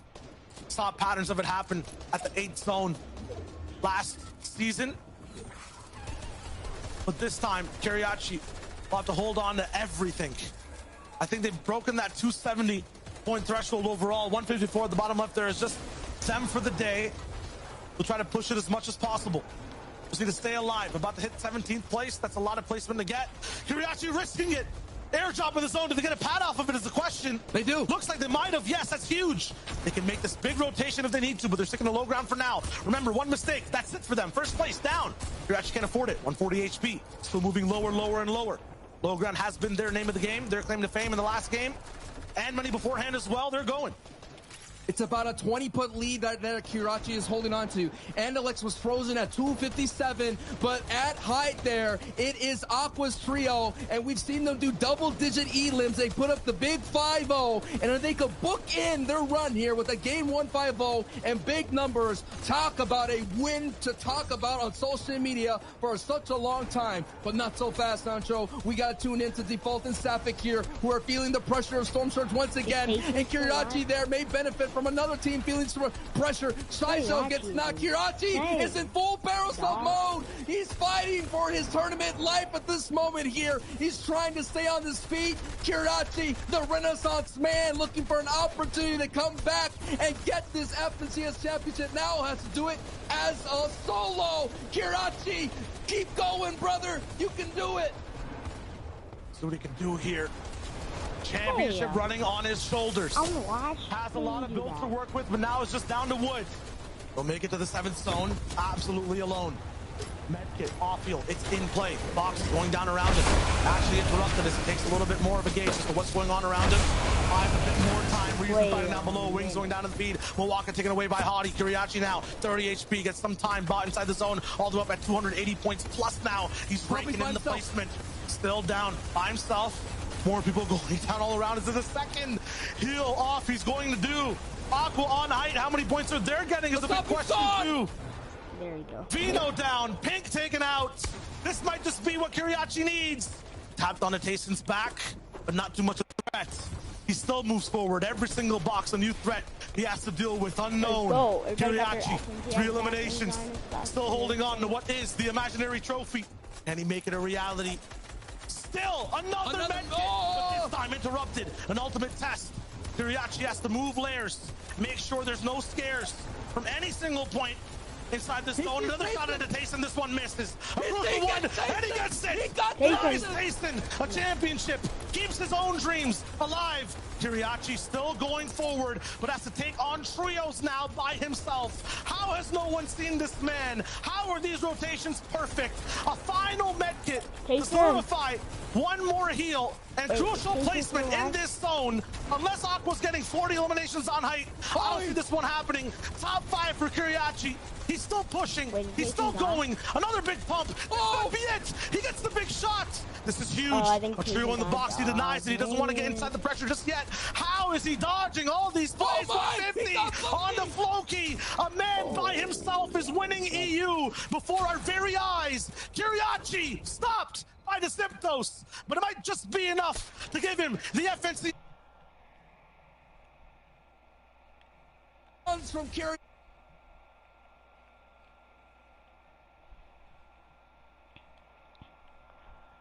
Hold up.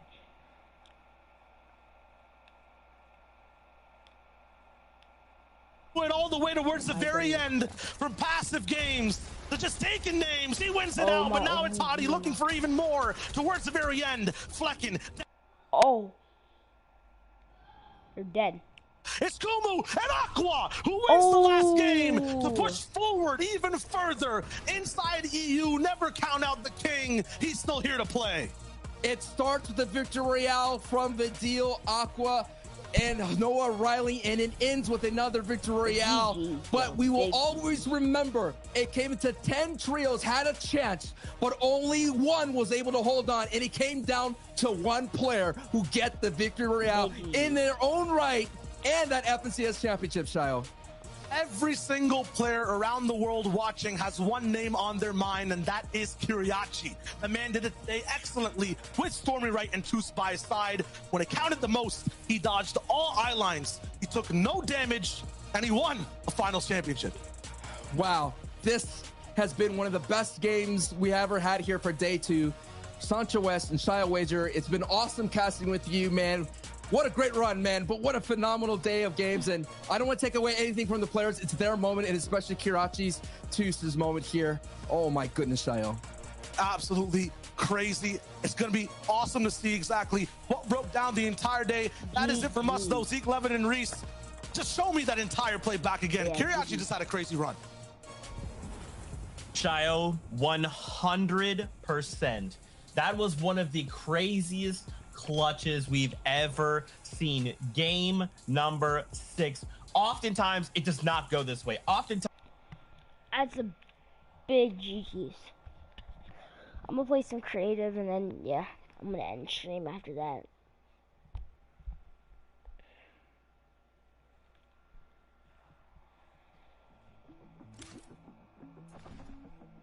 Let's do some creative.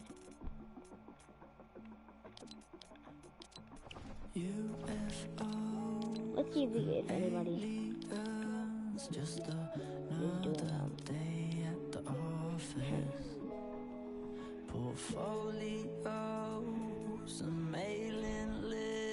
I want to do something for the loaded.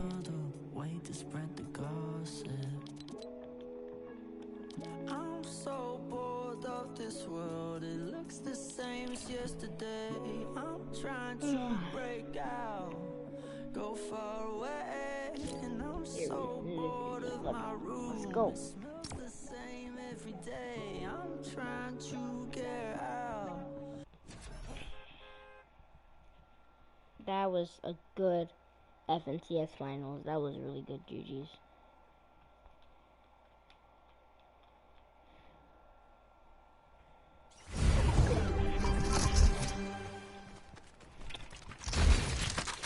Alright, we're gonna... Oh, I was about to say let's try. I only got 2... Oh, the game just started. Okay. The round just started. What is this guy doing? I need a sniper. I forgot, I'm just gonna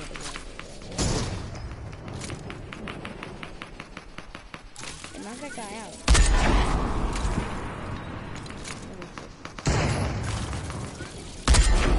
How did that work? He's still alive? Whoa. Yeah, whoa.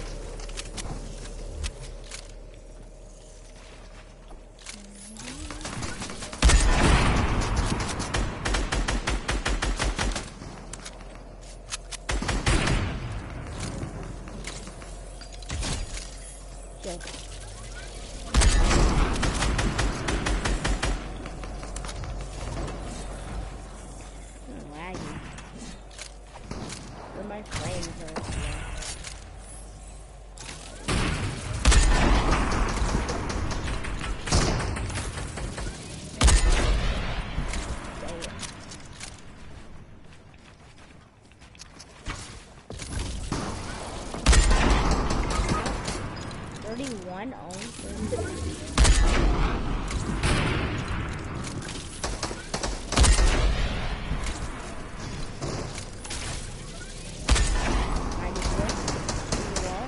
Yeah, Season 8 needs to come immediately.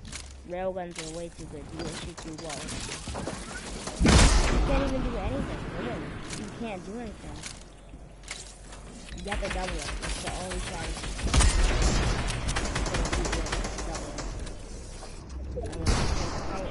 But I guess I have to. What kind of waterfall am I trying to do?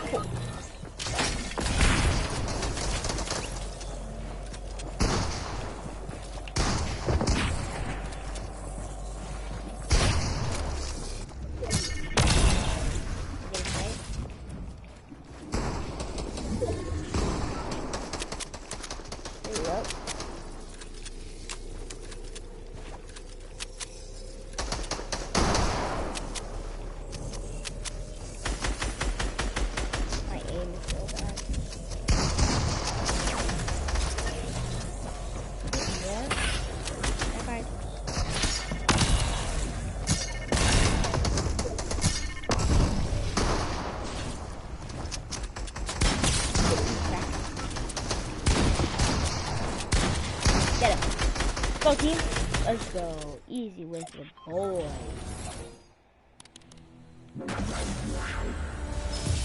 Let's go.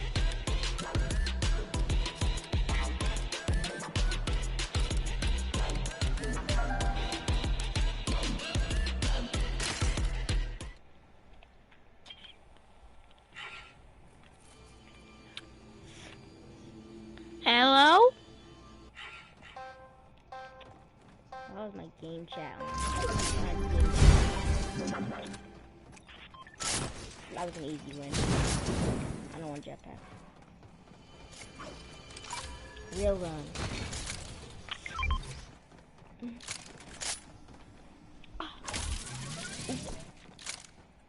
My team is gonna get headshot knife. Yeah, he's gonna get headshot knife.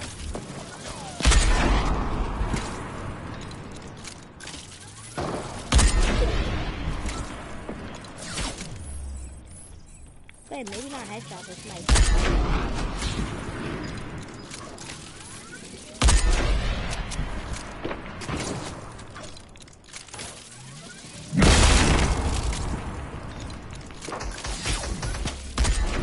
Stop peeking out these here, bitches.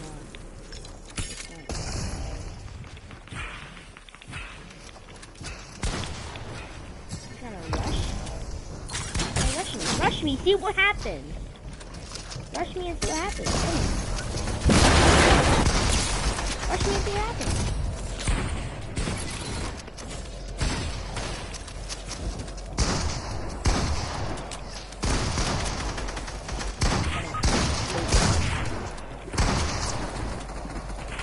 Only one of these.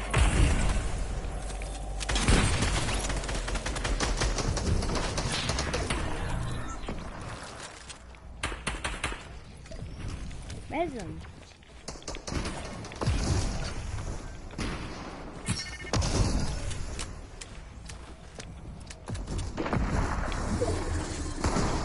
Dig it.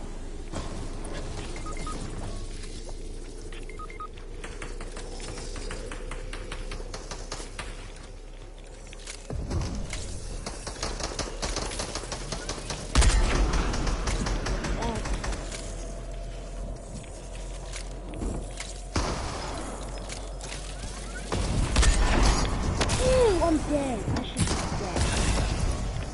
No.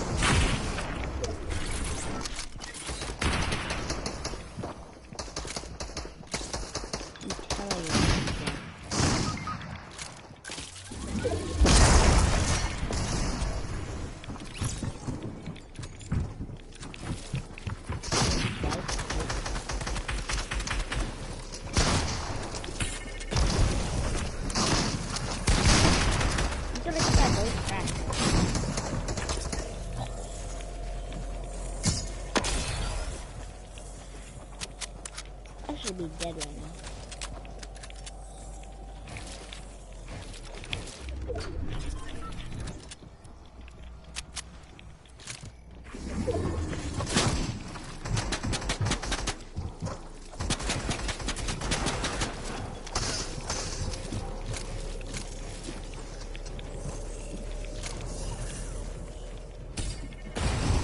Dropping down. There.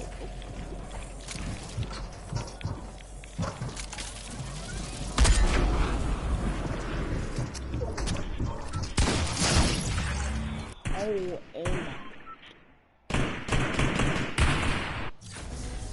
That's aimbot right there, bro. Brain is my real dad. That's what I mean. If Brain is your dad, then you're the smartest player in Fortnite. Literally. It's 0 point flopper, I'm having it. Okay, so it's 0 point flopper.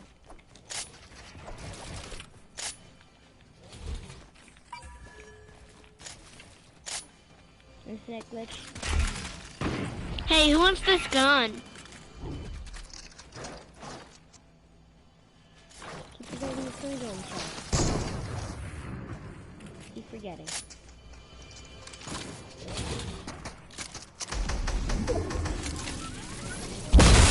Who dares to land on us? How about retakes, bro? How about some retakes? Right, bro. Come on.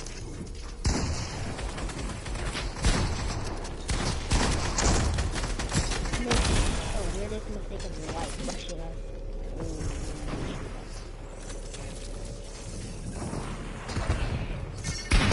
Oh, it's just flopper.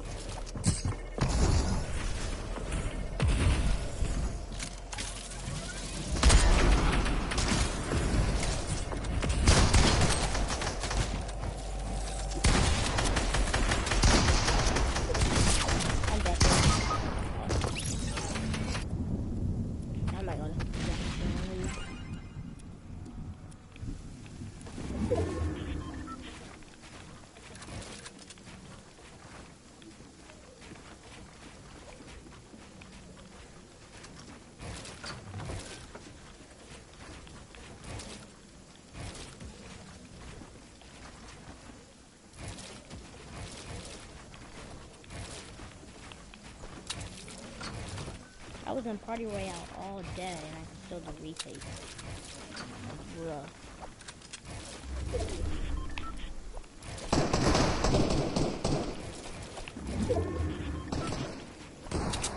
You know what? I'm not even gonna try to build battle this guy.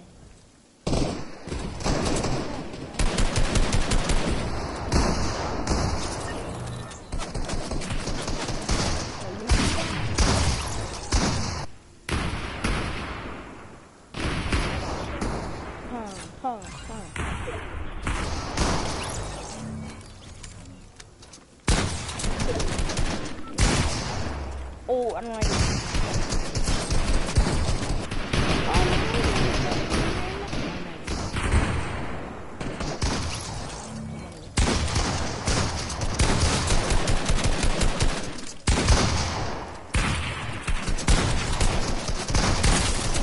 Don't focus me, bro. Yeah, see the definition of being focused. Just forget it.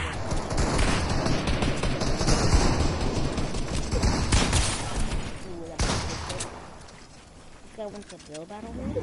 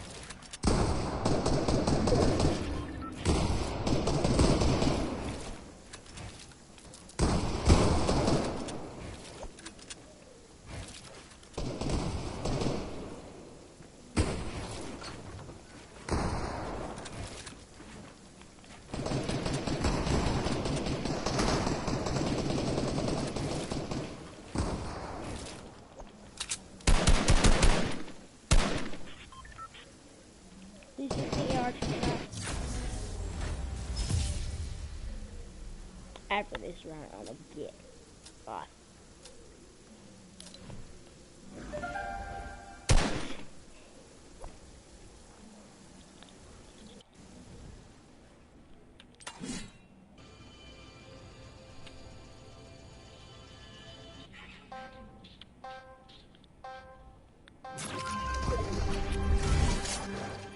Alright, now that game turns off.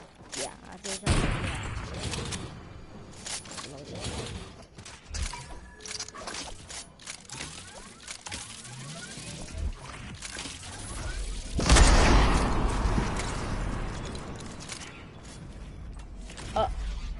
Yo, this is why we can.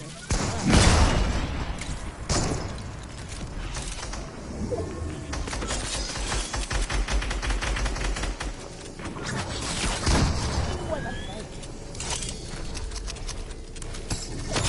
Don't shockwave me in it.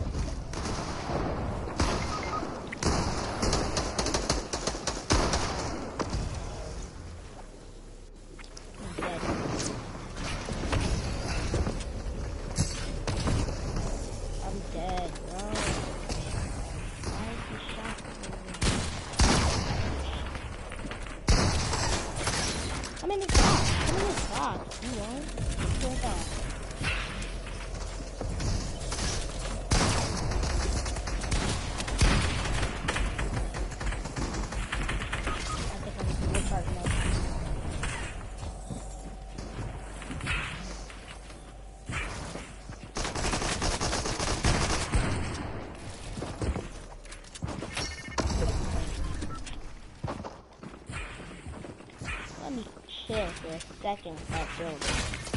I really like that.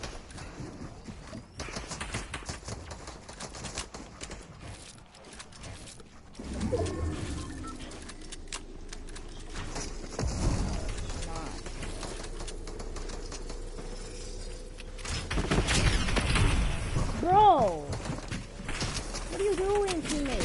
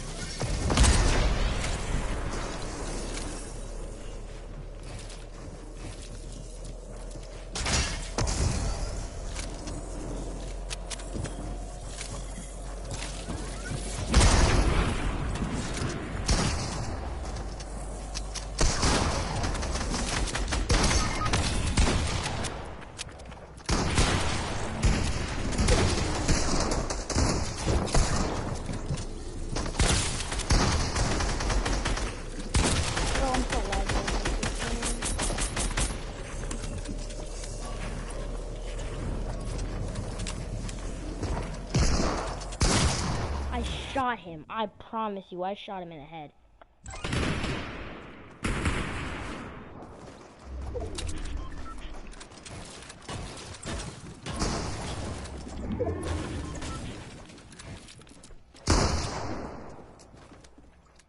My battery's low.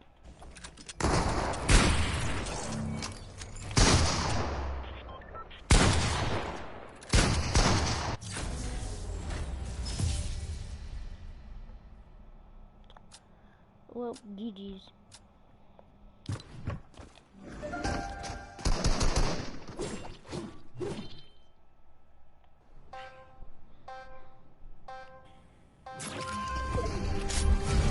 Well, GG's. I'm gonna end stream right now.